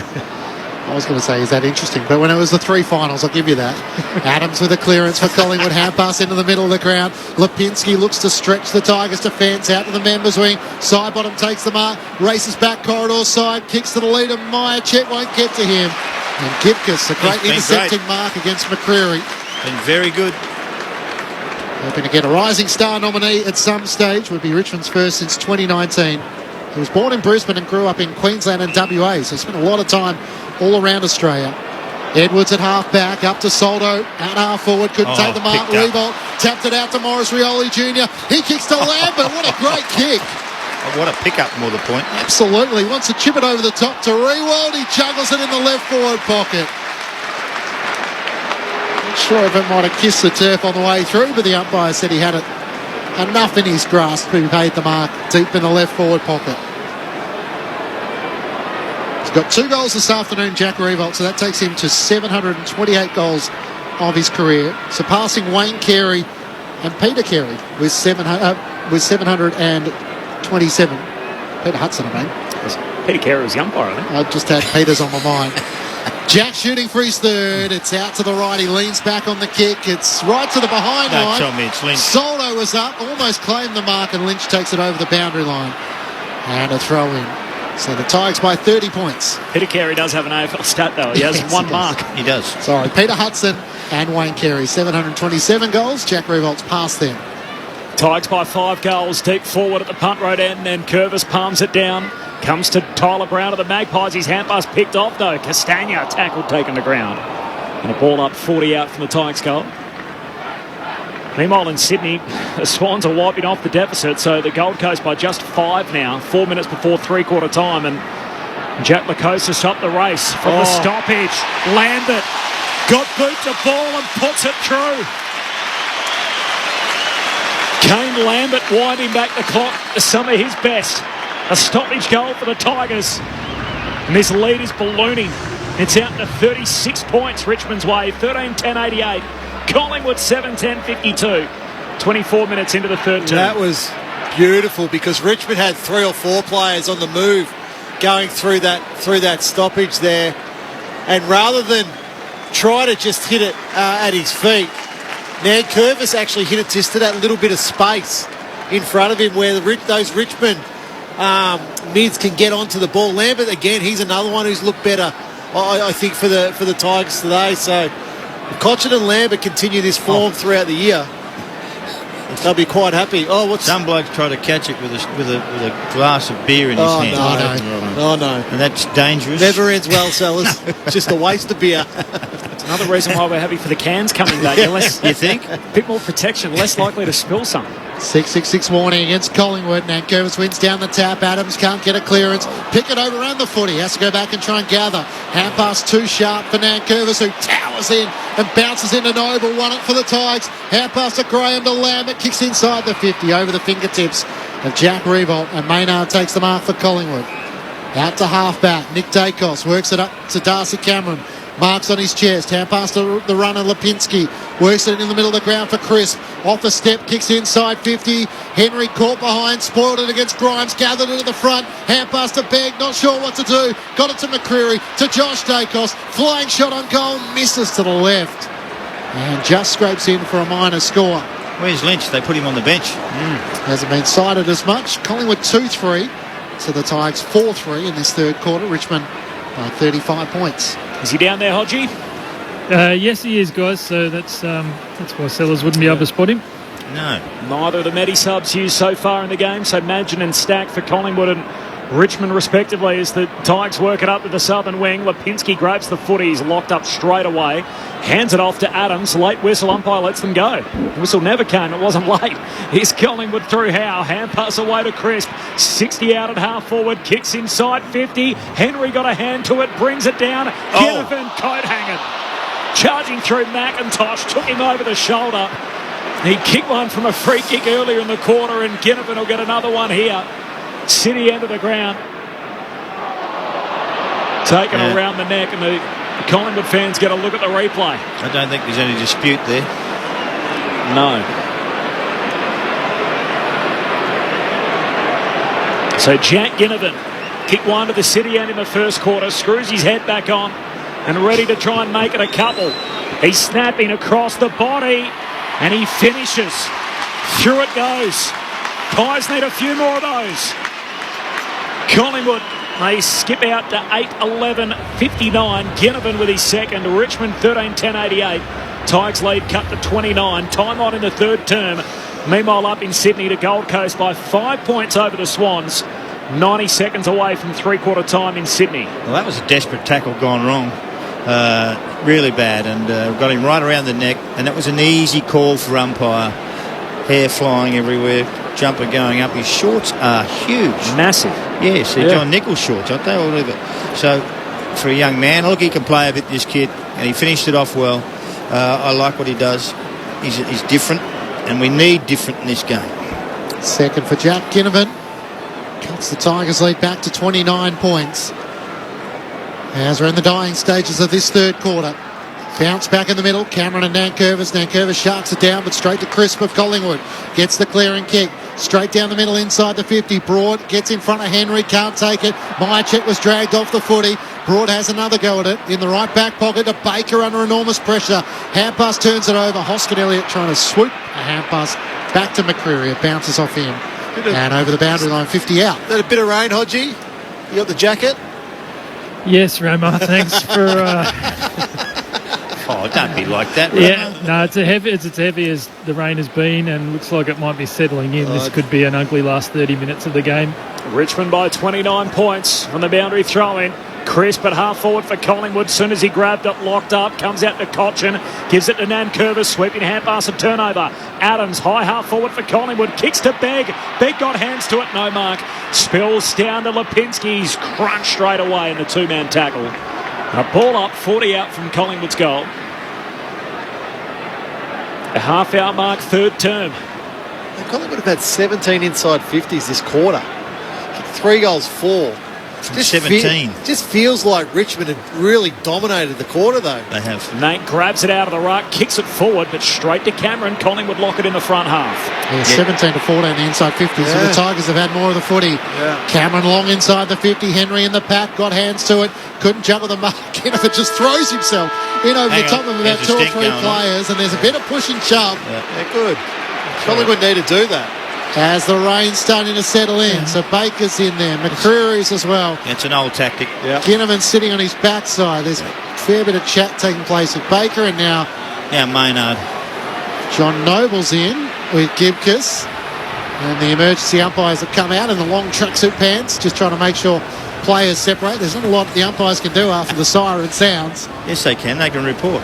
They can report, but I don't think they can pay any free kicks. So No, it's Eventually, difficult. common sense is prevailing and the players are slowly separating. There's a few that still have a word or two to say. Taylor Adams is in there, I think, providing the voice of reason, pushing a few away. And they are now heading to their respective camps for three-quarter time. Richmond leading by 29 points, 13-10-88 to the Pies, 8-11-59. That was after the Tigers led by 24 points at half-time. So in that term, Richmond kicked 4 goals to Collingwood's 3. 8 individual goal scorers for the Tigers, in which Tom Lynch has kicked 5. Didn't kick a goal in that third term after kicking 4 in the third. 2 to Revolt. Individuals to Martin, to Cochin, Castagna, Soldo, Lambert and Shea Bolton. Meanwhile for Collingwood, 2 goals to Ginnivan, 2 goals to Brody Myercheck. Individuals to Henry, to Chris, McCreary and Hoskin Elliott. It's just the second time all year Collingwood have trailed at three-quarter time. It's the Tigers by 29 points. Meanwhile, a goal to Logan McDonald right on the stroke of three-quarter time has locked it up in Sydney. So 59 points apiece. There's 4 seconds left on the game clock there before three-quarter time. So 8-11-59 to 8-11-59. Jack Lukosius went down the race in the latter stages of that third term. He went with the trainer, looked to be moving okay, but we'll keep across that for you. They lost Noah Anderson, the Suns, before the start of the game. He was a late withdrawal after leading by 14 points at quarter time, 17 at the half. It's now scores level in Sydney at three-quarter time. Here at the G, crowd upwards of 65,000. The Tigers by 29 points. On ABC Radio and ABC Sport Digital, this is Grandstand AFL. Hi, I'm Sam Hawley, host of the new podcast ABC News Daily. This is the show that will help you understand the issues affecting your world. Every weekday morning, you'll get one big story from the news source you trust, told by the journalists you know best, in under 15 minutes. Find ABC News Daily on the Listen app or wherever you get your podcasts. The 2022 AFL Premiership season. Grandstand AFL. On ABC Radio and ABC Sport Digital. Dan Rioli running past, kicks to Tom Lynch. He's 11. Outside 50. Collingwood will take that. Turns. Jack Revolt all on his own. He can give it off to Castagna if he wants. No. He's going to kick it to Dustin. It'll get to him. Quaynor going back with his anyway. back to the ball. It should be 50. Only about 15 metres out. Deep in the right forward pocket. Welcome back, Dustin Martin. Soldo one down the tap against Begg, but Begg followed up. Got the clearance. High contact. Collingwood take the advantage to Goey. Hand pass to Chris. Gets to 50. Flying shot on goal. Clears the goal line. Into the Collingwood Social Club at the city end. Pendlebury comes in trying to use his body. Jack did it well, protected the space, gathers it on the bounce. Half past to Cochin, kicks to Shea Bolton, lights out. Shea Bolton looking to join the goal kickers. From outside 50. Veers out to the right, sets fly, beautiful finish. From the stoppage, landed, got boot the ball and puts it through. This is the 2022 AFL Premiership season. On ABC Radio and ABC Sport Digital. Richmond by 6 at quarter time, 24 at the half, and now 29 at three-quarter time here at the MCG as rain continues to fall. 65,000 plus in the house for the Tigers and the Pies. Our next stop on Grandstand AFL is the nation's capital, GWS and Geelong. Clint Wildren heading up the call. Clint. Corbin, these two sides met in Perth last time out, and it was where Geelong ended GWS's season. This, of course, was without Toby Green and Jesse Hogan in Giants colours. Both will play today for GWS. They sit at an awkward point. They're 2-5. They know their season is still alive, and this is the first of 3 games at their 2 home venues. Manuka today and, of course, then at Giants Stadium. Well, for the Cats, they have lost Joel Selwood, but they do get Patrick Dangerfield back after he missed the past 2 with a cork calf. Geelong lost last week. They're 4-3. They desperately like a win as well. Well, I can guarantee you it's going to be a cold afternoon. The Brett Delidio weather wall has us at 11 degrees. Feels like about 5 and a bit.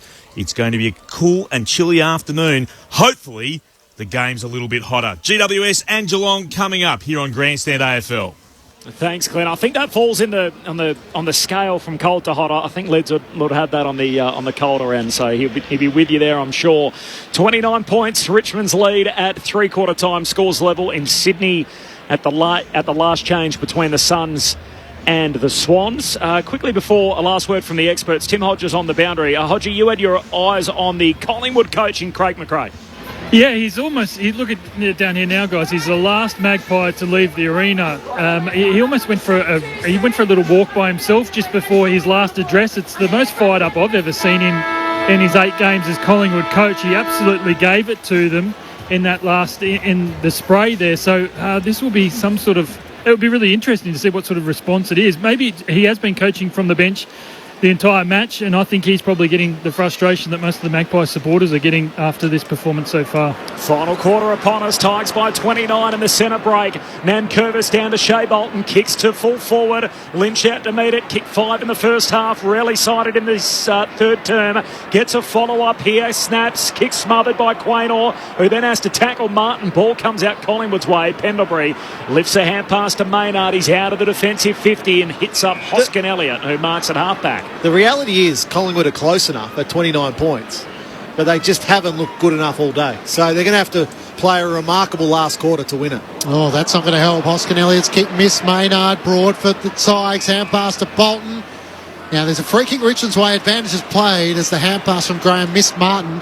Maurice Rioli tries to put a little toe poke in there, but Chris for Collingwood regathers. Hand pass to Noble, straight down the middle. Good mark taken by Adams. Rises over the top of Baker. Kicks inside the 50 to go. He didn't realise it was meant for him. And that's their next problem there, Clinchy. So they'll try to go down there, but Dylan Grimes he's a master on those medium forwards. Grimes read the play better, charged out, took the intercepting mark. He's kicked though towards Gibcus, who slipped over.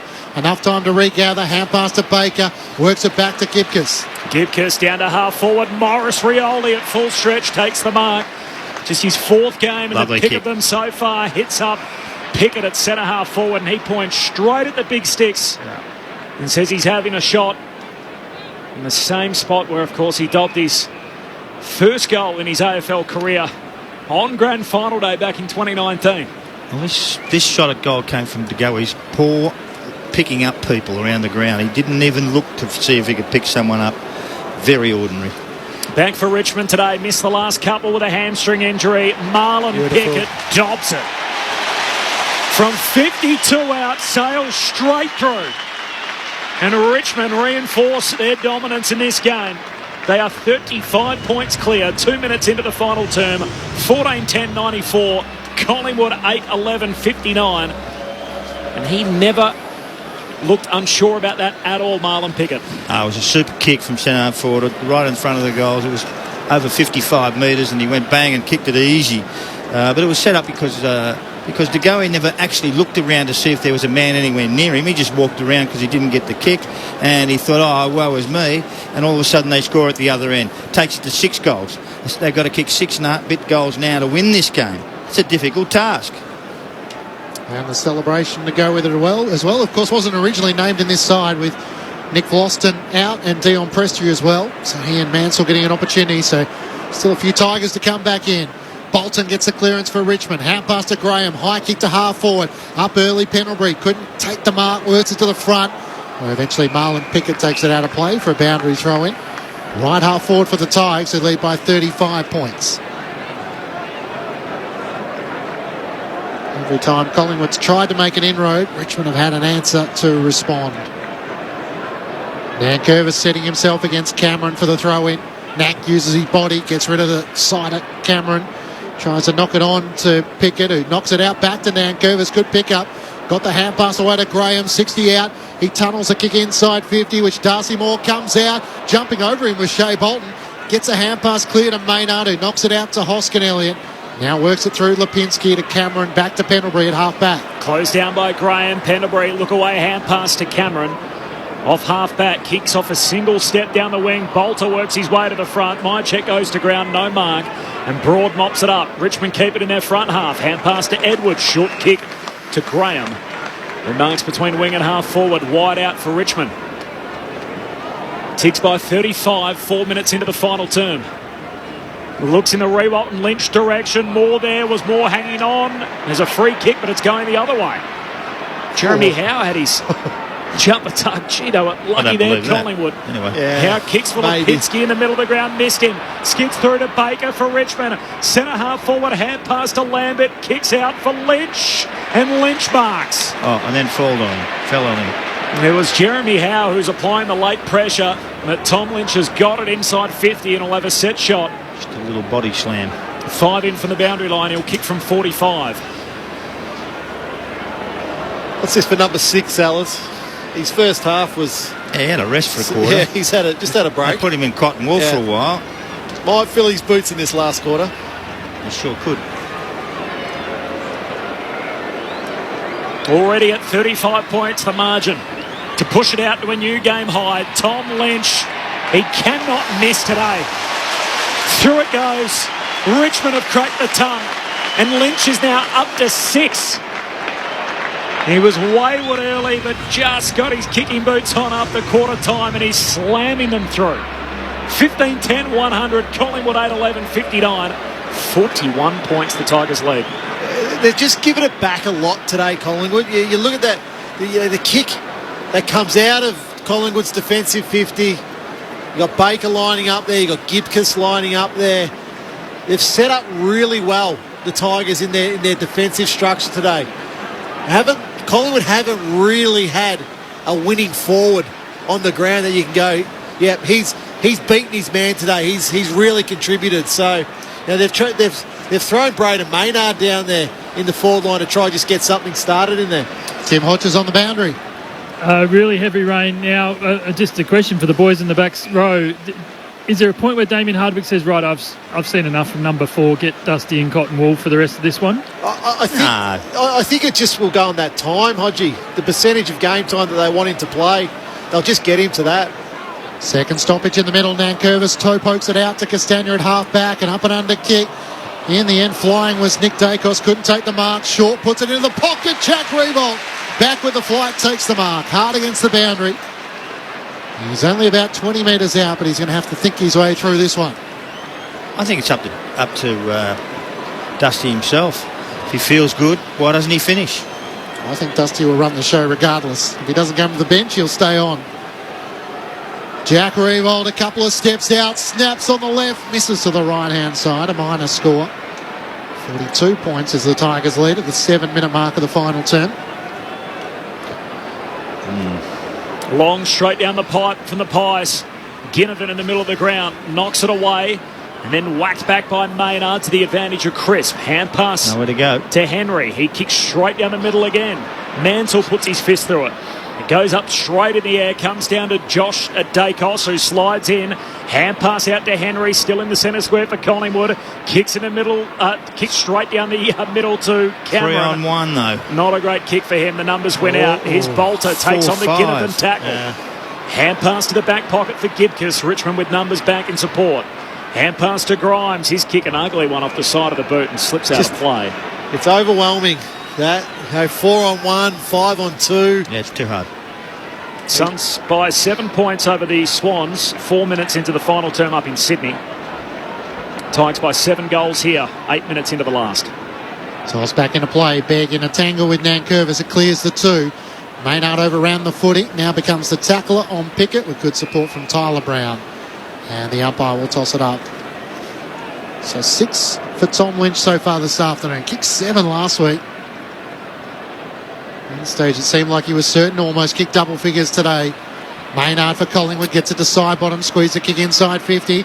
Wide of Josh Dacos, Broad gathers, hand pass to Mansell, out in front of McIntosh, who veers back onto his right-hand side, kicks the ball up the southern wing towards Lynch, out number 2 on 1. And Moore with Noble sees the ball out of play for Collingwood. Tigers by 42 points. Big couple of weeks for the Tigers to come at the MCG. They've got Hawthorn next Saturday, Essendon, and then Sydney at the SCG. So 2 of the next 3 are back here at the MCG. Lynch up to 27 for the year, leading the Coleman medal. Obviously Tom Hawkins to play next. The boundary throw-in looked like it was skidding out. Pickett tried to soccer it further afield and puts it out on the full. So he's 5 clear of Hawkins at the moment. Obviously still with the better part of this quarter to come. Final term 9 minutes old. Tigers by 42. Side bottom short to Jack Crisp. Kicks down to half forward. Begg leading in the race. Touched by Cochin on the way through. Gets to Begg though. Hand pass to Maynard. He spun around in the Nankervis tackle. Dusty clever. Palms it to the advantage of McIntosh, and the Tigers are away. Hand pass to Morris Rioli. Puts on the afterburners. Gets away from Noble. Hand pass to Martin. Puts it across the deck to Lambert. Spun around in the tackle. Gets it back to Dusty. Outside of the right boot. Tries to bounce it home. Quaynell's back for Collingwood at fullback. Kicks to Lipinski at centre halfback. Now pass to Nick Dacos, who turns back into the corridor, gives it to Pendlebury. Corralled by Lambert. Good vision. Spots Begg free. Collingwood's forward line is a mess at the moment. It's all over the place. They can't get themselves set. To go, he's played more forward in this final term. Begg sends it long towards Cameron. Juggles the mark. On the smaller Manson. He's 50 out. He pokes it to Sidebottom, who's pushed down from the wing. He marks on a tight angle in the right forward pocket. But 10 metres closer to goal. Steals Sidebottom, wastes no time. Skirts onto his left, snaps on goal and misses to the right-hand side. A minor score. 41 points, Richmond's lead at the 10-minute mark of the final term. Collingwood still searching for their first goal of the final term. 13 possessions for Sidebottom.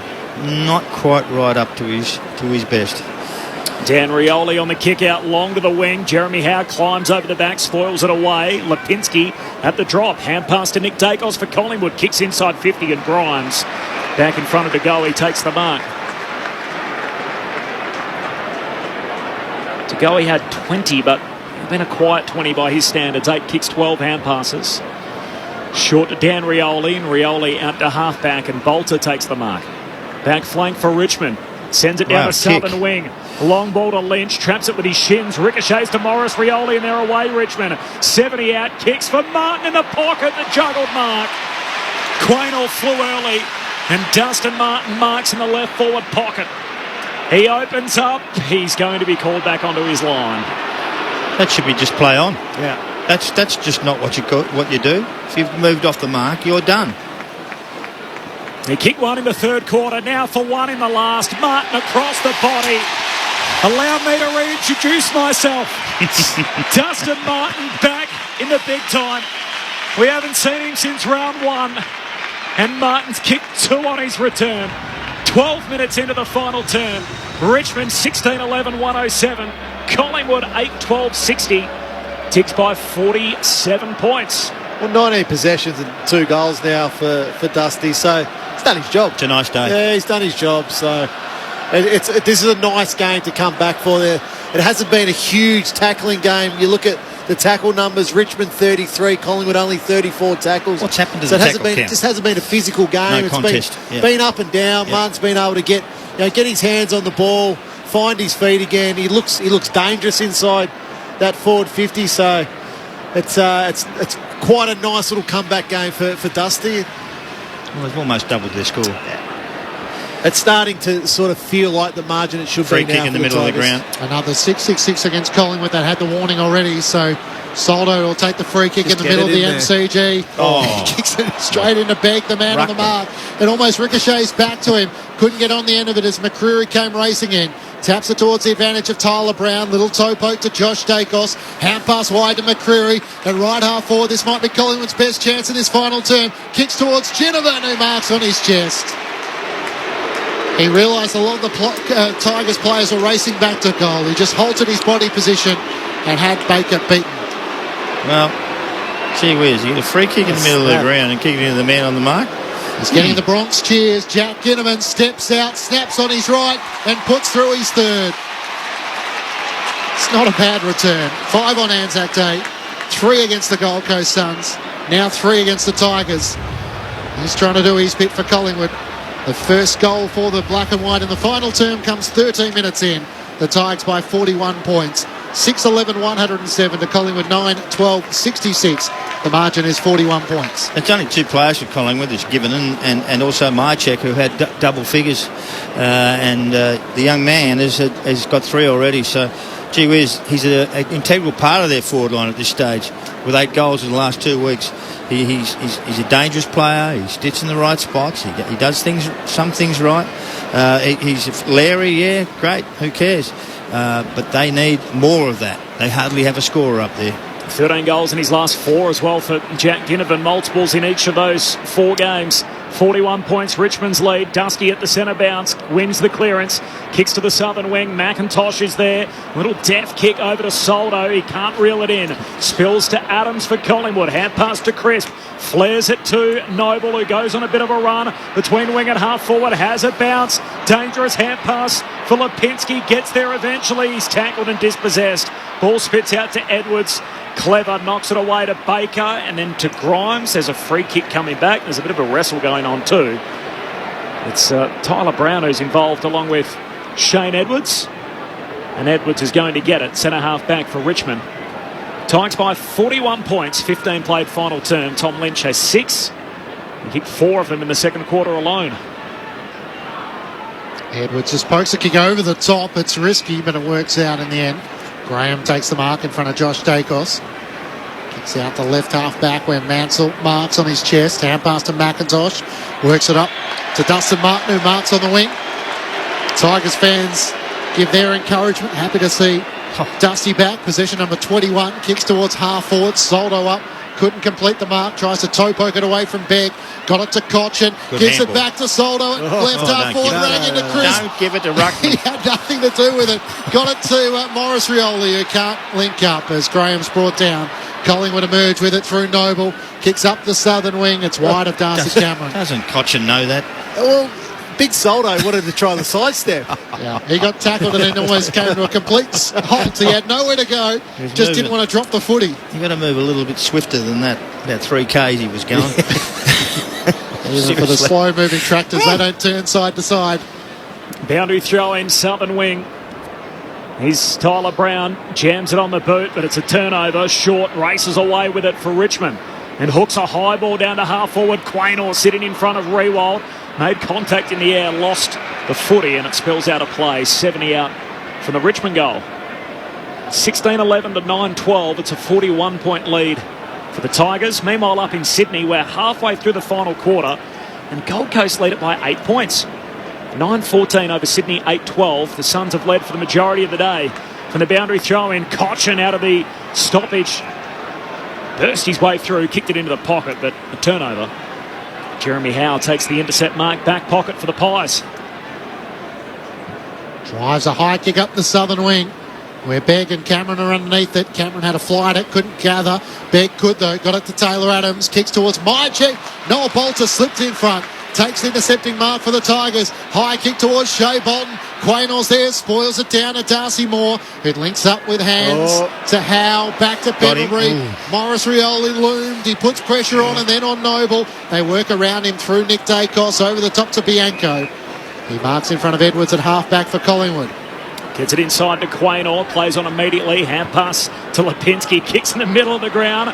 He wanted Adams, one-on-one with McIntosh. Adam knocks it back in to traffic. Adams still has his head over the footy. Eventually spits out to Brown. Collingwood maintain possession to Cameron. Still Adams his head over it. Whacks it away, but straight to short. Surge kick forward and Howe at the drop again. Centre half back for Collingwood. He kicks for Lipinski, one-on-one with the ruckman. Soldo a little reckless over the top, swats down his hand. A little reckless. Very reckless. And a free kick. Just gave him the benefit of the doubt. I don't think he saw the ball at all. Lipinski goes short to Nick Dacos. Between wing and half forward. Looks inside the forward 50. Cameron deep. Gibcus spoils it. Comes down to Brown. Was he tackled over the shoulder? Ump said play on. Now McCreary. Ball held in. Ump says ball up. 35 metres out from the Collingwood goal. All looks a little played out from here. Richmond by 41 points, 18 played final term. After this match, we're taking you to the Giants and the Cats. Reece Stanley is out for that game. Zach Guthrie are late in for Geelong. Collingwood trying to muster something here. Josh Dacos sockers it towards the goal mouth. It goes out of play up against the right behind post. Tigers by 41 points. We think of over 60,000. Jeff Taxes and a late change for the Cats. Yeah. And the ruckman's always in the spotlight when it comes to Chris Scott. Gibcus, clearing kick for the Tigers into the middle of the ground. Begg missed it. Lynch couldn't get on the end of it. Quaynor picks it up in the centre circles for the Pies. Sends it straight down the middle. Good kick towards Myercheck. Couldn't take the mark. And Castagna front and centre gathers for Richmond. Hand pass to Grimes. Off balance kick straight towards the boundary line. That'll be a free kick. It rolls out in front of the two benches. Deliberate. Yeah. Even though he kicked it off the side of his foot. Yep. Scott Pendlebury to take the free kick with the rain still falling at the MCG. I don't think Collier was named either, so that'll be a Mark Blitzhart's job for the day. In the ruck for Geelong as Pendlebury heads down to half forward. Begg the target, spills to Myercheck across the half forward line. Hand pass to Lipinski to Adams on the run. He shoots and he kicks it. Nice work from Taylor Adams. And a one late for Collingwood as we tick into time on in the final term. 10-12-72 the Magpies. Richmond 16-11, 107. They're way out in front. The Tigers by 35 points. Well, they've got 2 goals in the last quarter. You know, one to Adams, and I think the other one was Given. That's right, that's him. Those two there. So that was a battle to get those. I mean, that's over 20 minutes they've been working to get 2 goals in the last quarter. They've had plenty of possessions. They've done all those sorts of things. They're not going to win this game. But you know what? We've seen a little bit from them that we see. Their forward line is not powerful enough yet. They cannot score. When you get a good defence against the Collingwood side, they actually get hurt. And today was that day. 7 minutes to go in Sydney, so that's on the game clock. Gold Coast still by 8 points over the Swans. From the throw up, Cameron and Nankervis. Nankervis wins down the tap to Graham. Kicks Richmond inside 50. Moore spoils it away from Revolt. Out to Quaynor. Back inside the defensive 50 with a hand pass to Pendlebury. Steps around Lynch. Works around Morris Rioli. Hand pass to Maynard at half back. Kicks towards Tyler Brown. Could have caught one high. The umpire spotted it. Collingwood take the advantage. Crisp works it forward to Cameron. Out to side bottom. It gathers just inside the boundary. Back to Cameron. Awkward ball for him. Richmond outnumber Collingwood 3-on-1. They eventually win it. Pickett to Nankervis. The hand pass along the boundary line to Graham. To Baker, who had a fumble. Cuts around Tyler Brown. Once, twice. Threw it on the boot. It goes straight up in the air. Graham underneath it. Can't pull it down. Not that it would have been 15 anyway. Lipinski. Hand pass out to side bottom against the boundary line. Beats Baker. Now side bottom down the boundary line to Myercheck, who takes the mark. The Tigers by 35 points. Time on in this final term. Myercheck between wing and half forward. He kicks inside the forward 50. Hoskin Elliott over the pack. Pulls down a Specky. You could see him coming and off 2 steps. Hoskin Elliott with a towering pack mark. Hangs onto it for the Magpies.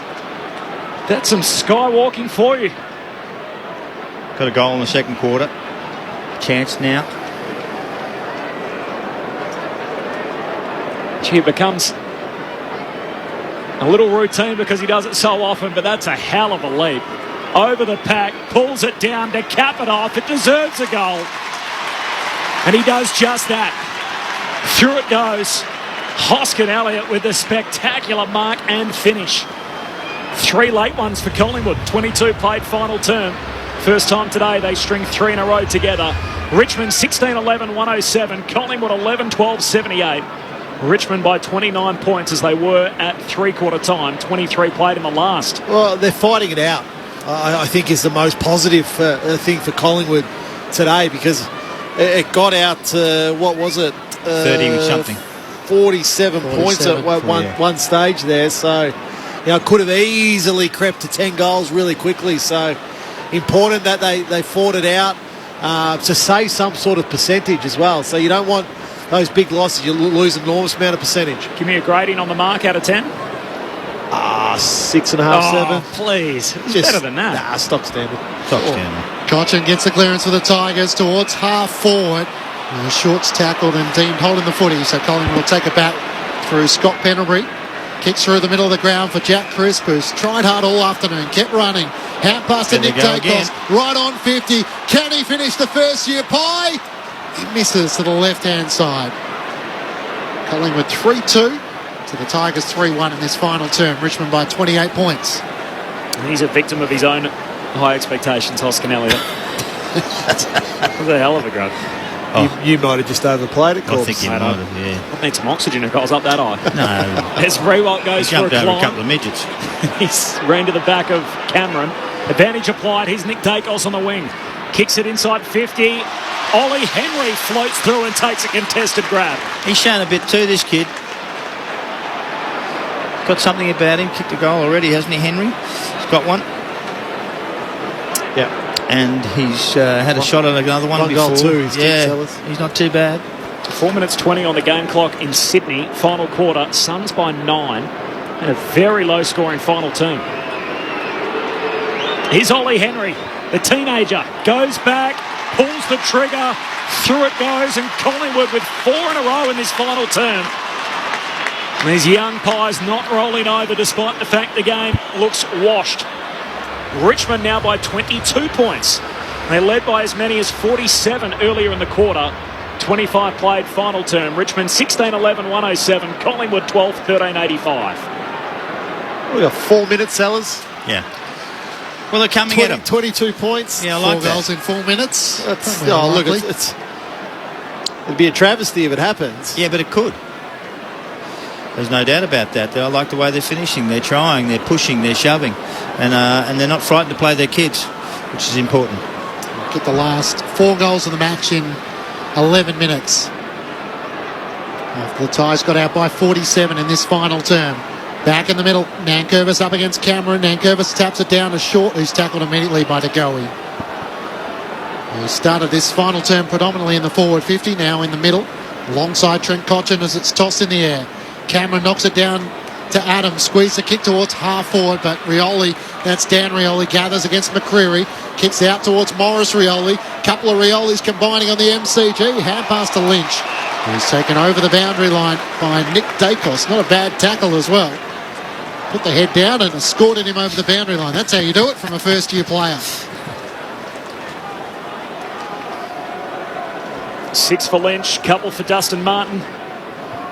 Boundary throw-in, 60 out from the Richmond goal. Nankervis at the throw-in. Palms it down. Here's Graham through traffic. Hand pass to Cotchin. Kicks inside forward 50. Moore takes the mark. Held out Lynch and then just dropped back when the footy was falling to take the mark. Long kick out towards the southern wing. Hoskinelli at the target. Mansell flew to Spoil. Comes down to Edwards. He hands it to Mansell. Kicks to centre half forward. Spoil from Howe. Clever. Morris Rioli taps it into Dusty's path, who chips short and hits up Castagna. Is that 10 metres? No. Was it 6? 7. Morris Rioli Jr. He's a freak. That's He's got Cyril, some tricks. That's Cyril 101, isn't it? Just has to touch the footy to make something Michael. happen. That's Michael Yeah, Long. that is Michael, yeah. He's had a hell of a day, Morris Rioli. Kicked 3 last week. Hasn't kicked a goal today, but just the stuff that he's done inside the forward half for Richmond has been exceptional. Carrying the Royal surname in footy. Here's Castagna. That is horrific off the boot. Hardly hit his foot. Falls down in front of Lynch and Cameron. Gee, still a live ball down there. Yeah. Rewalt. Hand pass to the top of the goal square. Now Rioli puts his head over it. That's Morris. Still going. Comes out to Bianco. His soccer went straight to Lambert. Hand pass back into the hot spot. Lynch hands one off to Nankervis. He's bowled over. Gee, pretty ugly at the moment. Adams almost threw it. He's called too high. Now a free kick for a high tackle. It's going Collingwood's way, so Pendlebury will get it in the defensive 50. Gee, Adams was lucky not to be penalised there. Geez, big Levi Casbold has just kicked the goal to put the Suns 14 points up with a minute and a half to go. Isn't that great? Pendlebury, not a great kick out of defence. Cotchin overran it though. Lipinski's hand pass picked off by Dan Rioli. He's got the footy tucked to his chest as he's tackled by McCreary and Tyler Brown. So keep an eye on that one, Corby. Down to the wire at the SCG. Here at the MCG, Tigers by 22 points. Pickett can't break clear as Tyler Brown lays the tackle. Ragdolls him to the turf and the umpire will do it once more. 28 minutes gone, final term of the MCG. Tigers by 22. Nankervis down. Tyler Brown slaps it into the middle of the ground. Got it to Adams.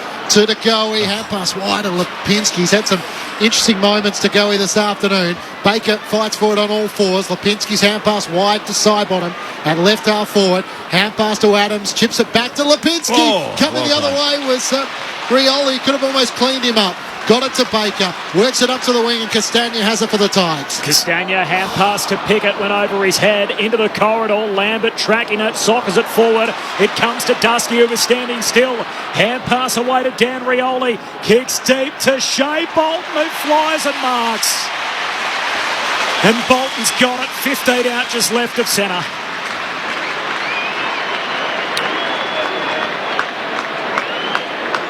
It's about time they took Dusty off.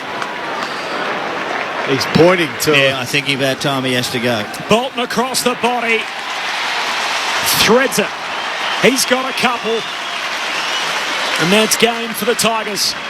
29 played final term. 17-11, 1-13. Collingwood 12-13 85. Tigers by 28 points.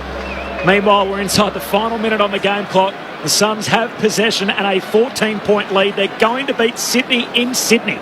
What a boil over. The Suns lead at 10-15 over the Swans 8-13. The Swans losses to Brisbane and the Gold Coast all of a sudden. Just a kick from Rioli. Just a kick from Rioli was just fantastic to find Shea Bolton up there. It's quite easy. They've continued to move the ball quickly into their forward line. They continue to actually just take on the opposition. They deserve this win comfortably. And they're back. Let me tell you, they're a force to be reckoned with right now. So 17-11, 113. Over 100 points again for the Tigers this afternoon. Pickett gets the clearance. They mightn't be done with yet. He ran too far. Well, it's 52. Give me a whistle, Sellers. You were right on it. Lipinski takes the free kick for Collingwood. Give me a whistle. Yeah, join the umpires. Good call. I like... Up here. No, I don't like it up here. Adams receives it 48 metres out. He fires on goal and misses to the right. I got no idea what I like, to tell you the truth. The siren. I tell you what, being an umpire is not what I'd like to do. 27 points. Do you reckon you get a howling when you're being an umpire? You get some feedback. Oh, feedback. Broad on the kick out. I can go home and get feedback. To Mansell in the back pocket for Richmond. And yellow and back-to-back. Consecutive wins for Richmond for the first time since rounds 11 and 12 last year. The Tigers get themselves to 4-4 with a 27-point win over the Pies. In any weather you will see us with a grin, risking head and shin. If we're behind then never mind, we'll fight and win, for we're from Tigerland. We never weaken till the final siren's gone. Like the tiger of old, we're strong and we're bold, for we're from Tiger. Yellow and black, we're from Tigerland. They were too good today as Dustin Martin made his return. Dusty had 23 disposals, kicked 2 goals, 1. The story was Tom Lynch in the first half. He kicked 6 goals for the day. 4 of them came in the second quarter. Richmond led by 6 points at quarter time, by 24 at the half, by 29 at three-quarter time. They had it out to as many as 47 points, their advantage in that final quarter. Collingwood played it all the way out, and for what it's worth, they won the final quarter. Richmond winners by 27 points. We're from Tigerland, a fighting fury, we're from Tigerland. In any weather you will see us with a grin, risking head and shin. If we're behind then never mind, we'll fight and win, for we're from Tigerland. We never weaken till the final siren's gone. Like the tiger of old, we're strong and we're bold, for we're from Tiger. Yellow and black, we're from Tigerland.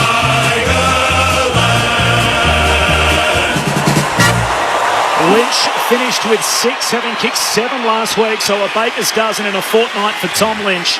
2 each for Shea Bolton, Jack Riewoldt and Dustin Martin, and then singles down the page. Cochin, Castagna, Soldo, Lambert and Pickett, while for Collingwood, 3 for Jack Ginnivan, 2 for Hoskin Elliott, 2 for Henry and Myercheck. Singles for Adams, Crisp and McCreary. Nothing to report on the injury front, at least nothing obvious. The Medi sub wasn't used, so Sydney Stack and Jack Madgen both unused by their respective teams. 64,481 in to see it on a game with a little bit of rain this afternoon at the MCG, while the big talking point in the competition has come in Sydney. The Gold Coast Suns have defeated the Swans on their own patch. The Suns snap a 3-game losing sequence. They defeat Sydney 10-15-75 over the Swans 8-13-61. So a 14-point win for the Gold Coast, and here a 27-point win for Richmond. Adam Ramanauskas and Mark McClure. Well, they're back. The Tigers, I can tell you, they look like the team that they were of 2 or 3 years ago, or 2 years ago when they were winning premierships. The last three, they skittled Collingwood quite comfortably. They kept them on their edge. I thought that they were terrific in the way that they played. Their defence, when you have a look at their defence, Grimes was a short player who plays down back. He's sensational. Young Josh Gifkis has really sort of surprised me a little bit. He was really good. He played his game really well. He didn't have to do anything too flashy, too fancy. But I love the way he went about it. Bolter and Liam Baker, and they just denied, and Daniel Rioli, they just denied them the opportunity to score. They had 26 shots at goal to the opposition's 28 shots at goal. I think that's right. 28 shots at goal. So to me, I think that when you think about that, and their consistency and their shots on goal were in the right spots. They get them to the right areas and they score. And then you go through the forward line. Oh, I love little Maurice Rioli. I tell you, he's going to be a player. His highlight reel is going to be as good as anyone's you'll ever see when he gets to understand how good he is and how much he can do in this game. When he's there, when the thing's on the ground and all over the place, and does the right things most of the time. I love the way he played. You can't go past Tom Lynch, who was sensational the first half, but I really enjoyed what happened after that. 1 goal only in the second half for Darcy Moore. Cut him back to 1 goal for the second half in that area. He had 6 at half time and 1 after that. So to me, I think that's a terrific effort. They need to keep them on those blokes. Why would you go and squander someone else and hurt his game when the best player should be playing on him for the rest of the game? So Lynch was terrific in the way they went about it. Lambert started to stand up well. Shea Bolton was terrific the way they went about it up forward. Jack Rewell played his part. And Dusty Martin, of course, Dusty Martin was in the game. That was a really interesting game. Very, very clean work from the Tigers. They looked like they wanted to play good, solid football, and they did. And they took out Collingwood, and who sort of hung in there for a little while, but just not good enough. Well, it looks like the Tigers have their run back. I think that's what impressed me most today. They've still got Dion Prestia to come back into that middle, so... with Prestia, with Shea Bolton, with Lambert now coming back into the team. Cochin probably had his best game it was good. in a while today. So I think where they've really lacked over recent weeks, even last year, was through the middle of the ground. So that looked like it was back on today. I think Graham had a big game today, 30 possessions, 9 inside 50s, 6 tackles. Yeah, he was just... They need a couple of workers in there, the Tigers. And I think that Graham's definitely one of those. Pickett's underrated, what he does for Richmond. He's up and down his wing. And McIntosh also, he's up and down his wing. So structurally now, it's starting to set back up for Richmond quite nicely. I thought Noah Bolter was enormous today, particularly in that first quarter, where he was able to take those intercept marks. And that got Collingwood on the back foot, because then they were really afraid to get that ball in quickly with any height, because Bolter just continued to take intercept mark after intercept mark. So then they had to completely restructure Collingwood, try to get smaller forwards leading up at the football, and at times that did work, but Richmond had their measure through the back part of the ground for the majority of the day. Lynch, regardless if he got a kick in the second half, he was absolutely terrific and set the game up for Richmond in the first half. The matchup of Darcy Moore, I agree with Sellers. Moore has to play on him. It's as simple as that. There's nobody else there to play on him. Maynard actually did a reasonable job when he was playing on Jack Revolt today. But Lynch was the absolute difference in this game. Collingwood, they're going to have to manufacture a little bit. Brodie Grundy being out doesn't allow Darcy Cameron to go and play forward and be that long target that they need there at times. Even through the back part of the ground. I know Roughhead's injured at the moment, but did they miss a little bit with not playing Madgen, just so they can have the flexibility of how they wanted to play? They can't win without a tall forward, and they haven't got one that's really that can stand up right at the moment. Yeah. Well, the hit-outs were 49-16, even though Richmond only won the clearances by 6, but it's going to be a hard slog without Brodie Grundy, and it just impacts all over the ground. No, but you need a target up forward, and they don't have one. They're trying to pinch hit with Myercheck. They're trying to pinch hit with DeGoey. It does not work. So the big difference, sorry, Corbs, in this game, I thought, was Collingwood's kicking efficiency. They only went at 57% for the day, so they had 194 kicks. A bit over half of them a bit under half of them were ineffective or clangers. Richmond by 27 points. Tim Hodges is in the winners' rooms. Hodgie.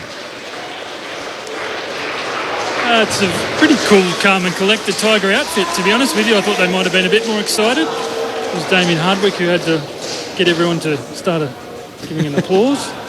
Just waiting to see whether they put Dusty in the middle. I'm not sure he'll cop that, but great to see him back. So Jack Riewoldt, as always, is the last person into the song, and here we go for Tiger fans. Couldn't be more relaxed down here.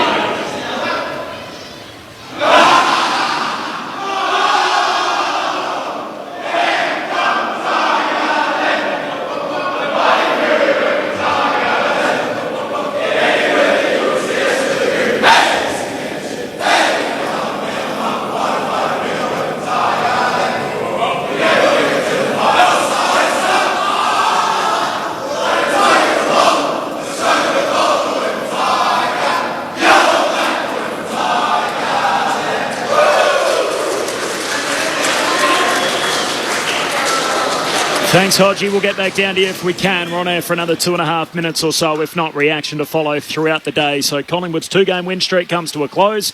And as I touched on the siren, first time since round 11 and 12 last year, Richmond string back-to-back wins together. So they beat West Coast by 109 points and now a 27-point win here over the Pies. They play Hawthorn, Essendon and Sydney. In Sydney before the bye, the Tigers in their next 3. The health of Richmond's list is vital to how far they go. If they can keep players healthy, I think they can really push for that final 8. If they lose players, as they have regularly over the past 12, 18 months, that's when it becomes difficult. Back-to-back 100-point score lines, third time for the season. Their defence helps their forward line, but they've never been a great clearance side. Their contested possession was back today. Yeah. Collingwood are on Friday night footy, so these back-to-back 6-day breaks after the Monday fixture, then Sunday against the Suns, Saturday here against the Tigers, and Friday night against the Western Bulldogs to start round 9. Yeah, All was on Bulldogs, Collingwood scrapping for around the 8. I thought Collingwood's only winner today, Corb, was Crisp. Yep. He looked like their only real winner across the 4 quarters. They couldn't get flow to their game today. They fought against the game for a lot of the day. Yep, the scoreboard may have flattered them in the end with those 4 goals in that last quarter, but it got out to 47 points, and it looked like it was going to be a really big margin for the Tigers. So I think that's where Craig McRae can be a little bit happy that they did fight the game out. But I just think he's going to have to play around with the structure for the next couple of weeks until he finds a winning formula, because when they're at their best, no doubt they can beat the better teams. The votes in the ABC Footballer of the Year, have you got them in 30 seconds? Yeah, I got Jaden Short. I thought was fantastic. At 709 metres he gained. He was tremendous through the middle of the ground when it all counted. I gave 2 to Jack Graham, 485. He's had 30 possessions, 15 kicks, 15 handballs, 7 marks, 6 tackles to go with that. So that's his job. And the best player on the ground was Tommy Lynch. He was sensational. 6 goals. He made mincemeat of the defence and destroyed them. Tigers winners by 27 points. Dustin Martin had, what did he have? 23 and kicked 2. Tom Lynch with 6 up front. Tigers by 27 over Collingwood. Meanwhile, the Gold Coast beat Sydney in Sydney by 14 points. They now have 3 wins in their last 4 against the Swans at the SCG, in a form line which makes absolutely zero sense in any other context. But isn't that good? They seem to have a happy knack of beating the Swans in Sydney. For most of the network,